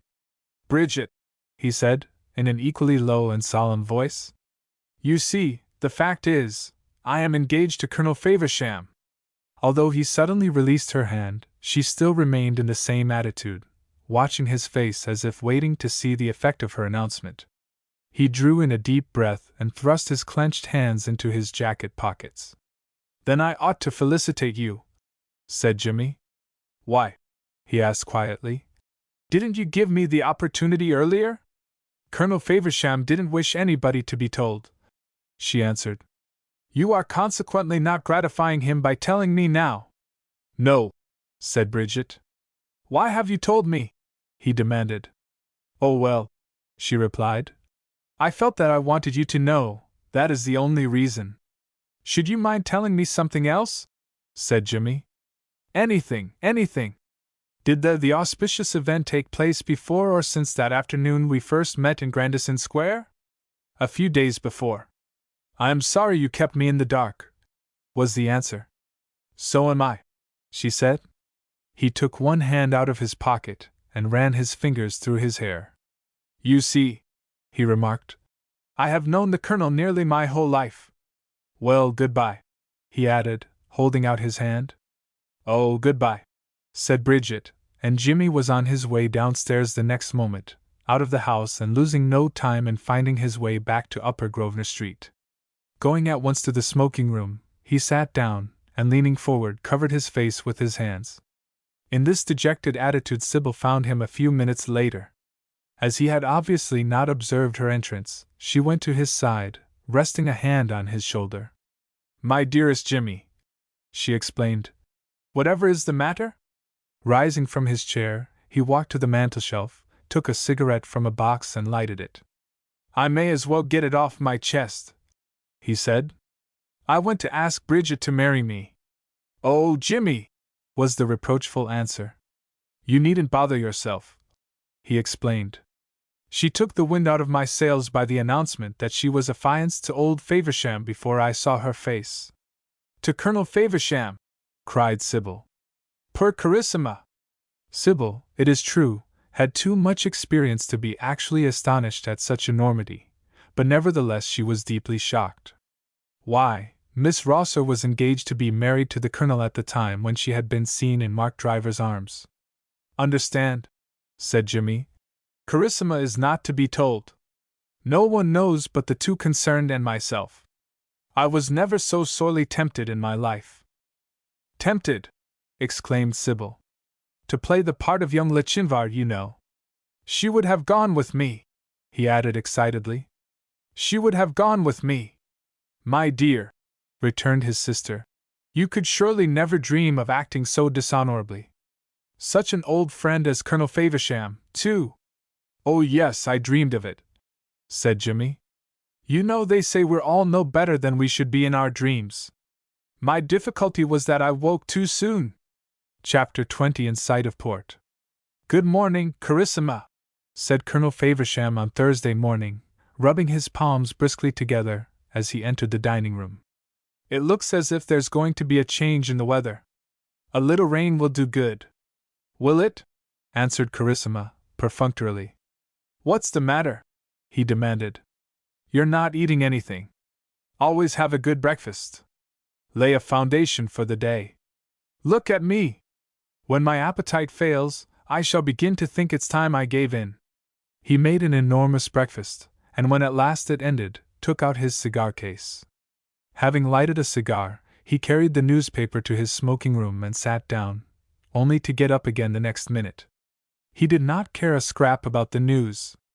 The Socialists might upset the Constitution for all Colonel Faversham minded this morning. His thoughts already outran him to Golfney Place, where he fully expected to hear from Bridget's lips that she should be prepared to marry him within a week or a fortnight at the latest. How enchantingly coy the dear girl had been yesterday! Taking down a Continental Bradshaw from one of the bookshelves, he looked up the route to Milan. She had chosen Rome, Naples, and Capri for the honeymoon, and of course she should have her own way. Unable to control his impatience after 10:30, Colonel Faversham went to his dressing room, limping upstairs as no one was looking, and imparted a more militant twirl to his mustache. When he reached the hall again, Knight held his thin overcoat and handed his top hat, gloves, and Malacca cane. Seeing a taxicab, Colonel Faversham hailed it, so that he reached Golfney Place earlier than ever before. As he rang the bell, he could scarcely control his muscles. He coughed so violently that one or two people looked back at him in passing. He shifted the position of his hat so often as he waited for Miller to open the door, that he might have been making a series of automatic bows to imaginary acquaintances. He stamped his feet and felt that his necktie was in the middle of his shirt front, and then he rang a second time. Good heavens! He muttered. Why can't the man come? Why can't he let me in? Miller opened the door at last, in the act of thrusting one arm into his coat. By the time Colonel Faversham had crossed the threshold, the butler had assumed his usual deferential stoop and his manner was as suave as ever. Good morning, Miller, said Colonel Faversham, pacified the instant he obtained admittance. I am rather early. Miss Rosser? Miss Rosser is not here, Colonel, was the astounding answer. Not here? Good gracious! What do you mean? Miss Rosser left the house at 3:30 yesterday afternoon, Colonel. Do you mean to tell me she has not returned? Demanded Colonel Faversham. No, said Miller. But I have an appointment with her this morning. I understand that Miss Rosser is not coming back, Colonel, answered Miller. Colonel Faversham was ceasing to look entirely bewildered. He grew exceedingly red in the face. His eyes appeared to be starting out of his head. Horrible thoughts occurred to him. He glared at Miller as if he were responsible for Bridget's departure, and with miserable sensations he began to put a new interpretation upon the coyness which he had found so seductive yesterday morning. Miss Rosser, said Miller, left a letter for you. Why on earth couldn't you tell me so at once? Demanded Colonel Faversham. And a parcel, said Miller. Where are they? Where are they? Exclaimed the Colonel, and Miller went to the rear of the hall, returning the next moment with a fair-sized, brown paper parcel in his hand. It obviously contained the crocodile-hide dressing bag, which had been Bridget's birthday present, the handle, indeed, projected for convenience of transport. Would you like to step into the dining room, Colonel? Suggested Miller, giving him a square envelope.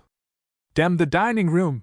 Shouted Colonel Faversham, as with trembling fingers he broke the seal, whilst Miller still held the bag. Colonel Faversham did not wait to fix his eyeglass. Dear Colonel Faversham, he read, how sorry I am to give you pain, and I know that I am doing so. I cannot possibly marry you, and I have not the courage to say so to your face. Why didn't you understand how hard I tried to tell you this morning? You really might have helped me out. You have always been so very kind. I positively hate to treat you badly.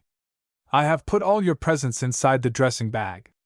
Please try to forgive me, although I don't suppose you ever will. If it is any consolation to you, I feel, oh, so miserable. Yours sincerely, Bridget Rosser. Although the contents of the letter were easy enough to master, Colonel Faversham must needs fix his monocle, in order to read it again. That infernal Jimmy! He muttered, then folded the sheet of paper and bestowed it in his breast pocket. The parcel, Colonel, suggested Miller, as he turned towards the door. For a moment Colonel Faversham stood scowling at the butler and what he held in his hand. His first impulse was to refuse to have anything to do with it, but, after all, its contents were of considerable value. He might, perhaps, leave it at his club, although it could not remain there forever, and perhaps it would be better to take it at once to Grandison Square and lock it up in the smoking-room cupboard. At last he put out his hand, and came forth to the doorstep holding the crocodile-hide bag. "Good morning, Colonel," said Miller, but although his tone was even more suave and respectful than usual, Colonel Faversham fancied he detected in it something ironic. No doubt the man had formed his own opinion as to what was going on, but thank goodness, nobody outside No. 5, Golfney Place had the faintest suspicion of his engagement. He quite understood that this was broken beyond repair. Colonel Faversham knew when he was beaten. He had been treated in the most abominable manner, and he never desired to see Bridget's face again. Unaccustomed to carry a parcel through the streets, he was annoyed inasmuch as he could not see any kind of cab until he drew near to his own house, and unfortunately Carissima happened to be looking out at the dining-room window. She could not, however, see his face, and as he had left home in such ebullient spirits a little while ago, she went to meet him in the hall, where her eyes at once fell upon the bag. "What is that?" she asked brightly. "A present for little Victor?" "No," exclaimed the colonel, mimicking her voice. "It isn't a present for little Victor. What in the world should I be doing with a present for little Victor at this hour of the day?" She naturally perceived that something must have occurred seriously to ruffle him, even if he had not slammed the door of the smoking-room so violently behind him. It did not take Carissima long to draw her own conclusions. It is true she was ignorant of her father's engagement to Bridget, but she had anticipated his deposition by Jimmy Clinesworth, until Mark's conduct had complicated the outlook. On the whole, Carissima was inclined to think that the climax had been reached this morning, that Colonel Faversham, having gone to Golfney Place, had quarrelled with Bridget, who had insisted on returning such presents as he had from time to time given to her. While Colonel Faversham remained hidden in his smoking-room, Carissa's mind was busy with his affairs, until about 3/4 of an hour later she happened to be crossing the hall, and saw Jimmy on the doorstep in conversation with Knight. "Oh, Jimmy!" she exclaimed. "Do come in!" Without any hesitation he entered the hall, accompanying her upstairs to the drawing-room. "I don't know whether you have heard the news," he said, as he shut the door. "Not a word," was the answer. "I am positively dying to hear it." A smile broke over Jimmy's face. "Bridget has left Golfney Place," he cried. "When did she go?" asked Carissima. "At 3:30 yesterday afternoon." "Has she sought refuge where she ought to have sought it long ago?" "Where is that?" demanded Jimmy. "With her aunts at Sandbay." "By the by," he said, "can you tell me their name?" "Now, let me see," answered Carissima, reflecting for an instant. "Oh yes, Dobson. I feel certain that is right. It sounds quite ordinary, doesn't it?" Jimmy Clinesworth had gone to bed the previous night, but not to sleep very early, with the fixed determination to stand clear of Bridget for the future. He felt, indeed, too distrustful of himself to reapproach her, and yet remain loyal to his old friend Colonel Faversham. When, however, he went into his own den to smoke an after-breakfast pipe, the first thing his eyes rested upon was a copy of one of David Rosser's novels. It obviously ought to be returned. He knew that Bridget valued her complete collection of her father's works. Of course, nothing would have been easier than to send it by his man, or, for that matter, by the parcel post. But Jimmy determined to take back the book in person. He would not enter the house. He would leave it at the door and just ask Miller how Bridget was this morning. At the back of his mind probably was some subconscious, unrecognized desire to seize any chance of seeing her once more if only for a moment. But on reaching the house he heard a repetition of the story with which Miller had overwhelmed Colonel Faversham. For the instant Jimmy also was almost overwhelmed, but by vastly different sensations. He had no suspicion that Bridget intended to break off her engagement until the moment when Miller told him of the Colonel's recent visit. Then Jimmy reached the truth by a leap. Bridget had gone away to escape from her elderly fiancé. At the time Jimmy believed that her announcement yesterday morning was prompted by a sense of duty, a little belated, no doubt. She saw how it was with him, but having already plighted her troth she felt compelled to issue that unexpected warning. Now, however, Jimmy saw her conduct in another light. She had made up her mind to have done with Colonel Faversham at all costs. Lacking the courage to tell him so to his face, she had opened her heart to the man whom she loved and on whose love she counted. From Bridget's point of view, Jimmy saw that he had failed her at the pinch. Still, she had acted for herself, not, perhaps, in the most desirable manner. Still, she must have made her bid for freedom, and now it came to the point, this seemed to be all that Jimmy cared about.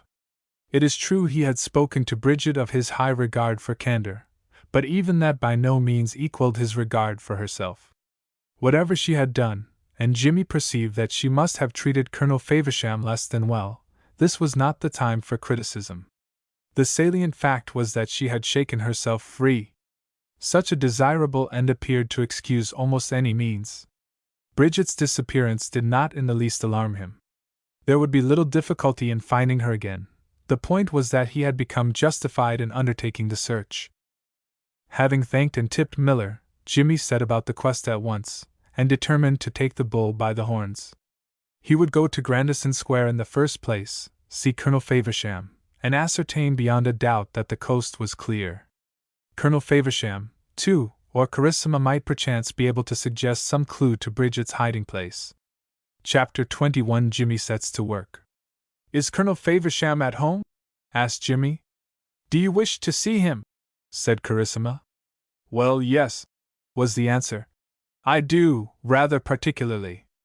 Because he is not in the very best mood for a visitor," said Carissima. "At the present moment he is shut up in his smoking room. I give you a fair warning, Jimmy.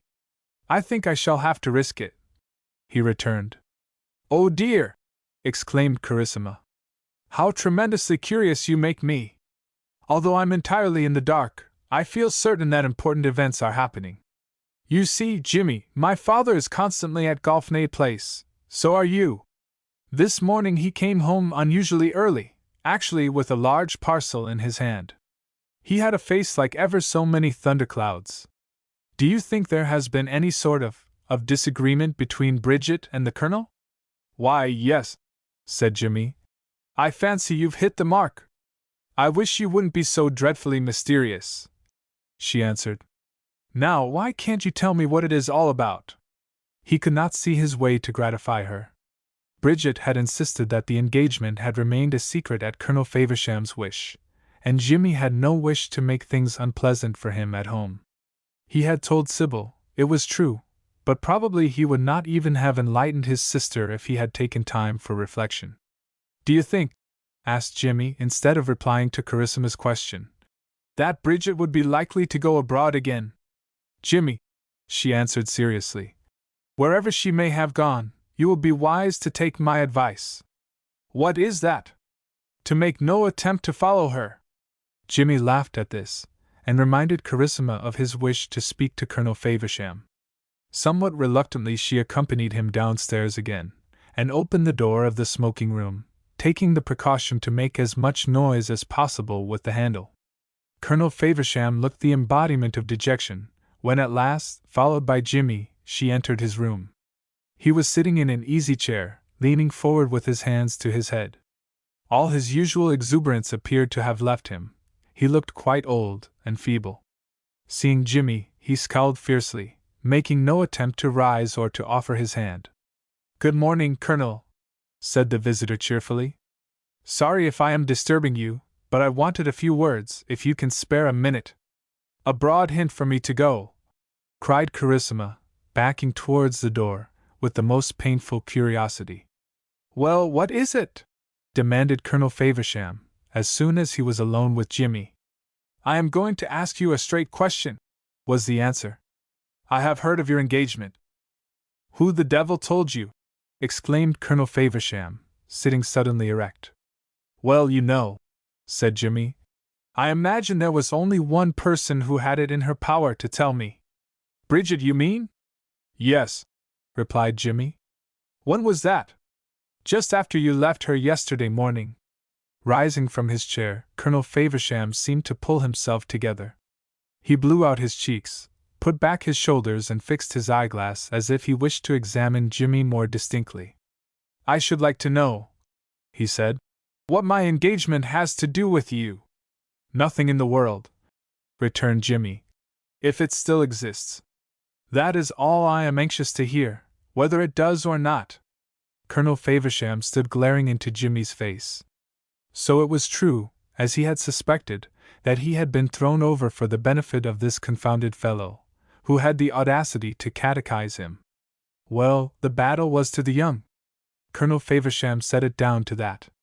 He must be growing old, hang it all. And here was Jimmy Clinesworth, whom he had nursed as a small boy, civil enough, as far as that went, but probably laughing in his sleeve, as those who win may. "Jimmy," said the Colonel, with a chastened and rather pathetic air, "I tell you what it is. I've been infernally badly treated. No use to mince matters. I've been jilted, sir." "Jilted? I suppose I may gather from that," suggested Jimmy, striving to keep anything resembling elation from his voice, "that, as far as you're concerned, Bridget is free." "Free!" cried Colonel Faversham. "Any woman can easily be free who attaches no value to her most solemn vows." "Free! Good gracious! How can a man bind such a wench?" "Thank you," said Jimmy, turning towards the door. "That's all I wanted to hear." His position did not appear very enviable, because while he could not tolerate any abuse of Bridget, to tell the truth it was impossible to say a word in her defense. "1 minute, 1 minute, Jimmy!" cried Colonel Faversham. "The more I think of it, the more extraordinary this visit of yours seems. As a boy you always had plenty of cheek. Between ourselves, you seem to know a good deal. I hope to goodness you haven't blabbed to Carissima. About your engagement, do you mean?" "Yes, yes," said the Colonel impatiently. "I haven't said a word. In fact, she has not the remotest idea of anything of the kind." "Well, that's a blessing," was the answer, and Jimmy went away, getting out of the house without seeing Carissima again. The moment he reached Upper Grosvenor Street he inquired for Sybil, and being told she was in her own room, mounted the stairs several treads at a time. "May I come in?" he asked, tapping at her door. "Whatever is the matter now, Jimmy?" exclaimed Sybil, throwing it open. "Well, it has been a wonderful morning," he explained. "I have got a free hand. Bridget has thrown old Faversham over." "My dear," said Sybil, "how extremely barefaced!" "I have seen him," Jimmy continued. "There is nothing on earth in my way. All I have to do is to find her, and that won't take many days." While he stood outside Sybil's bedroom door, explaining how he had heard the news of Bridget's departure from Golfney Place, his sister underwent the sorest temptation of her life. Surely no situation could be more tantalizing. If it were not for the solemn promise she had made to Carissima, how easy it would prove to keep Jimmy from the pursuit which might end in his ruin. Although he remained so strangely uninfluenced by the knowledge of Bridget's engagement to Colonel Faversham, her simultaneous intrigue with Mark Driver could scarcely fail to bring Jimmy to his senses. For the present, however, Sybil tried to hope that there might be more difficulty in running his quarry to earth than he anticipated. She might indeed be hiding somewhere perplexingly close at hand, and most likely Mark held the clue. Jimmy lost no time in setting to work in earnest. In the first place, he inserted advertisements in the halfpenny evening papers and such of their morning contemporaries as made a special feature of betting news.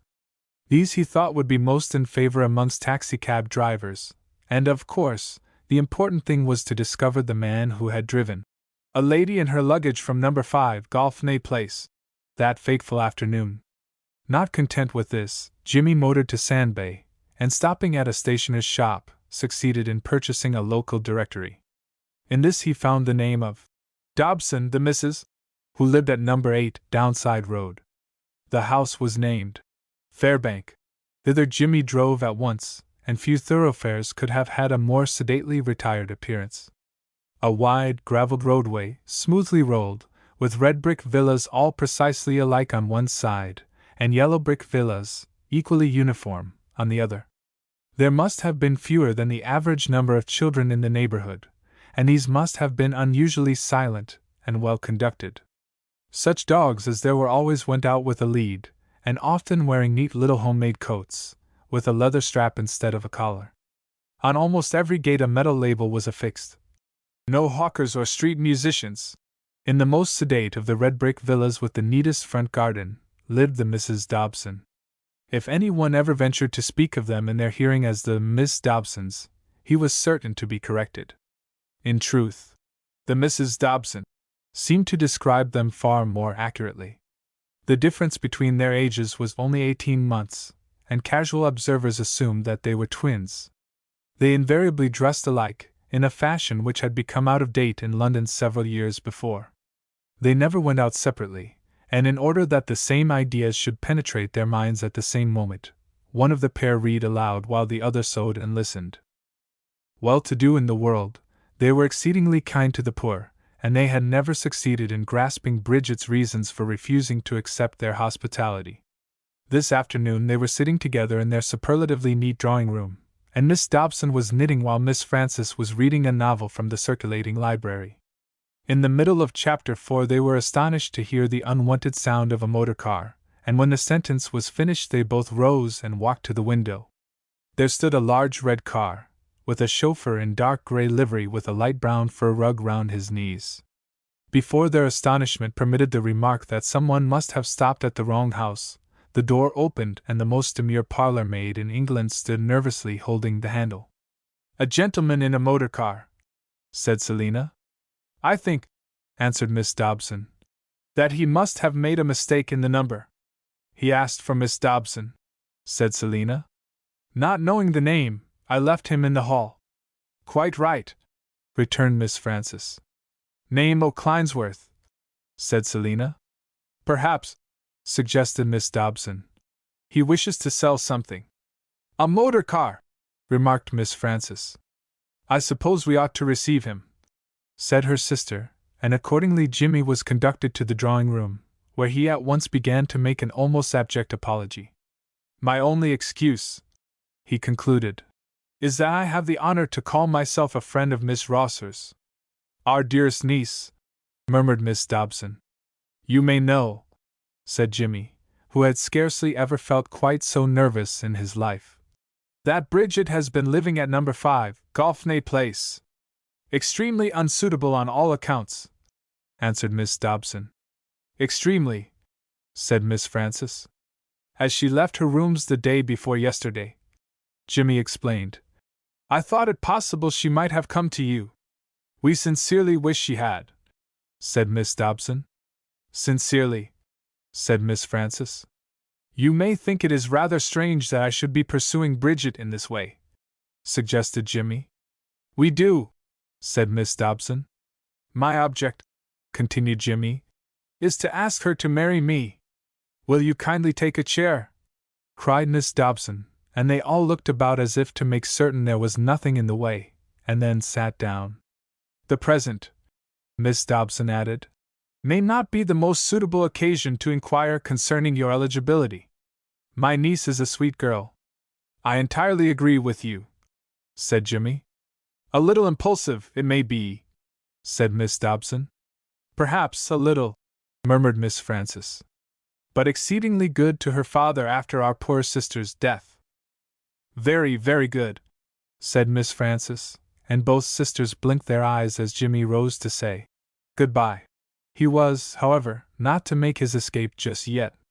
The Misses Dobson were obviously disturbed in mind. They could not tolerate the idea of Bridget's whereabouts remaining unknown, and all Jimmy's coolness and assurance were required to restore them to anything resembling tranquility. He left the house with a feeling that the scent of lavender must be still clinging to his clothes, and the next morning found him at Crowborough. There, however, he could obtain no news of Bridget, and now he began to wonder whether it was probable she had gone to Paris, where she had lived with David Rosser during the last years of his life. It was on Monday morning that Sybil saw Jimmy in the act of parting from a stranger at the door. "Who was your visitor?" she inquired, having waited in the dining room for the purpose. "A man named Winchester, a private detective," said Jimmy. "Oh, my dear!" exclaimed Sybil. "How sincerely I wish you would let Miss Rosser go her own way." "Haven't I succeeded yet?" demanded Jimmy. "In making you understand that her way will always be mine? And yet you know how horridly she treated poor Colonel Faversham, Jimmy. You have always insisted on truth and honesty before anything. Now I only insist," said Jimmy, "that Bridget shall become my wife." At this Sybil grew reckless. "Jimmy," she cried, "it is really quite impossible." "Why?" he demanded. "My dear, I scarcely like to say the words, but she knew Mark Driver long before she knew you." "Well, I hope she will see a good deal of old Mark in the future also," answered Jimmy. "You force me to break my word," said Sybil, with considerable emotion. "Carissima will never forgive me. I am sure she won't. But I really cannot keep silence while you go to destruction. I really can't. I promised I would never breathe a syllable." "Would you mind," urged Jimmy, "breathing it quickly? There has been an understanding between Miss Rosser and Mark from the very first," said Sybil. "Oh, you mustn't talk foolishness," returned Jimmy. "Carissima saw them." "What in the world did she see?" "She happened to go to Golfney Place unexpectedly the afternoon before Miss Rosser left," Sybil explained. "She saw the girl in Mark's arms. Jimmy, he was kissing her, actually kissing her, and all the time she must have been engaged to Colonel Faversham." "Nonsense," said Jimmy. "I don't believe a word of it." "Do you imagine that Carissima could possibly tell me an untruth?" demanded Sybil. "She was half beside herself when I met her, or she would never have said a word." "No," suggested Jimmy. "You have hit the explanation. Carissima was beside herself. Of course," he added, "I shall clear the matter up, but I tell you, to begin with, I don't believe a word of it." "How Carissima managed to carry it off," said Sybil, "seems wonderful to me." "A wonderful story altogether," returned Jimmy. "Neither Mark nor his companion had the slightest idea they were discovered," said Sybil. "Oh, then Carissima didn't tackle the fellow." "How could she?" asked Sybil. "You see, she had no actual right to complain. Mark Driver, I dare say, would consider himself free to kiss any woman he pleased." "Anyhow," said Jimmy, with all the assurance in the world, "he didn't kiss Bridget." "Oh, how can you be so blind?" exclaimed his sister. "When other people see so much," he answered, "what can be more desirable?" "Well," said Sybil, with tears in her eyes, "I have told you what Carissima saw, and naturally she drew her own conclusions." "What were they?" asked Jimmy, thrusting his hands deep in his jacket pockets. "You are bound," Sybil explained, "to take into consideration what had gone before. Only a few hours earlier Mark told Carissima that he hadn't seen Miss Rosser for some weeks. He said he never wished to see her again. Then, in face of that, Carissima went to Golfney Place, and there was the woman in his arms." "Well," cried Jimmy, "we shall hear what Mark has to say about it." "My dear," said Sybil nervously, "I do hope and trust you won't get me into trouble. I should never have uttered a word if it were not for your good. Any one would imagine," was the answer, "that I had been wrapped in cotton wool all my life. I suppose I should have been if you could have managed it. Well, I am off to Weymouth Street at once," added Jimmy. Chapter 22 Incriminating Himself. Carissima felt compelled to go to Charteris Street. She could not resist the temptation of telling Lawrence this latest news about their father and Bridget, whose departure from Gutenberg Place made him quite genial. "The best thing I've heard for a long time," he exclaimed. "Let us hope we've all seen the last of her." Lawrence found points of interest in the situation. If, as Carissima insisted, Colonel Faversham had been in the habit of making Bridget frequent presents, and had now received them back, surely matters must have advanced farther than anybody believed. There was something formal about such a restitution, and perhaps they had even more than they knew to feel thankful for. He took Phoebe to Grandison Square after dinner on Sunday evening in order to observe for himself the change in Colonel Faversham's demeanor, at which Carissima had hinted. Certainly the Colonel had not much to say even concerning the progress of the Parliament Bill through the House of Commons, and presently Lawrence skillfully introduced Bridget's name. "By the by," he asked, turning to Carissima, "you haven't discovered Miss Rosser's address yet?" "I haven't tried," was the answer, as Colonel Faversham's cough became troublesome.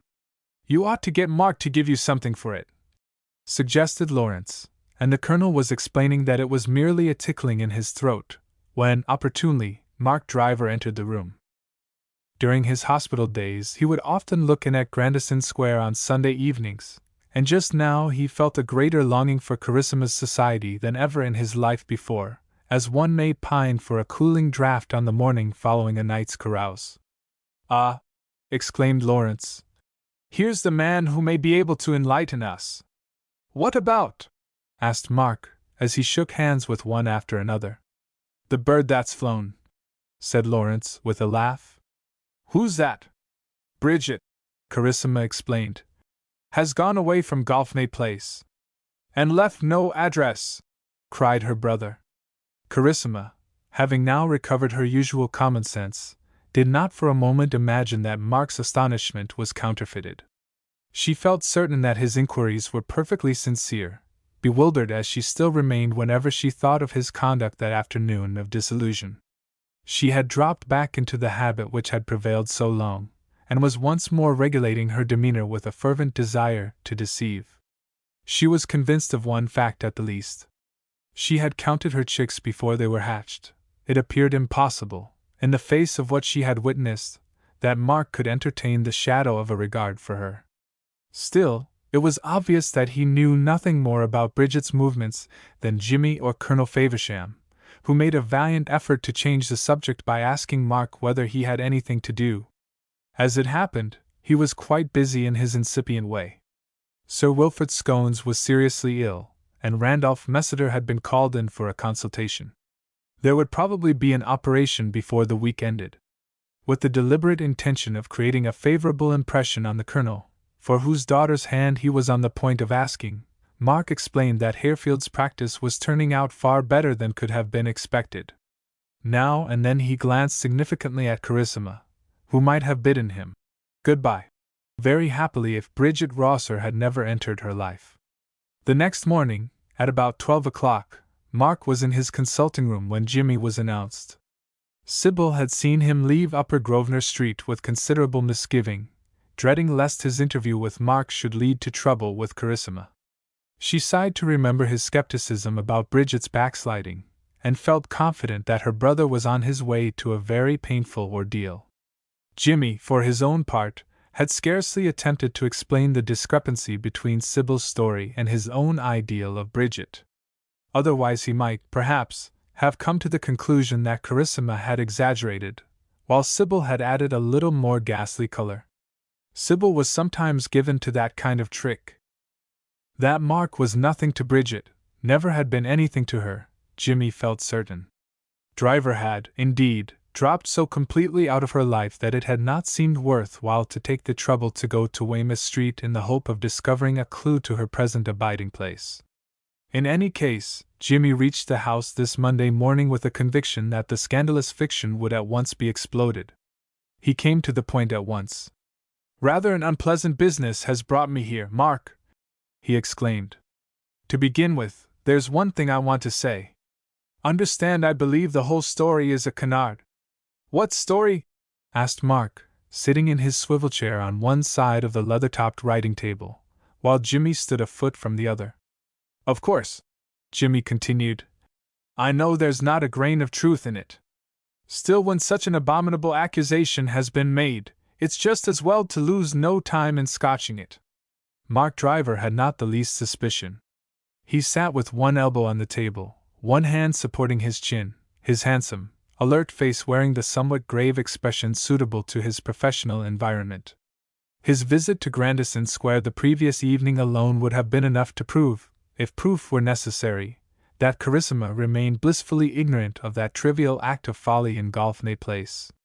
An excellent test had been provided. Bridget's departure had been freely discussed, and Carissima had not shown the slightest embarrassment. She had bidden him goodbye at 11 o'clock, and Colonel Faversham had encouraged him to come again before many days. They were always pleased to see him. But who in the world has been making an accusation? Asked Mark.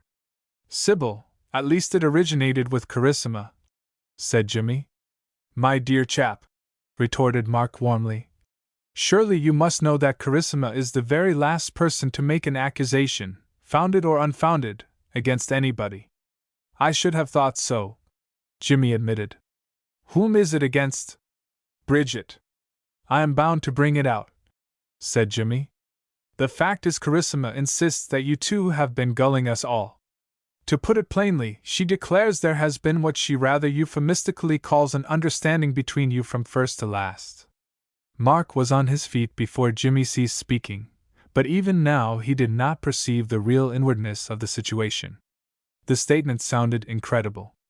If there was one fact of which this somewhat skeptical man was absolutely convinced, it was that whether Carissima loved him well enough to marry him, or not, she at least entertained the very highest opinion of him. You must be dreaming, he cried. Carissima could never have said anything of the kind. Anyhow, answered Jimmy, I had it from Sybil an hour or so ago. But, my dear fellow, Mark expostulated, it's simply inconceivable. Carissima knows that Bridget is nothing to me. To tell you the truth, I had my own reasons for going out of my way to tell her so. You thought it necessary, exclaimed Jimmy hastily. Oh well, said Mark. I had fallen into the habit of going to Golfney Place rather often. That was before I went to Yorkshire, as far back as January. Carissima had the idea that I admired the girl, so I did, for that matter, who wouldn't? But she could never have told Sybil that. She couldn't think anything of the sort without setting me down as a thorough-paced liar at the least. The odd part of it is, replied Jimmy, that, according to Sybil, Carissima went in for particulars. Oh, let me hear them, said Mark, sitting down again. He was just beginning to wonder. Was it possible that Carissima had not dropped those flowers until after she had obtained a glimpse of the interior of Bridget's sitting room? But even so, she could never build such an abominable theory on that ludicrously insufficient evidence. Well, said Jimmy, Carissima insists that she saw you holding Bridget in your arms, in the act of kissing her, to put it plainly.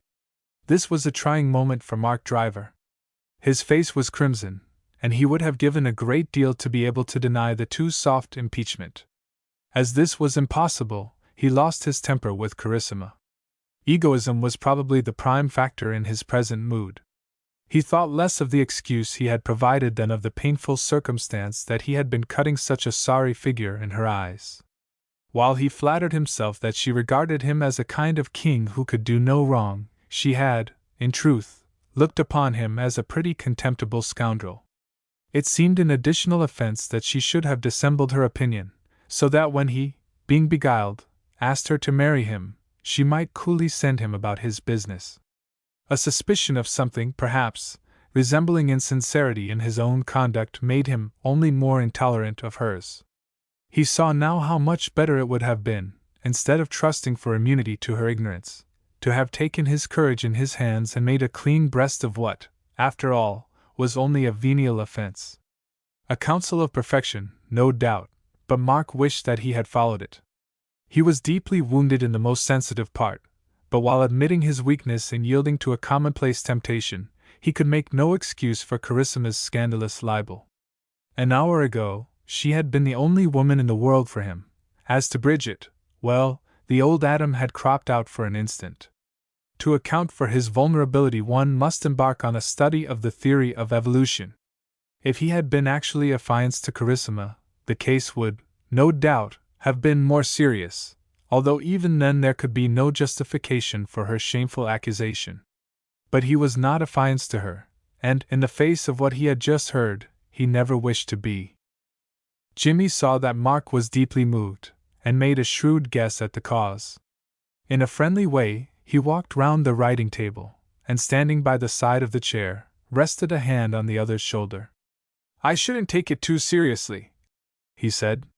"You'll generally find there's a way out somehow. You know I told you, to begin with, that I knew it was an infernal lie."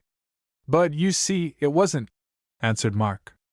"I don't understand," said Jimmy, withdrawing his hand. "It's perfectly true," muttered Mark, moistening his lips. "That Carissima came to Golfney Place and saw me." Saw you with Bridget in your arms." "Good Lord!" exclaimed Jimmy, gazing down at Mark's bowed head. Rising from his chair, Mark gripped one lapel of his frock coat in each hand as he paced the small room. "She was talking about her earlier days at Crowborough," he said, with considerable embarrassment. "She had been there that morning. She seemed upset, and I lost my head for the moment. I hadn't seen her since the day after my return from Paris. What I told Carissima was absolutely true. The moment she entered Bridget's room, I saw what a fool I had been. Of course, we both made the mistake of imagining Carissima had seen nothing. But anyhow, whatever she saw, to think she could jump to such a conclusion! Not very surprising, after all," said Jimmy quietly.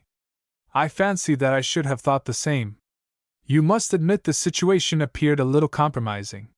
"You wouldn't say that if you had seen Bridget later on," answered Mark. "Look here, old fellow," said Jimmy. "You and I have known each other a good many years. You remember when we used to fight like Billy-O at Brighton? I dare say you feel rather as if you would like to punch my head now," returned Mark. Well, I tell you frankly," said Jimmy, "this jaw we're having may influence my whole life." "It has already influenced mine," cried Mark. "How's that?" demanded Jimmy. "I have been hoping to marry Carissima, to put it plainly. You've shown what she thinks of me." "Surely," said Jimmy, "she had more than a little excuse." "My dear chap," replied Mark, "you're not such a prig that you can't understand the possibility of a man's losing his head about a pretty woman." "Why, no," said Jimmy, "but I wish to goodness you had not chosen that particular one.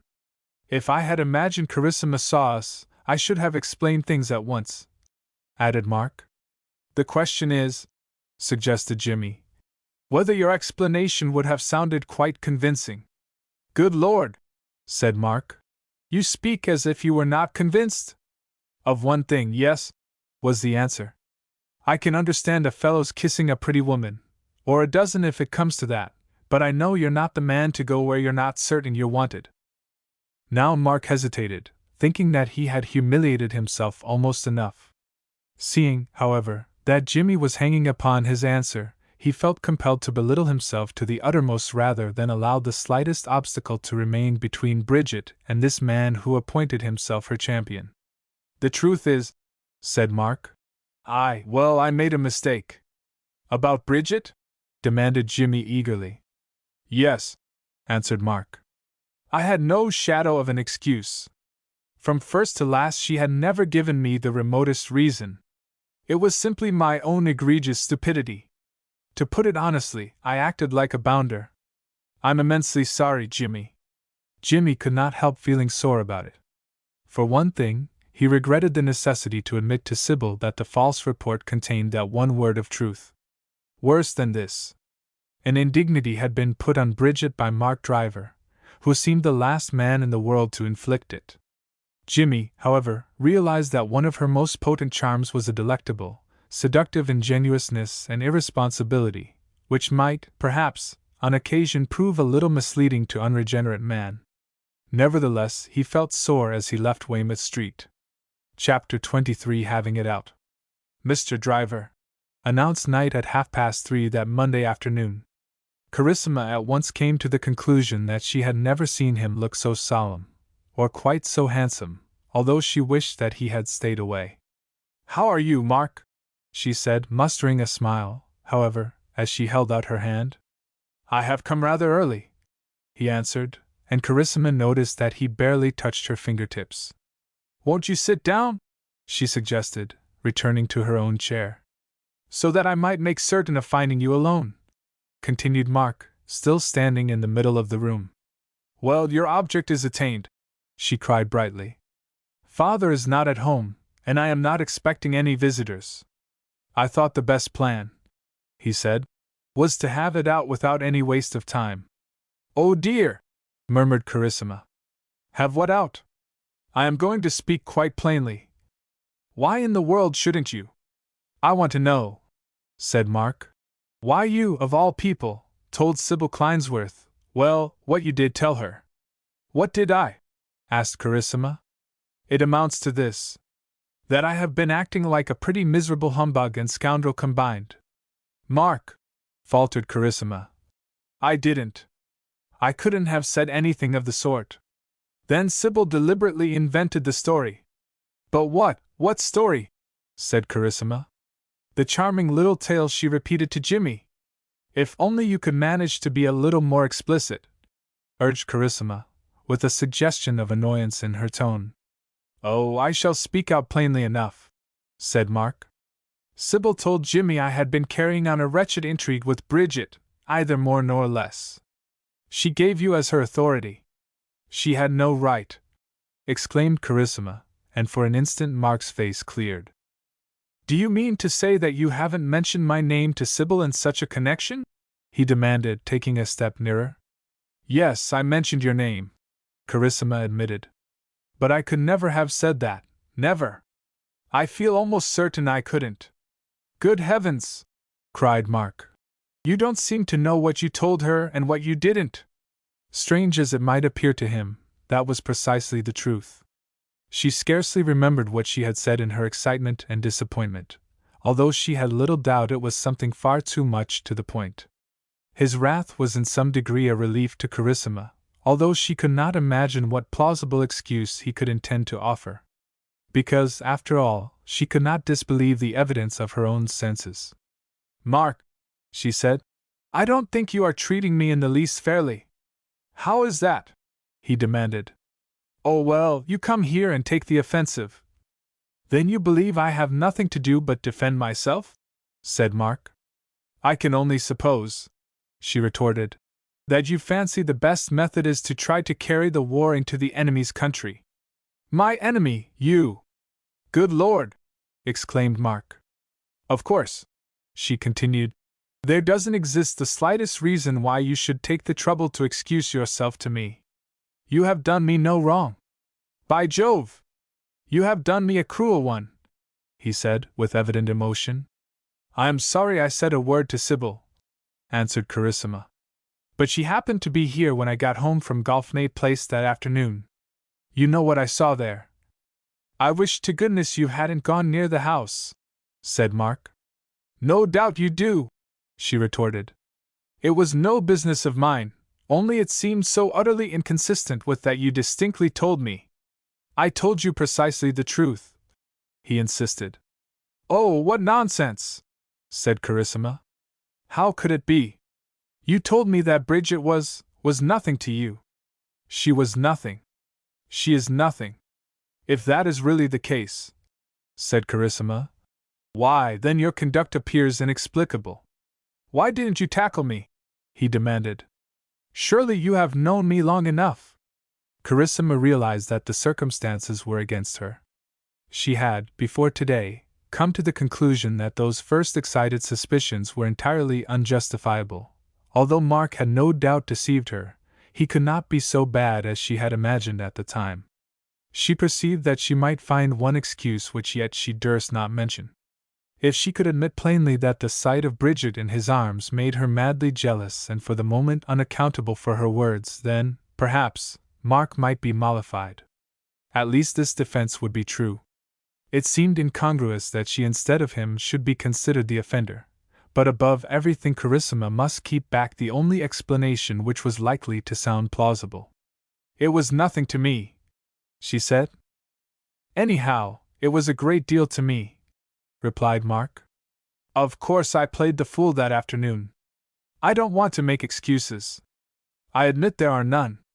But you ought to understand that Bridget was an innocent victim.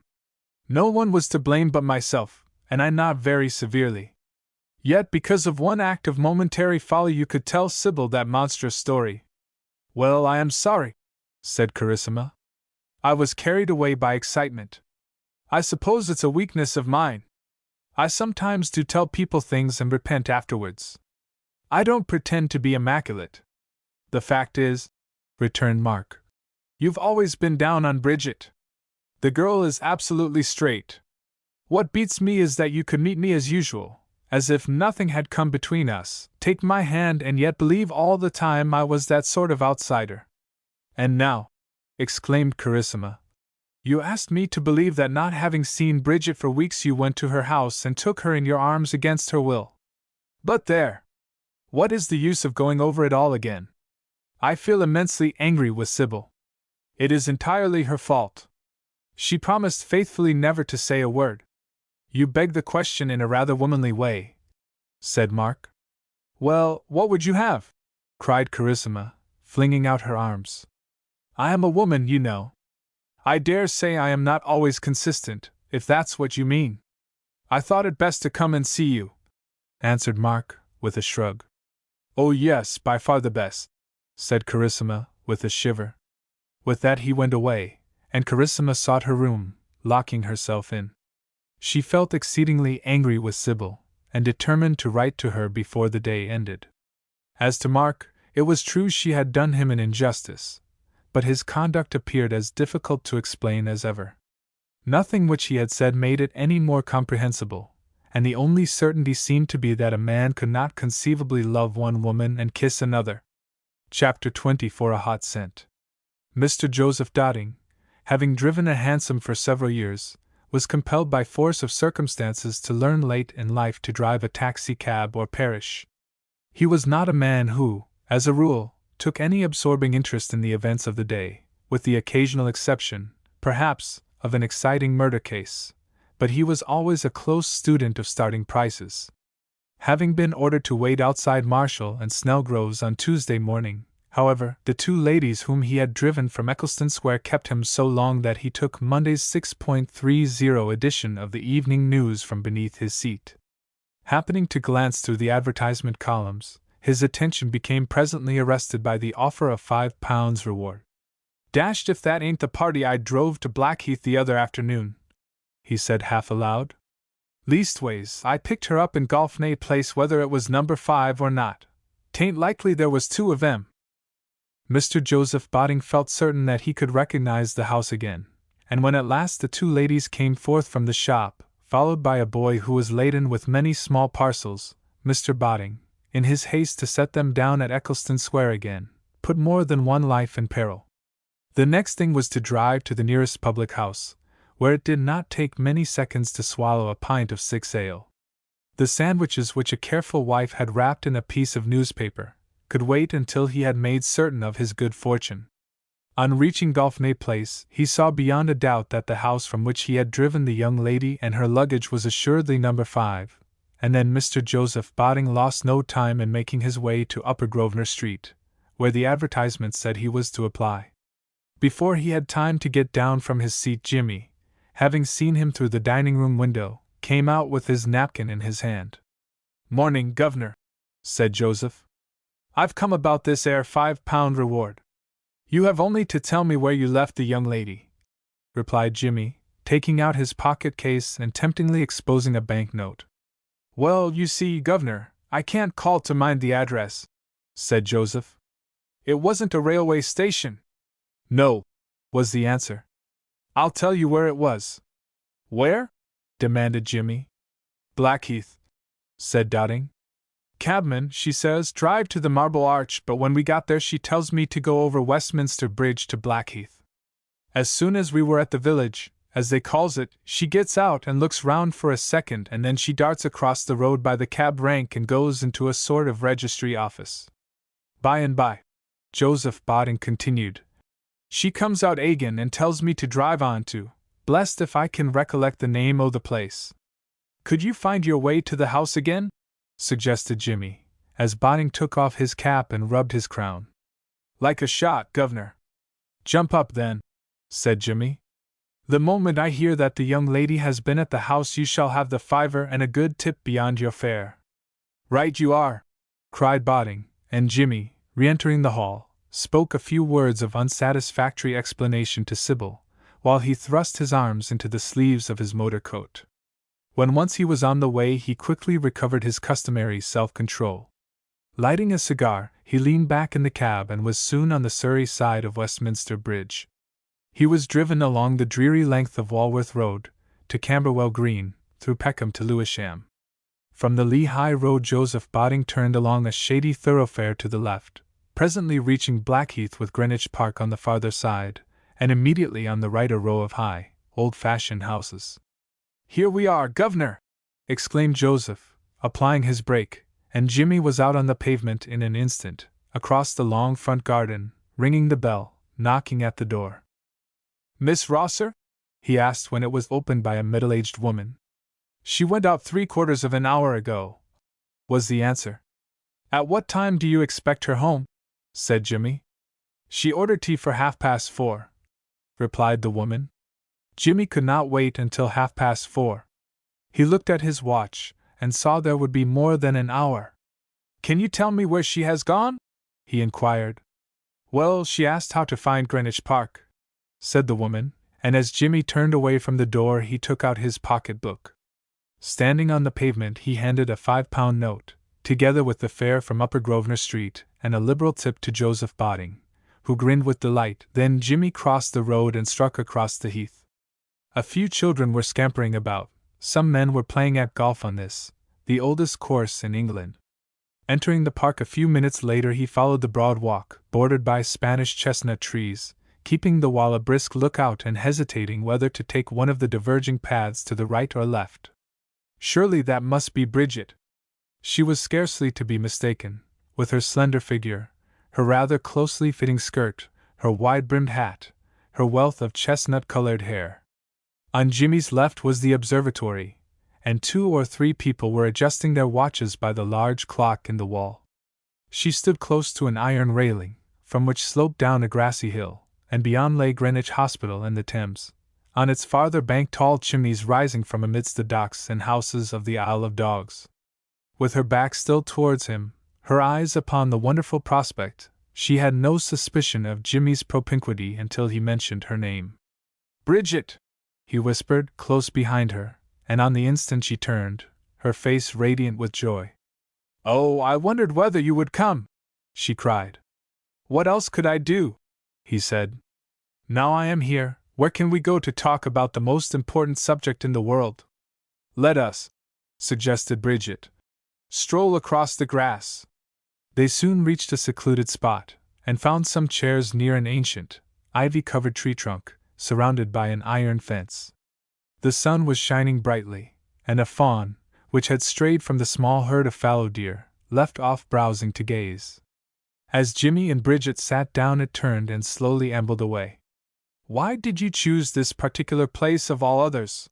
Asked Jimmy. Once upon a time, said Bridget, years and years ago, my aunts used to live at Blackheath. I should rather like to take you to them at Sandbay, replied Jimmy. I have been there. They are the dearest old ladies, and your proper place seems to be with them, for the present. Oh, I couldn't, she exclaimed. Especially after what I imagine you have told them about me. I really couldn't go, she said. Then you leave me only one alternative, said Jimmy. I was anxious to do everything decently and in order, but it appears you won't let me. You have not asked why I left Golfney Place, suggested Bridget, leaning forward in her chair and digging the ferrule of her sunshade into the turf. I fancy I know, said Jimmy. You lacked courage to face old Faversham. Oh, how abominably I treated him, murmured Bridget. There is not the least doubt about it, Jimmy admitted. So very, very badly, she continued gravely, with her eyes on the grass, that I wonder you took the trouble to find me. Do you? He asked, and as she remained silent for a few moments, Jimmy repeated the question. Do you? He said. Why, no, she cried, raising her head and facing him with a laugh. But it is more than I deserve, she added. Jimmy, I was in great straits. I saw how fast my money was going, that I should have none left in a year or two, and so when Colonel Faversham bothered me to marry him, I gave in. I thought I could do it, you know. Until I came to undeceive you, suggested Jimmy. Yes, said Bridget. But I was afraid you might be disgusted. I wanted you to know, and yet I didn't. I tried to tell you time after time, and still I couldn't say the word which I thought might drive you away from me. I saw it would be impossible to marry Colonel Faversham, but if I threw him over, what should I do in the future? I hesitated and hesitated. I went to Crowborough because I hoped the influence of the place might give me courage. It didn't, and I had some wild idea of appealing to Mark for help. That wouldn't do, and Colonel Faversham insisted I should tell him when I would be his wife. He talked of our being married within a week or 10 days. Oh dear! How hard I tried to make him understand, but I couldn't succeed, and at last, in desperation, a fresh idea occurred to me. I would run away. I told him to come for his answer the next morning. Oh, I know I was horrid to him. Well, we agree about that, said Jimmy. We are going to agree about everything, you see. I suppose, he added, you thought you would appeal to me as a sort of forlorn hope? Oh, it was scarcely worth calling a hope, she answered. You had said so much about truthfulness. You could forgive anything else but deceit, and of course I had deceived you from the beginning. So that you loved me in the end, he said. Ah, Jimmy, murmured Bridget. But nobody will ever believe it. They will think I threw Colonel Faversham over because you were the richer. It is only natural they should say that. Let them say what they like, was the answer. When you told me about your engagement, I could do only one thing. I should have liked to ask you to come away with me then and there. But well, it couldn't be done, dear. The moment I heard you were free of the Colonel, I hadn't a doubt in the world. Bridget, you will have to make up your mind to marry me at once. She did not attempt to gainsay him, but placed her hand in his, and a few minutes later they rose from their chairs, walking across the grass to the gate by which Jimmy had entered the park. Bridget's step was light, she hung upon his arm as they crossed the heath, the sun shone upon her, and she looked as if she had not a care in the world. I must say goodbye now, said Jimmy, outside the garden gate. I shall see you tomorrow afternoon, but Sybil must come in the morning. At last! Cried Bridget, with a smile. Well, I always told you she would come, he answered. For the rest, I think your best plan will be to return to Golfney Place. It won't be for many days, you know. Suppose I see Miller this evening and Sybil can bring the motor car to drive you back. Chapter 25 Open Confession. Sybil Kleinsworth made an unconditional surrender.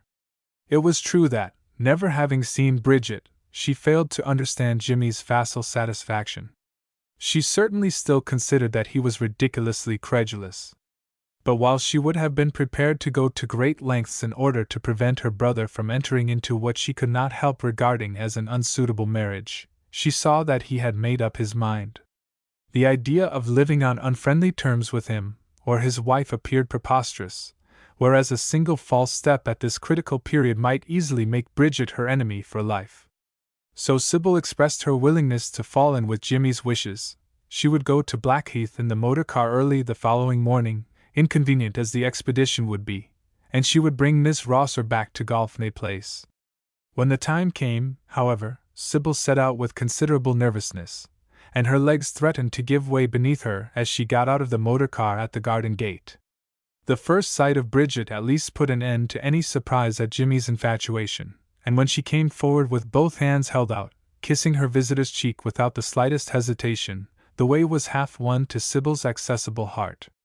You see, you are Jimmy's sister, said Bridget, with a charming air of entreaty, and in spite of her former equivocal opinion of Miss Rosser, Sybil could not refrain from answering. "My dear, you must let me be yours." Bridget, it appeared, was to return to lunch in Upper Grosvenor Street, and Jimmy, having already spoken to Miller, would escort her to No. 5, Gutenberg Place during the afternoon. It was while he was absent on this errand that Sybil sat down to write to Carissima, sending the note to Grandison Square by hand. Since the reproachful letter which Sybil had received on the morning after the interview with Mark Driver, it seemed too soon to carry the epoch-marking news in person. So she explained that Jimmy was engaged to be married, and admitted her own more favorable impression of her prospective sister-in-law. She told Carissima that Bridget had returned to Gutenberg Place, and added that the wedding was to take place at once. "Well?" demanded Colonel Faversham, who happened to be sitting with Carissima when Knight brought in the letter. "Who's it from?" "Sybil Kleinsworth," she answered, with her eyes on the notepaper. "What has she got to say?" exclaimed the colonel, fidgeting in his chair. "Why do you hesitate?" he added. "Jimmy is going to be married," said Carissima. Going to marry Bridget? From what Sybil says, in a very few days," was the answer. Colonel Faversham said nothing more at the moment. He had been doing his utmost to make a virtue of necessity. The grapes were sour. He ought to be thankful for a lucky escape. He wished Jimmy joy of his bargain. Nevertheless, he looked dejected as he sat in his easy chair, and Carissima could not help feeling sorry for him in one way, although she was profoundly thankful that he had been saved, in spite of himself, from a marriage which could scarcely have failed to turn out miserably. "I suppose," said Carissima, "I ought to send some sort of wedding present?" "Send a wedding present? Of course. Why not?" answered Colonel Faversham, eager above all things to keep her forever ignorant of his own engagement. "Better go to Donaldson's," he added. "There's not much time to lose," suggested Carissima. "I think I will go tomorrow morning." "Upon my word," said her father, "I should rather like to get away for a bit." "Oh, so should I," was the answer. "You wouldn't care to cut into the season?" "I really shouldn't mind a scrap," said Carissima. She was inclined to feel that she did not much care about anything, and the news of Bridget's betrothal seemed to intensify her own disappointment. "Would next week be too soon?" asked Colonel Faversham, and she promised to be ready by its end. He began at once to interest himself in the trip. They were to go abroad, and having fetched some old volumes of Baedeker from the smoking room, he grew more cheerful than Carissima had seen him for some days. The next morning she spent an hour and a half at Donaldson's, inspecting various gold and silver articles, but at last selecting nothing more original than a large rose bowl. On her way home, close to Gutenberg Place, she met Mark, and wondered whether she should stop if he showed no sign of doing so. She had never passed him by before, and in spite of a lingering sense of injustice, and even indignation, she had not the heart to let him go on without a word. She felt confident, however, that he would not have spoken if she had not taken the matter out of his hands. "Have you heard the latest news?" asked Carissima, as he raised his hat. "About Jimmy and Bridget? Yes, I was immensely glad to have a visit from him late last night. I have just been choosing a wedding present at Donaldson's," said Carissima. "Oh yes," replied Mark, so distantly that she looked up suddenly to his face. "How is your patient?" she inquired. "Sir Wilfrid?" said Mark. "I have just come from Burnham Crescent. Randolph Messiter operated. I hope we shall pull him through. Father and I are going abroad," Carissima explained. "I dare say we shall be away quite a month. I hope you will have a good time," said Mark, and then raising his hat again, he walked on. Carissima bit her lower lip and kept her eyes on the pavement. She had done all she could, and there was an end of it. Perhaps the lapse of time would make him more reasonable, because it really was ridiculous to behave as if she were the original sinner. Not that she imagined that anything in the world would ever facilitate the happiness to which she had formerly tried to look forward. The same evening brought a surprise in the form of a letter from Bridget. She wished to see Carissima very particularly indeed. As it was not very convenient to come to Grandison Square, Would Carissima mind going to Golfney Place at 11:30 the following morning? Carissima certainly could understand the inconvenience of a visit to Colonel Faversham's house, but she scarcely hesitated about going to see Bridget at her lodgings. Personally, she had not the least antipathy to the marriage, and moreover, it seemed inevitable that she should see something of Jimmy's wife in the future. Consequently, there was nothing to be gained by holding aloof in the present. She was at once impressed by the subtle change in Miss Rosser's demeanor. It almost seemed as if she had increased in stature during the last few days. Certainly she held her head higher in the air. There was an obvious accession of dignity, and she greeted her visitor rather condescendingly, quite charmingly, nevertheless. "Thank you so very, very much for that lovely rose bowl," she exclaimed. "So clever of you to know just what we wanted. Jimmy was here when it came yesterday evening, and he admired it immensely. Besides, it was our first wedding present. Now I must add my congratulations," said Carissima.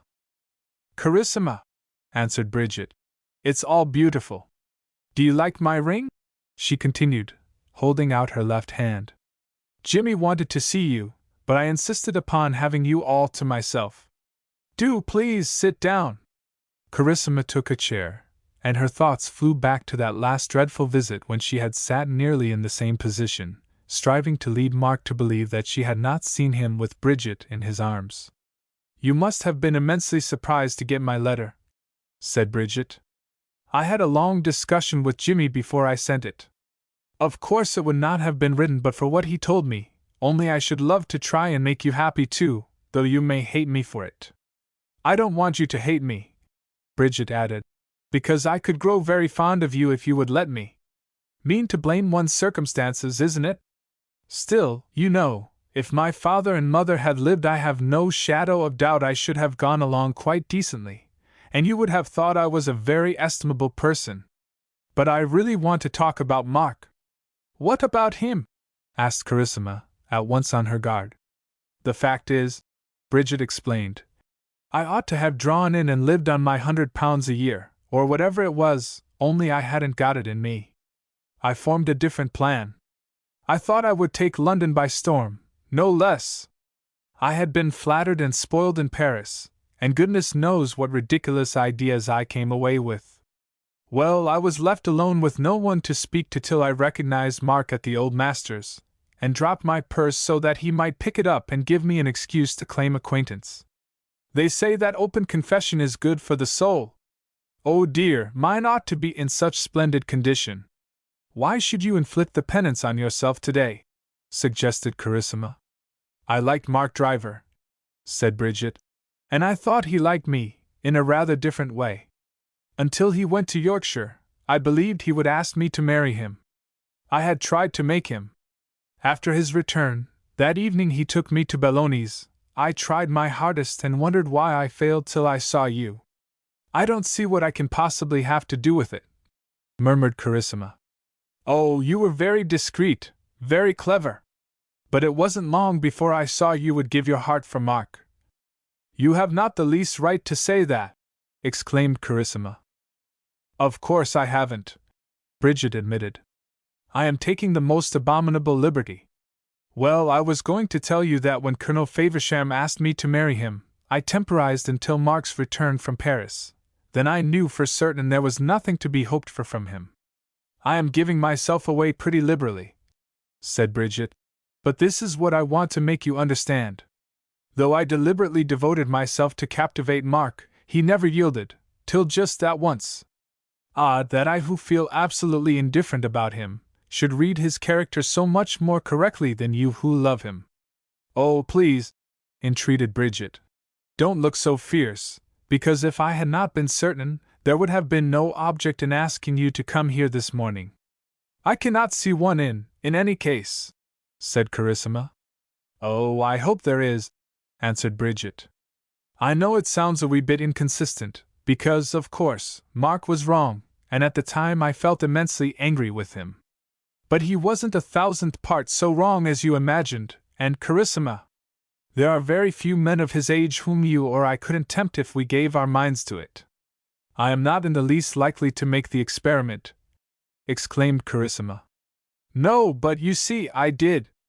It's true nothing could have been further from my thoughts or my wishes on the afternoon you dropped the roses.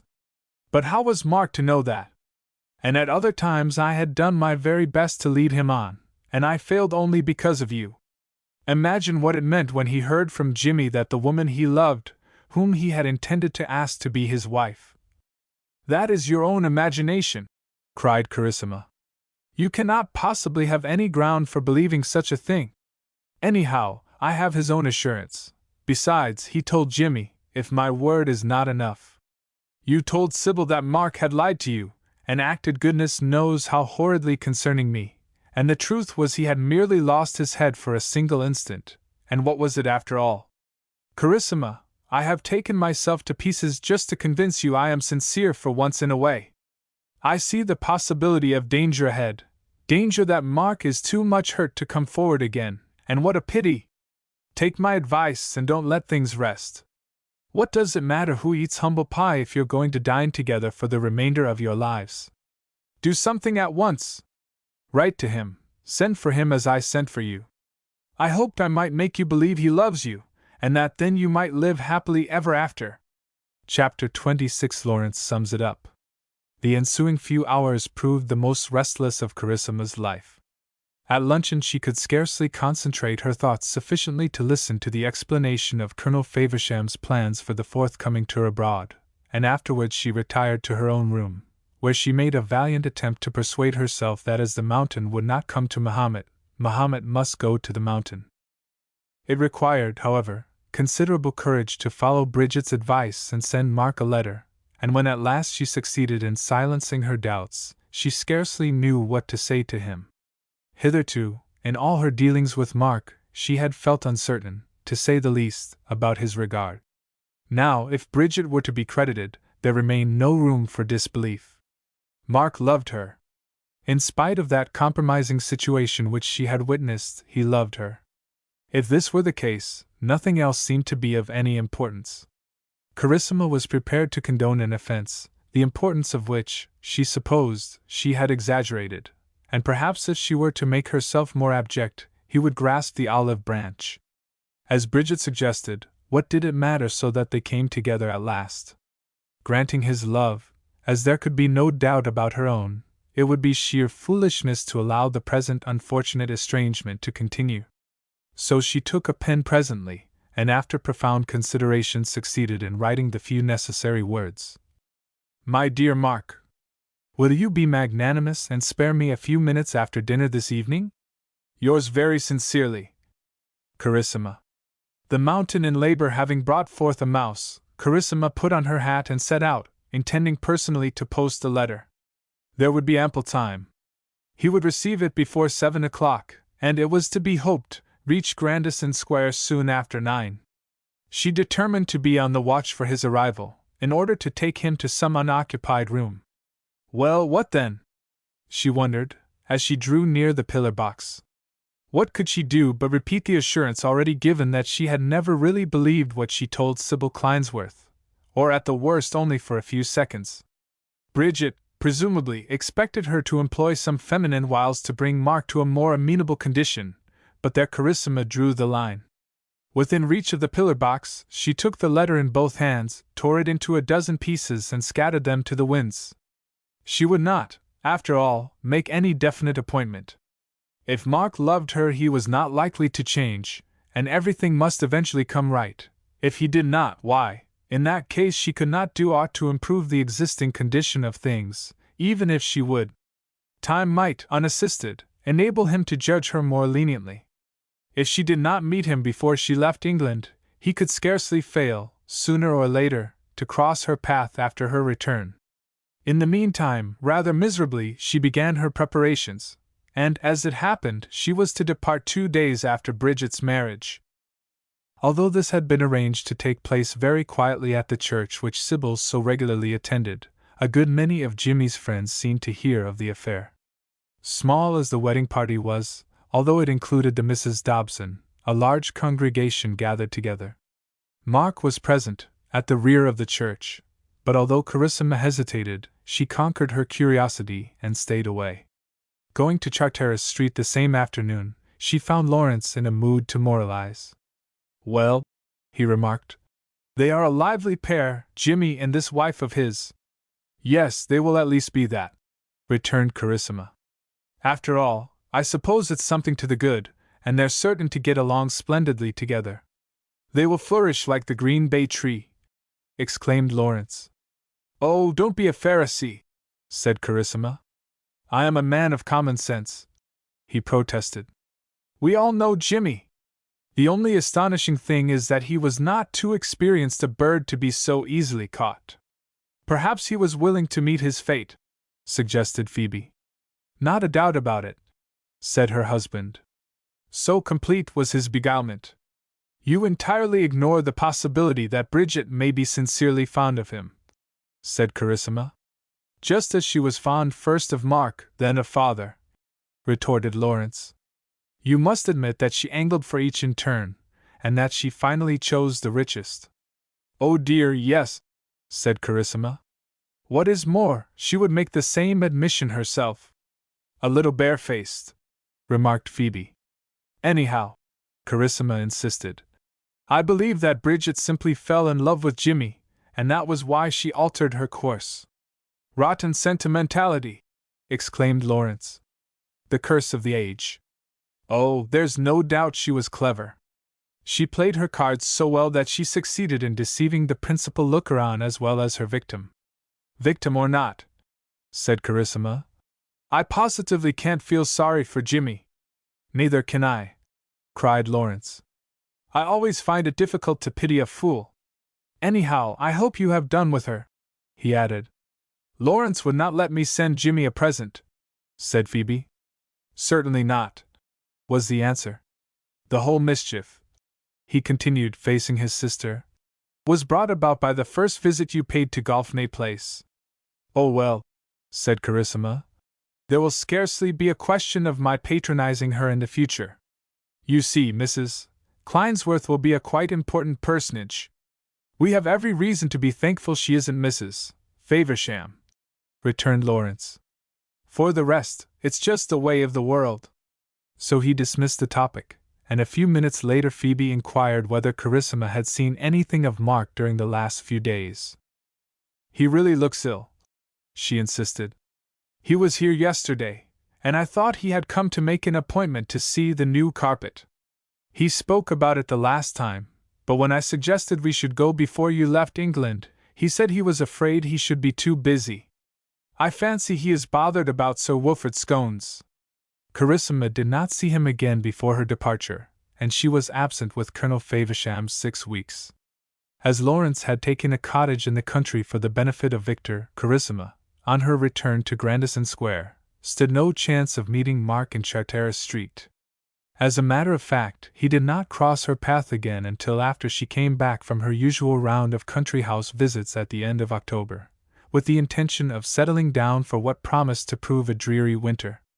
Her former avocations had lost their zest. Life seemed to have become flat, stale, and unprofitable. She longed for some kind of change, although she knew not what. At Charteris Street, whither Phoebe had by this time returned, the only news of Mark was that he had spent 6 weeks mountain climbing in Switzerland. Lawrence complained of his brother-in-law's neglect. "Phoebe is his only sister," he said one afternoon, during the first week of November.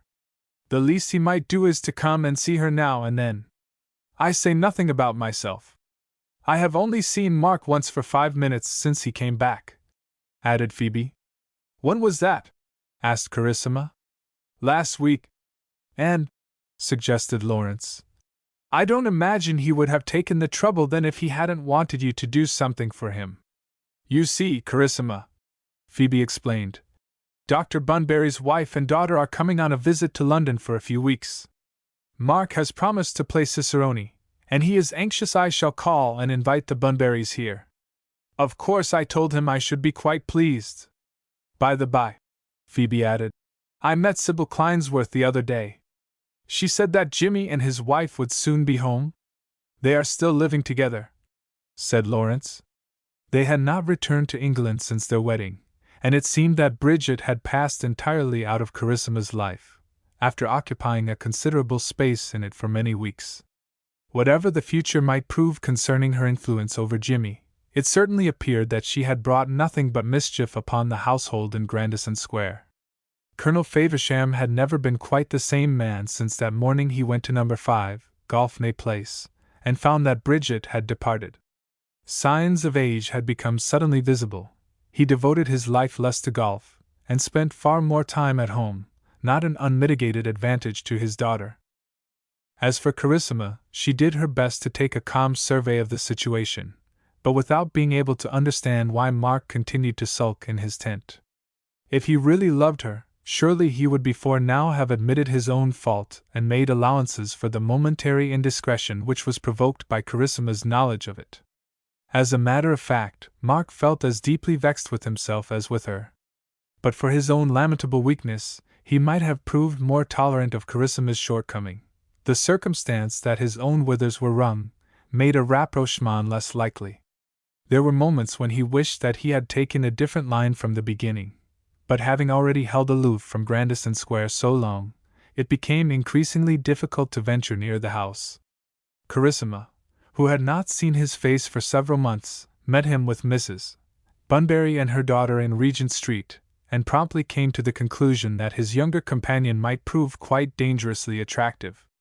At least, she presented a striking contrast to Bridget, being very quietly dressed, with dark hair, large, saucer eyes, and a general appearance of demureness. Phoebe had, as Carissima knew, formed an exceedingly favorable opinion of Mary Bunbury, who had dined with her mother and Mark in Charteris Street. Carissima wondered that she had not been invited to meet them, and realized that a year ago she would have been the first person to whom Mark appealed to help in their entertainment. Instead of taking advantage of the present encounter in Regent Street to introduce her, he passed on with a bow. His face did not wear a smile, and Carissima was left with the impression that she remained unforgiven. To tell the truth, his behavior aroused rebellious feelings in her breast, because, after all, she was not the only or the original sinner. So that each was going a separate way, Mark's, by no means disagreeable, leading him on innumerable expeditions with Mary Bunbury, when the gods stepped out of the machine.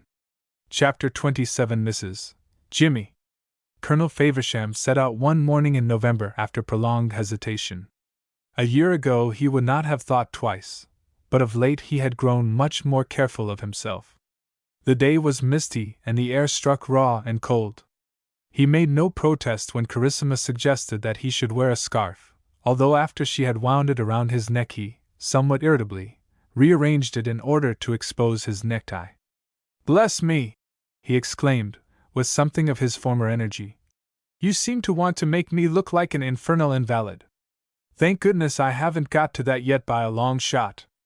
Mollycoddling a man in this way! I don't see much use in wearing a scarf if you tuck it down beneath your coat," said Carissima. "Who wants to wear one?" he demanded, pulling it off and flinging it on to the hall table. "I won't wear it. I won't be bothered and interfered with." He selected a walking stick from the stand, but when Carissima opened the door for him, returned to exchange it for an umbrella, at last, setting forth at 11:45, walking rather slowly in the direction of his club. As he made his way along Piccadilly, Colonel Faversham came almost to a standstill. Good heavens! That must be Bridget coming towards him. He fixed his eyeglass and saw that he had not made a mistake. In fact, it was difficult to be mistaken. She was as becomingly dressed as ever, and carried an enormous muff, with a great many of some small animal's tails depending from it. Colonel Faversham's thoughts at once flew back to that last time he had seen her in Golfney Place, when he had insisted that she should name the date for their marriage, a week or two hence, as he had egregiously hoped.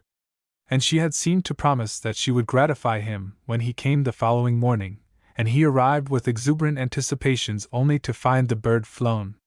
Everything stood out clearly in his mind, and now that she was within a few yards he wished he had not passed Half Moon Street, so that he might have slipped down the turning in order to avoid a meeting. Had he done so, in all probability Bridget would have pursued him. Quickening her pace, she bore down upon the colonel with her right hand outstretched, while with the left she held the enormous muff. He had no alternative. It seemed inevitable that he should meet her halfway. Although he had always admired her, she had never appeared quite so enticing as this dull November morning, looking into his face with merry eyes, while yet the corners of her mouth were drawn down as if to express the penitence, which he knew that no one in the world could have been farther from feeling. "Oh, Colonel Faversham, how delighted I am to see you again!" she cried, and the provoking part of it was that he could not avoid a sensation of pleasure on seeing her at closer quarters. He did not imagine for an instant that she wished to see him, although for the time her manner might carry conviction. "I have positively been longing to meet you," said Bridget. "It is very kind to say so," muttered Colonel Faversham. "And," she continued, with her eyes on his face, "how splendidly well you are looking!" "Ah, you think I am?" he answered. "Well, thank heaven, I feel pretty well." "How long have you been in London?" he asked rather hastily, because no one could feel more anxious to omit any allusion to the painful past. "Only a couple of days," said Bridget. "We had the loveliest time abroad, and the best of it was that I really knew my way about far better than Jimmy." Well, Colonel Faversham, for his part, did not doubt that she knew her way about better than most people. "Now, tell the truth!" she exclaimed, as they stood in the middle of the pavement. "Don't you think you ought to feel immensely grateful to me?" "Bless my soul, I had not thought of that," he answered with a laugh. "Well, you can recognize the fact now it's pointed out to you. Admit you had a happy release, as they sometimes say in different circumstances. Now I have seen you again," said Colonel Faversham gallantly. "It becomes much more difficult than ever to believe anything of the sort." "I hope," replied Bridget, "you mean to come and see me often. Jimmy will be delighted. We have taken the duckiest little furnished flat while we look about for a house of our own." "You are not going to settle down in Upper Grosvenor Street?" suggested the Colonel. "Oh dear, no! We should never dream of disturbing Sybil, nor of living with her. You don't know what a good fellow Jimmy is. Now he has a wife to keep him up to the mark, he will do the most wonderful and unexpected things. You will see. He is going to stand for Atlinghurst, and I assure you I intend to get him in. Don't you think I shall make an excellent canvasser? Now, please understand," she added, "I expect you to come and see me." "Where is the flat?" he inquired. "Aberdeen Mansion," she answered.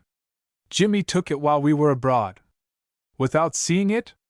Good gracious!" said Colonel Faversham. That was just like Jimmy and Bridget. "Oh dear, yes," she said. "We left it to an agent, and really, nothing could have turned out better. It is only a few yards from Hyde Park Corner. Will you come and have lunch this morning? I know Jimmy will be at home, not that it matters if he isn't. Some other time, if you will allow me," said Colonel Faversham, offering his right hand. "I wish," cried Bridget, as she stood holding it, "you would promise me one thing." "Upon my word," he replied, "it's difficult to refuse to promise you anything." "Well, then, please make Carissima pay me a visit at once, you understand?"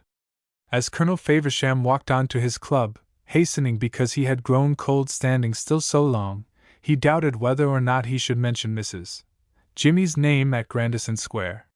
He never ceased to congratulate himself, inasmuch as the fact of his abortive engagement had been kept secret. Even if Carissima suspected anything of the kind, she could not possibly know for certain. Colonel Faversham realized, however, that his relationship to Bridget in former days might still be raked up as food for scoffers, and he shrank from anything of the nature of ridicule. Mrs.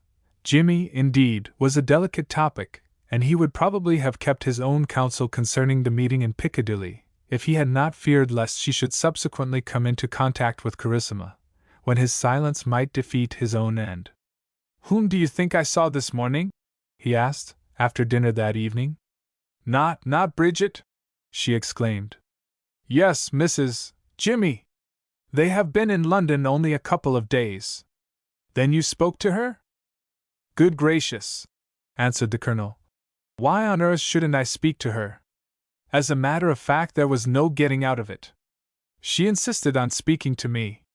She is living in a furnished flat, Aberdeen Mansion, close to Hyde Park Corner, you know, and she made me promise that you should pay her a visit as soon as possible. I don't know whether you will care to go." "Oh, yes," said Carissima. "I am bound to call sooner or later." "Well, well, you know best," was the answer. She thought I was looking uncommonly well, at least she said so. Goodness knows whether she meant it.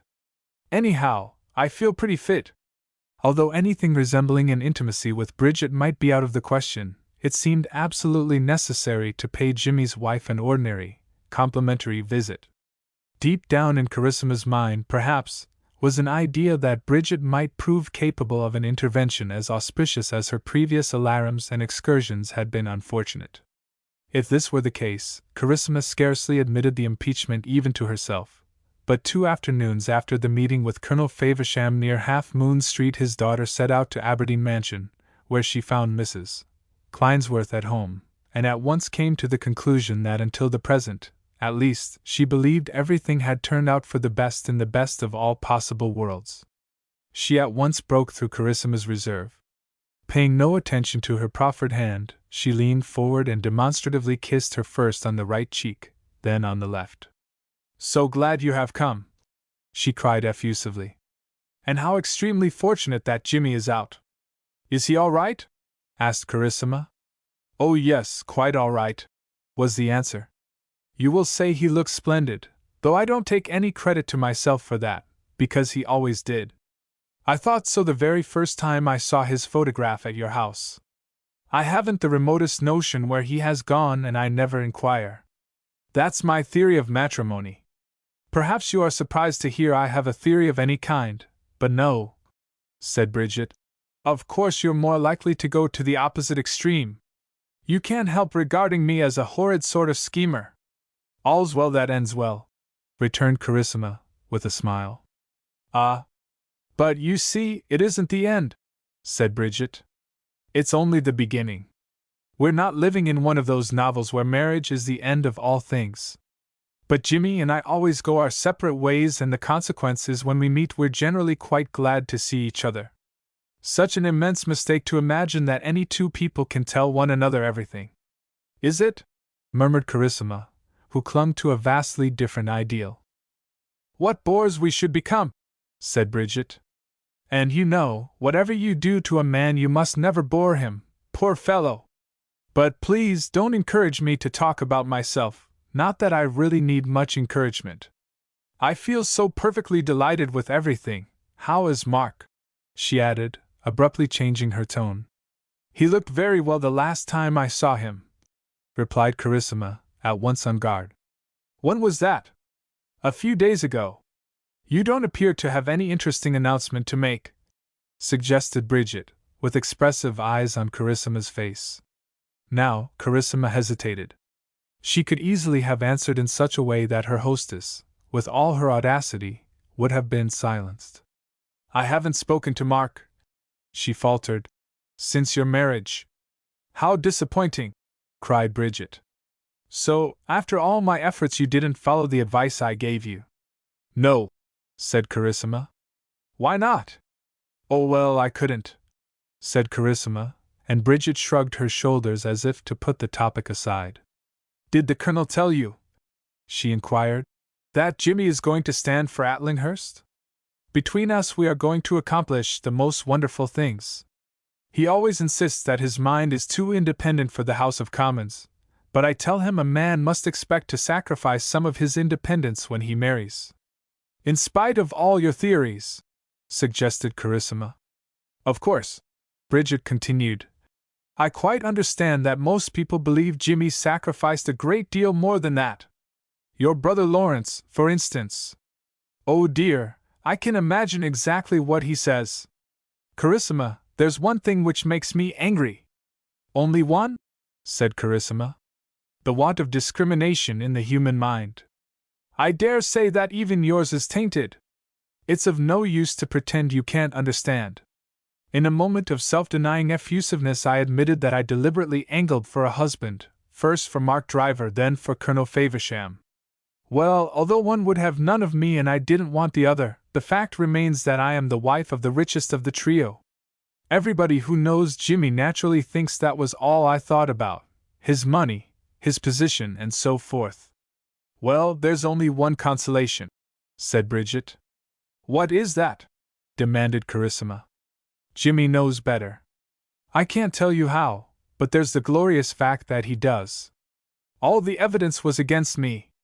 I suppose Jimmy is a kind of seer. Oh, of course you can't help smiling at that. But then neither you nor anyone else has the slightest idea what there is in Jimmy. Carissima, my husband is a clever man who has the misfortune, if it is really a misfortune, to see both sides of every question too distinctly. Being a poor partisan, he appears to lack enthusiasm. But then I have a boundless store. I begin to think, said Carissima, that none of us imagined all there was in you.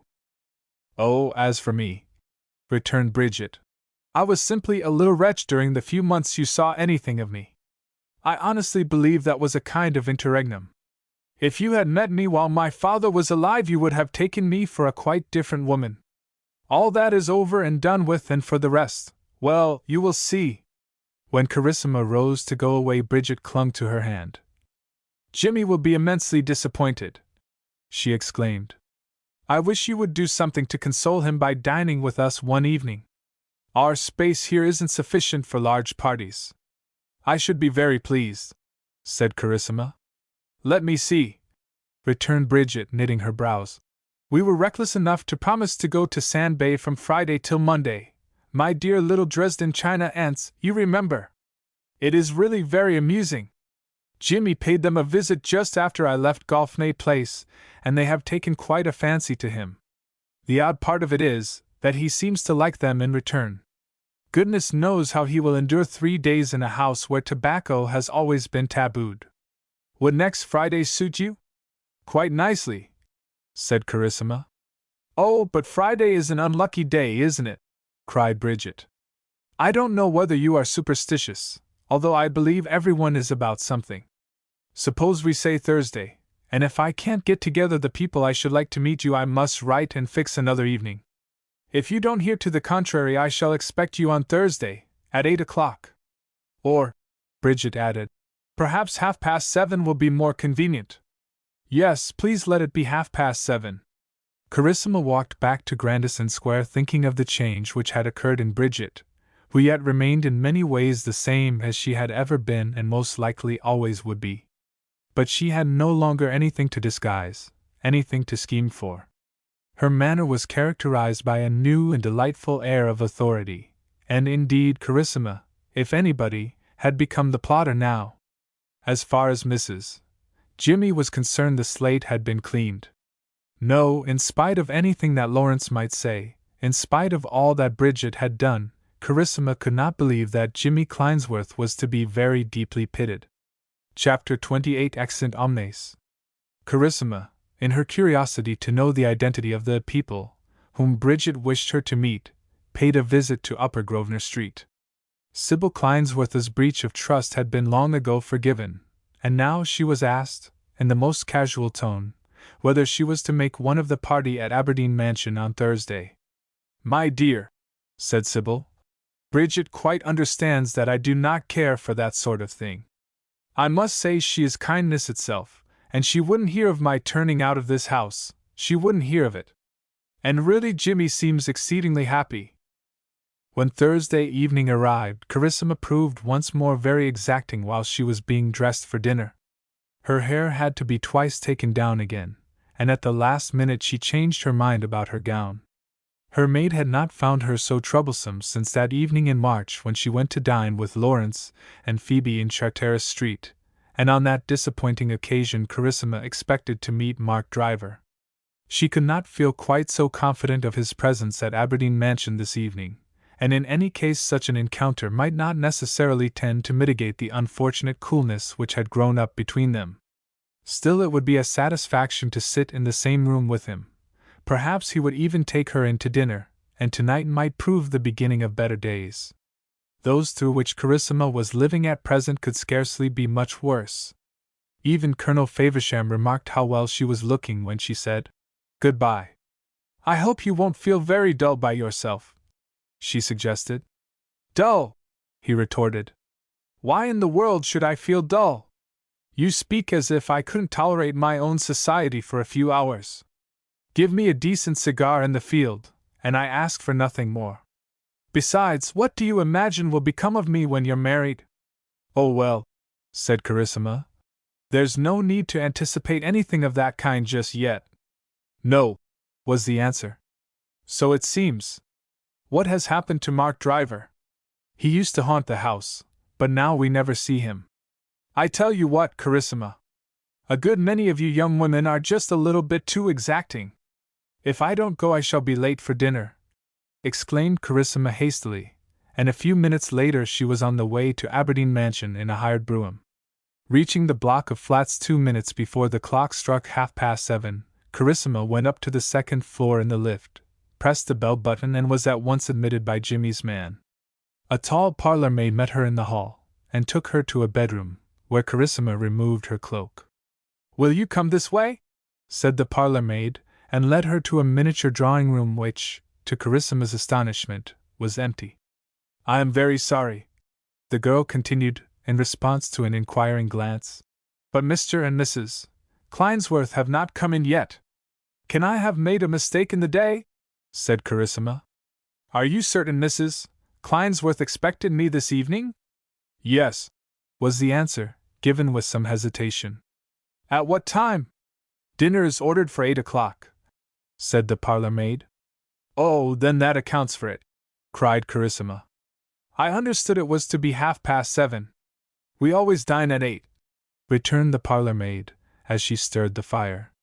If you wouldn't mind taking a chair, she added, Mr. and Mrs. Clinesworth will not be many minutes. With that she left the room and shut the door, only to reopen it again a few moments later, whereupon Mark Driver entered without any announcement. To judge by appearances, he was far more astonished to behold Carissima than she to see him.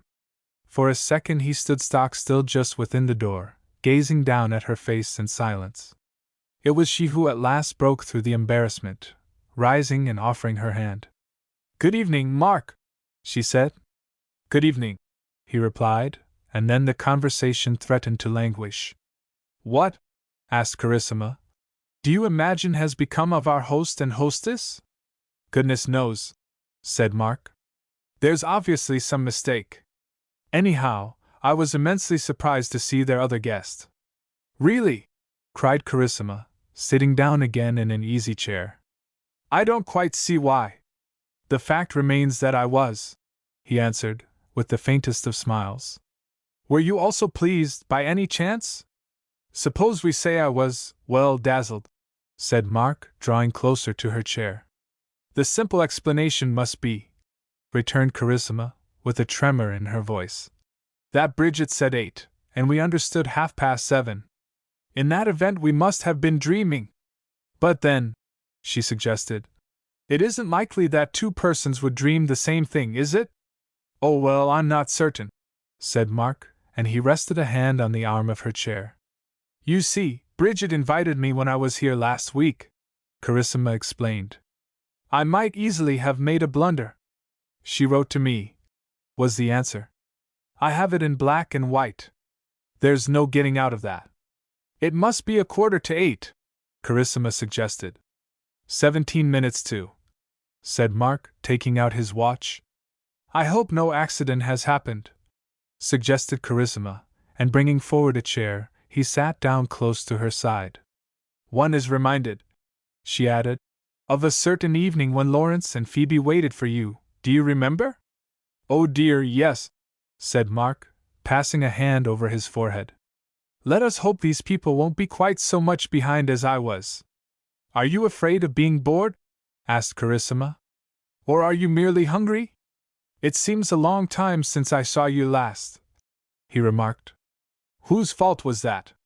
My misfortune, anyhow, he admitted. You had only to come to Grandison Square, said Carissima. You knew I was always on view.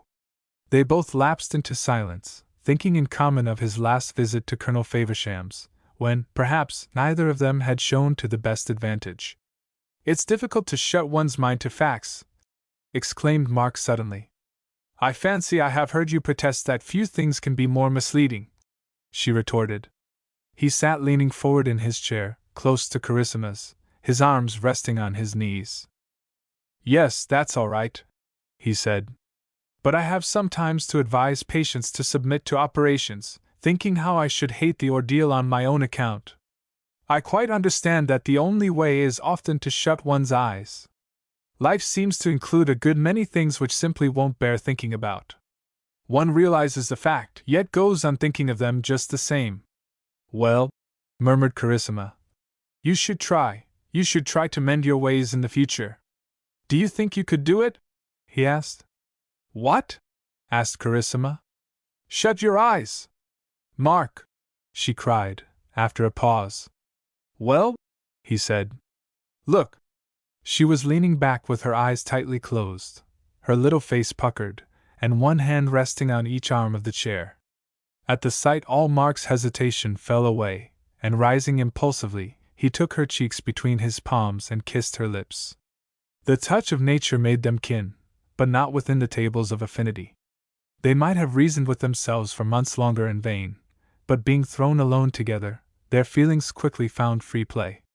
It was true that Carissima, although she may have hoped, and indeed she did devoutly hope for such a consummation, was in the sequel taken rather sharply by surprise. She had not anticipated this sudden denouement. The time for procrastination had passed, however, and as she opened her eyes she wound her arms about Mark's neck. It must be nearly 8 o'clock, she remarked, as she rose from her chair a few minutes later, going at once to look in the mirror which formed part of the overmantel. Carissima, said Mark, I begin to suspect. What? She demanded. That this must be a put-up job. Oh, but Bridget would never dream of such a thing, said Carissima. I should be rather sorry to say what she wouldn't be capable of. Anyhow, Mark added, it would be a pity to spoil a good intention. You haven't said you will be my wife, you know. I fancied that I had. She was answering, when there arose a noise outside the drawing room as if someone had violently knocked over a metal tray. By the time the door opened, Carissima was seated in the easy chair gazing at the fire, while Mark stood at the farther side of the small room with one of David Rosser's novels, hastily snatched from a side table, in his hand. Enter Bridget, accompanied by Jimmy and looking her best in what might have been her wedding dress. So immensely sorry! She cried, hastening forward as Carissima rose.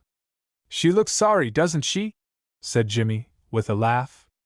You must both try your hardest to forgive us, he added, as Bridget turned towards Mark. I do hope you two good people haven't been bored to death, she continued, especially as Mark seems to be reading one of my father's books. We've done our level best, in the circumstances, he answered, with an embarrassed, boyish laugh, and then, dinner being announced, Jimmy offered his arm to Carissima.